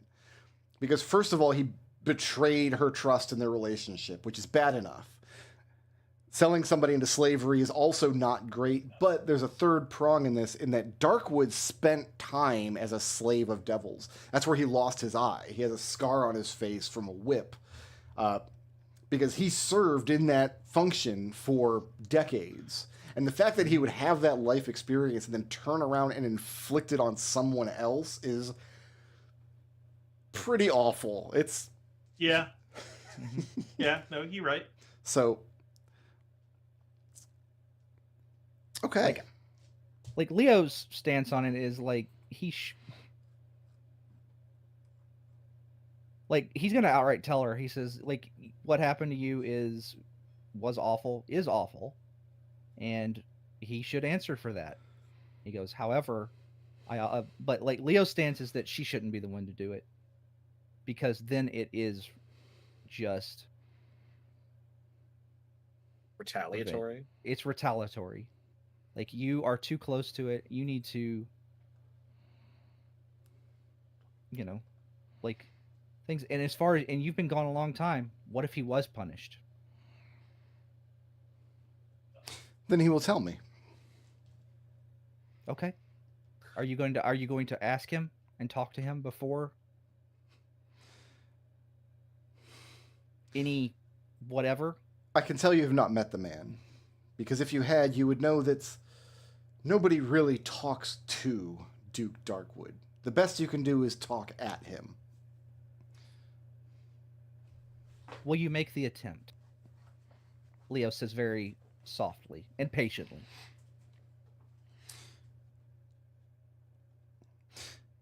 She says that she cannot mete out judgment that is not deserved. That a rush to judgment is an act of vengeance and not justice, and that she is very cognizant of the difference. Hey, good. Okay. Does anybody else have anything you want to accomplish? So Allie's going to be around on campus. She's going to still be around. She's level 14 Warlock, if you guys want to look into like what spells or things she might have access to. And I'm good to wrap up this scene unless there's anything else you guys wanted to explore with it. Mm-hmm. Alistair just wanted to know what she wanted from us when it comes to Darkwood, but she doesn't want anything from you guys when it comes to Darkwood. She mentioned she said she wasn't gonna tell us our plans unless we were on her side. So yeah, and she's not convinced of that. So she doesn't want anything from most of you. From Hugo, she thinks she might have a foot soldier at some point down the line, but he might need to have some practical growing and life experience before that. Mm-hmm. Okay. The last thing I'd like to do today, then, is give everybody an opportunity to do a downtime action. As basically nothing happens over the course of the next week or so. There's just this kind of stiff tension in the air. When things get back to normal, but nothing is like really feels normal, because I have a question. I don't know if it would be a downtime action, but it's for Hugo. Do we tell Elegant Sumai everything? Because she was invested in figuring out what Allie was. We now have the answer. Hugo is not going to hold anything back from her. Yeah. Unless, even if the party has some kind of objection. I don't. He's probably going to tell her regardless. I would go with you and provide all the evidence. So this isn't going to take up a downtime action, but I don't mind resolving this. Is Hugo convinced that Allie's word is good? That Geppa has charged her with protection, like protecting the school in whatever this conflict looks like in the near future? Is Hugo convinced that when Allie said that she would take up that charge, that she was telling the truth?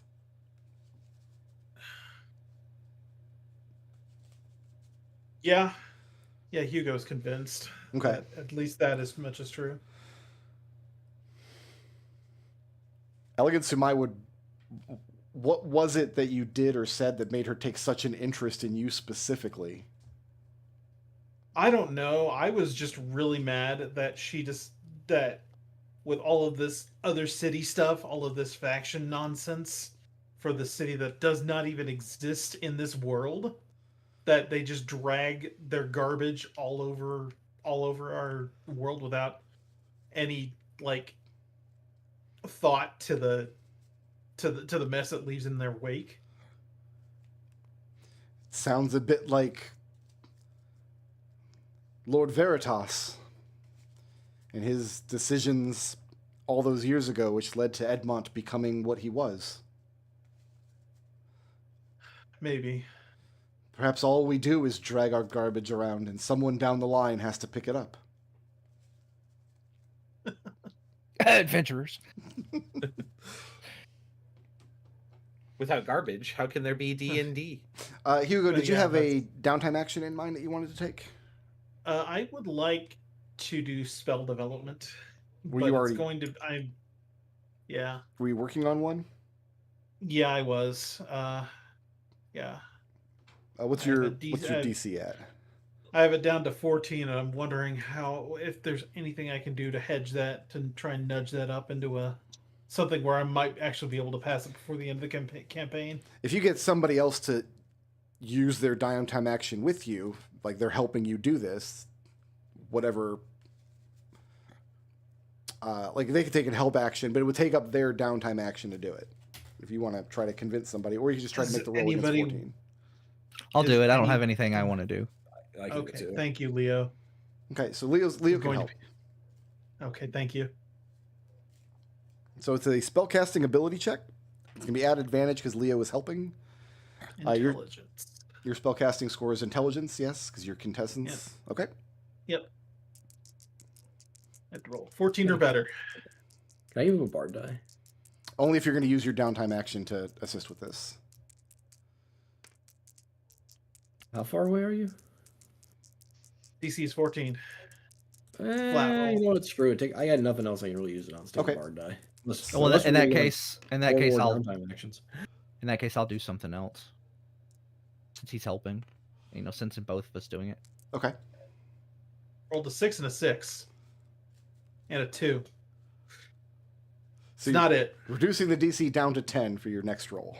What spell are you attempting to learn? Enlarge. Reduce. Oh, right.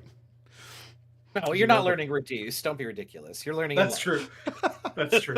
Did you roll the bard die he gave you? I Yeah, you rolled did. a 2. Sadly, Oh, yeah. 2. Okay. Yeah, it was. it wasn't You great. actually, when you're doing an ability check on his bard die, you get to roll 2 dice and pick the higher, which one you want to do. Oh. So you might roll better. get that 8. I'd have to roll it. I'd have to roll an 8 to Get to, that to make 8. this It's a 7. it's a That's a 7. 7. Well, So lowers the that DC. turns that into a 6 plus 7 is 13. So it's going to reduce the DC by 6, so your next DC will be 8. Cool. Thank you.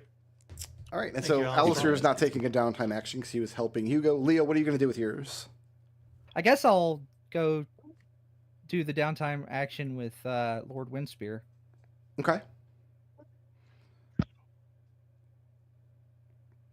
Closing Basically, up to the dictator. I like it. Okay. I'm just gonna outright ask him if his current plan is to, lure, is he trying to lure Darkwood back to the campus?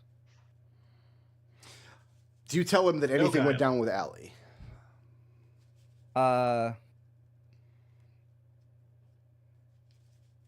No. Okay. Then, yeah, because he doesn't know anything went down with Allie, he's still of the mindset of getting Darkwood back at the campus is the only way he can deal with this situation. He's not willing to look the other way just on Darkwood's orders anymore, but he doesn't have a way to contact the man to ask him about it. So yes, but making this ploy, he's either going to make Darkwood come back and do his goddamn job and sit in the chair and actually act like a dean for once, or he's going to get Darkwood to relinquish the chair so they can appoint a dean to the Darkwood College as they should have done decades ago. And either way, he's going to come to a resolution with this Allie situation. Okay. He is not, in Alright. fact, a fascist dictator trying to take over the school. Yeah. I didn't think he was. I just Leo's going to like Leo is like torn on the like Leo just Leo's still trying to decide if he wants to tell him Okay. after that outburst. What about Genevieve? Genevieve has downtime action? Yeah, I'm gonna try something that I don't think will pan out in the long term, but like, what the hell? I'm going to have a relationship encounter with the counselor to try and get like a faculty's perspective of what's going on behind the scenes for like maybe another angle of like, hey, this is coming down the pipeline. Like, You mean You have the- Winspear's appointment?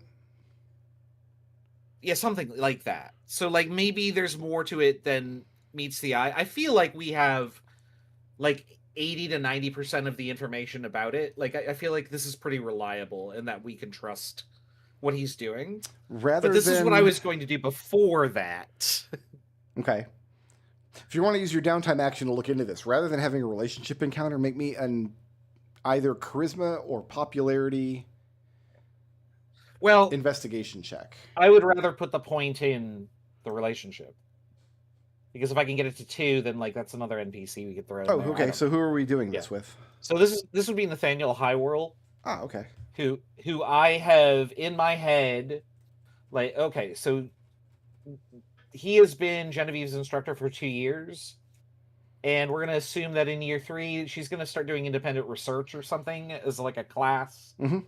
and that it'd be with him. And this guy is basically like, he's like Geppa if Geppa was a professor. He cares about his students more than any other rules or anything. What college is he with? Probably Quandrix. Okay. And what is his like academic focus? Like, what are you gonna when you do independent research with him? What are you gonna be researching? So it would be applied magical theory, natural and magical physics. Those are like the foundational courses. This would just be like, I think like artifact construction and creation. Good. Okay. Yeah, let's say that. Do you tell him about this incredibly vivid dream you had about almost completing a flying magical airship? Honestly, I think that like since they've been talking to each other for 2 or 3 years, Mm-hmm.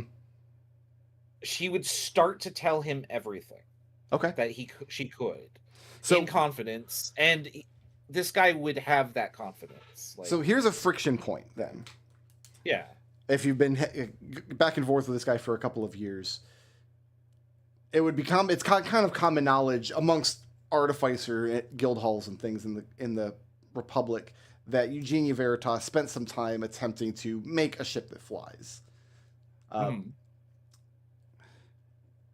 Nathaniel thinks that's absolute nonsense. He's not saying you can't make a magical ship, but Eugenia Veritas wasn't going to be the one to do it. His beef with Eugenia Veritas is that she was always distracted by something into another direction. You could never get her to focus on one project because you always reach a point after the inception of a project where things get very, very boring. Now you just have to buckle down and do the work, source the materials, build the that's not the part she was ever interested in. Eugenia Veritas, there's a reason she has not made any major breakthroughs in technology or magic during her tenure. And this is a point of contention between he and Genevieve, I'm sure. Yeah, well, because she was. Sorry, go ahead. I was gonna say, yeah, because she was trying to break into a hell dimension in her off time. Right, but Nathaniel doesn't know that. Nobody in Yeah, nobody knows that. Honestly, the point of contention would be that he's exactly right, and that's why Genevieve likes her, because she's also very like, I want to invent literally everything. Yeah. I'm just going down the list. She's most interested in the theory and like rather than the consequences, I guess. So like that might be friction between them. I'm still gonna put +1 for towards a boon instead of a bane here. Yeah. But also, but yeah. Sorry? You also know that, like, why she was like that too. You're Yeah, like the only person that knows. yeah, and it's great. She loves that. But like, no, she would just be like, I'll keep that in mind, but realize that she's sort of lying through her teeth because she and Eugenia are a lot more similar than she expected. Okay. So as far as like getting his view on like campus politics, Hyrule thinks that Windspear always has the school's best interests at heart. He thinks that Windspear is not the man to, like, he doesn't think he should serve as dean on any of the colleges. What's supposed to happen is Darkwood's chair is supposed to be declared vacant, at which point there is a process by which a new dean can be elected into that position. There's no one higher in authority to appoint the dean there. Nathaniel thinks that deans should serve on term limits. He thinks they should be replaced every 8 or 10 years rather than be a lifetime appointment.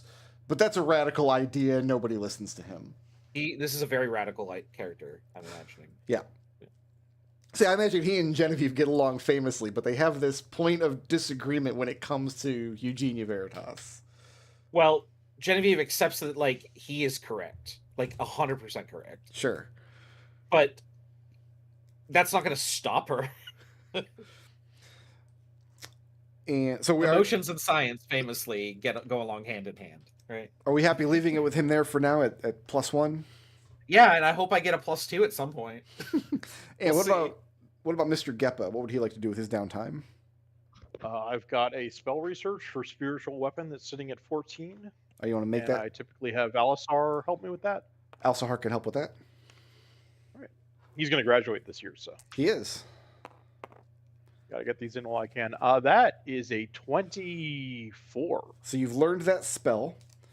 And so how many spells have you learned this way? Is this your first? 2, that's the second. Okay. Oh, no, 1. That's the first one I learned. I mastered 1. You perfected one, and then you... Okay. So this spell counts as 1 level higher for you. Yep. All right. What level is spiritual weapon 2? 2, so it's 3 for me. So I have so many slots, it doesn't matter. Yeah. So everybody's had a downtime action, and everybody... Go ahead and take as many long rests as you need to get your characters back up to full. You'll have a couple of weeks of not much happening before the big kickoff. Oh, hit dice. Thank you, hit dice. All right. Yes, hit dice. Delicious hit dice. Then all that's left to do today is there will be an announcement in the next couple days. You guys have it come down the pipeline. In fact, Genevieve, you would probably be the first. Actually, no, Leo would be the first appraised of it because Leo's at +2 with Windspear. They're going to have a formal banquet event on the Darkwood College campus to formally announce Windspear's ascension to the chair of dean. Leo, you'll be told kind of behind the scenes Windspear's thoughts. His thought is that Darkwood will arrive to this banquet to challenge the appointment. That's what he's hoping will happen. Because then he can put Darkwood to the fire and be like, are you going to do your fucking job at any point? If Darkwood doesn't, like if he doesn't care and doesn't show up, his only act as dean is going to be to vacate the chair. That's it. So we can now have this process of appointment going forward. At which he'll clear up any misunderstandings about all these students on campus who are like organizing anti-fascists protests and things. But so as far as Windspear is concerned, those are his two outlooks. Either Darkwood will show up in case we get to put his feet to the fire, or he won't, in which case I can vacate the chair and we can appoint a real dean for the first time in 60 years. Yeah. You all are invited to that banquet, and you're all given a chance for a +1. And you don't have to decide right now. It's not Allie, Hugo? Absolutely not. So when we come back next week, you all will be able to go to this banquet, and we'll see if Darkwood, she's probably not going to, she's a pretty chill guy. He'll probably just stay out of it. I'm sure nothing will go wrong. Yeah, nothing will go wrong. So why don't I take 2 minutes to go and refresh my water while you guys think about some blips. And when I come back, we'll give all that stuff out. And then there's only one adventure left in this campaign. Well, an adventure and then the long finale adventure, which will probably take 6 weeks. Who was the most creative today?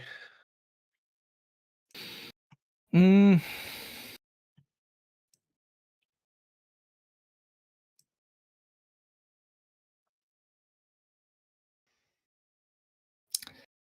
I want to give that one to Geppa for like putting the X and A on the combat.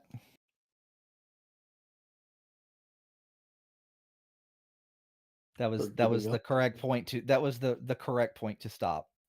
Yeah, I would have given it to Geppa for the for putting Allie to good use.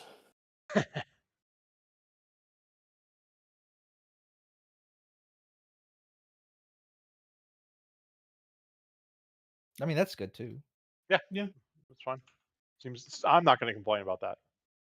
Who furthered the party's goals the most today? I would like to put Leo forward that. Yeah, I think that's Yeah, kind of 100%. inevitable. For running. Well, no, not just that, but the conversation with both versions of Allie. Who's a badass? I want to put forth Alistair for not giving up and getting turned to stone and sneaking out. I do think like you should get something for it. Yeah. No, Yeah, I agree. I can agree with that. yeah, he got away. Like not He even got the away rogue with got it. away. Not even He the got away with rogue it. got away. Yeah, you can't keep getting away with this. I mean, dispelling the magic right next to that devil and then bolting. I mean, that's pretty badass. That was pretty good. So just Yeah. to, Yeah. you guys can let me know. Well, those of you who know Planescape can let me know how close I got. But I had Genevieve in the Fated. I had Leopold in the Fraternity of Order. I had Hugo in the Bleak Cabal, Geppa in the Doomguard, and Alistair in the Society of Sensation, and Boswick in the Sign of One. That opens that that begs Boswick. so many questions. I don't get that. Sorry. You don't get Leopold in the Fraternity of Order? No, I don't get any of it. Oh, okay. The Fraternity of Order is a faction that believes the multiverse exists as a series of laws that can be learned and understood. Yeah. No, I that makes sense. I'm Yeah. talking about like the rest of it. Like why does You want to hear my Uh, reasoning? I want to hear your reasoning on Boss. Boswick. Boswick is a construct, so like a mind that only exists to perceive itself as like the center of all creation. I feel like all constructs must have a little bit of that, Okay. except for Modrons. Modrons belong in the Fraternity of Order. I thought Alistair as a sensate was a no-brainer, Yeah. and Yeah. I think Geppa would Yeah. just have fun as a Doomguard. And Hugo would get the most work done in the Bleak Cabal. And I had Genevieve as Fated because she just tends to go after whatever's in front of her and ignore the consequences for now. Yeah, exactly. Yeah. 100%. The Fated also that's Darkwood's faction. You're I noticed that when I was reading that. I was like, ooh, I'm paired with the big bad. so you're convinced Darkwood is the big bad. No. No, I mean, I think it's not black and white, but it's certainly not looking good for him. I'm Right now. suspecting my suspicion so far is that the actual big bad is going to be Tenny. It's not going to be the level Stop. 14 warlock you just unleashed upon the campus. No. Yeah. Maybe Wait, there's we didn't validity. unleash her. She has always been there. Yeah. She's just more in control of her powers now? Question mark. What is the title of today's episode? TPK. Really? No, I'm just kidding. Run. Wake up. run, Leopold, run. I mean, I don't know if that's good. I was going on round 2. Yeah, split the party. Yeah. Hugo, you want some blips? Sure. Okay, let's hear it. I have my alignment neutral good. Just be excellent to your fellow man for holding the line, Okay. providing enough of a distraction for two of his allies to get out of danger. I have my ideal. The peace hard one must be preserved for his argument with Nylesia. Mm-hmm. Like, I don't think there's any. I don't think there's any argument there. Like, bro, So pick In- your shit up. in the faction war, Nylesia takes over in the Mercy Killers before the faction war, but at the time, the Mercy Killers, there's like this schism in between the two. The dominant faction in like sub faction is Nylesia's, the one who like wants to execute justice at any price, and the other half of the faction sees mercy as being part of justice. We're not just here to mete out justice, but like the mercy is in the name of the faction. So there was this schism inside, and then after the faction war, because Nylesia is dead, they split off into two separate factions called the Sons of Mercy and the Sod Killers. And the Sons of Mercy is run by a knight named Aaron Swan's son. I guess his dad was like super cool, like cool enough that he doesn't even get to be Aaron Swan Jr. He's just Aaron Swan's son. And Hugo would like be in that wheelhouse, I feel like, if he was A going little to bit, join probably. that. Yeah. But he has no desire to get involved with this garbage. Yeah. Do you have anything else for me? Justice without mercy. I have my flaw. I'm the biggest marking for Nisco. For I had it and then it just vanished out of my brain. I'll give you a moment to think about it. Sure, thank you. Geppa, what do you got for me? I've got my. Why am I on the wrong part? There we go. I've got my alignment, chaotic neutral. Why shouldn't I do what I want when I can? For let's just take the original painting. Yep. And I've got my ideal. When I set my son something, nothing can stop me for not letting any of my allies die during that fight. Good. Seemed to be the only I was interested in. Is that it? Yeah. Genevieve, what do you got for me? Alignment, chaotic good. Everything has an explanation. I bet I can figure it out. Genevieve asks Skexulix how long he was imprisoned by Darkwood. Mm-hmm. Thought that would lead somewhere. Turns out, nope. Don't care. Ideal, what would Eugenia Veritas do? Genevieve uses the command word to release the vials, then divvies them up. Okay. And then flaw, this wasn't what was supposed to be on the exam. Genevieve argues that Alistair has the right idea in not freaking out about the aftermath of the fight. It's very strange to side with Alistair. I feel like Genevieve's been doing more and more of that lately. Yeah. Maybe they're just like secretly going to be in love with each other at the end of the campaign. No, Smash it your won't dolls happen, together but- now, kids. No. Alistair had to pick between three of his girlfriends, and I think he's made his choice. Yeah, it's Genevieve. Leopold, what do you got for me? Lawful good. Everyone has a place and purpose. Questioning whether Allie still was the arbiter of justice. Is that her place and purpose after whatever went down in Sigil? Mhm. Like, he doesn't know what went down. He just knew something went down, and like whatever the status quo was when she was there last no longer exists. Yeah. My ideal, I might fail, but I'll never give up. Well, like he exited the plan. Like our plan was run out with these two items, and he got out on round 2. Well done. And I've got my flaw. Yeah. Oh, good. Go ahead. No, you go first. No, finish your thought. Finish your thought. Someone go. Only one of us can be the best, and it's clearly me. Trying to remain neutral about Allie's choice, but ending up having to compete against the much more persuasive Alistair because he was afraid it would kill the current Allie. Yeah. Suffice it to say, unfortunately for Leopold, she's not that into you anymore. She's married to Justice. Yeah, that's fine. Again, I don't. Yeah. Hugo, do you have a flaw for me? Yeah, I'm the biggest marking for Nisco for. It's not like I'm a mercy killer, Baka. What does Alistair have for me? Chaotic good. Good deeds is own reward. Oh, wait. I gotta scroll down. That'd be turning back to try and save the party after Leo runs. Okay. Ideal, the glass is always half full. Run, Leo. Run the fuck away. Away and never return. It was our win con. Yeah, you can get away. You can make it. And flaw, I just wanted to help. That would be one to take a long rest. That long rest was so useful. Yeah, and you didn't want to do it at first. I'm like, come on, man. You need it. Pull the trigger. All right, now you're just trying to gaslight him.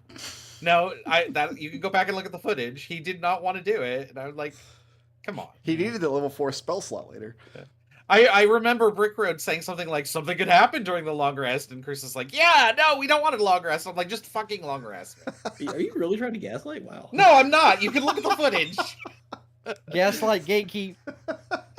Girl boss. So Yeah. what I remember happening was Raz made a comment like it'll only take 2 seconds, and then I corrected him and said it'll take 8 hours. That's what I remember. Yeah. And I said, it will only take 2 seconds of our time. It will not hurt in any way. And then someone's like, oh, so much can happen in those 8 hours. I'm like, dude. But you didn't know that. You didn't know it would only take 2 seconds of your time. You didn't know that I didn't have an encounter planned. Like, yeah. You guys didn't even find the magical book-eating bugs. They could have swarmed out of the dumb waiters. Yeah, that's fair. I was convinced that, like, because you put a hint that this room existed, and we'd had to find it, and the only way that we found it was I had to meta-knowledge, like, it has to be here. There was nothing that was going to stop us from taking a long rest. Like, it felt coded that, like, you're gonna need this. You should do it. I was planning to allow you guys to take 2 short rests and 1 long rest, so 2 meals in each of the rooms. And you could have also found the bunk rooms by searching for secret passages in either of the dining rooms, because you could have found the dumb waiter panel. Yeah. So, and there was a puzzle. I think I realized that after. You had to find those rooms in order to find one of the puzzle pieces as well. Okay, so who had the most creative solution to a problem this week? We said that was Geppa. Geppa, who put Allie's potential to good use in protecting the school. Yeah, okay. Who did the most to further the party's goals?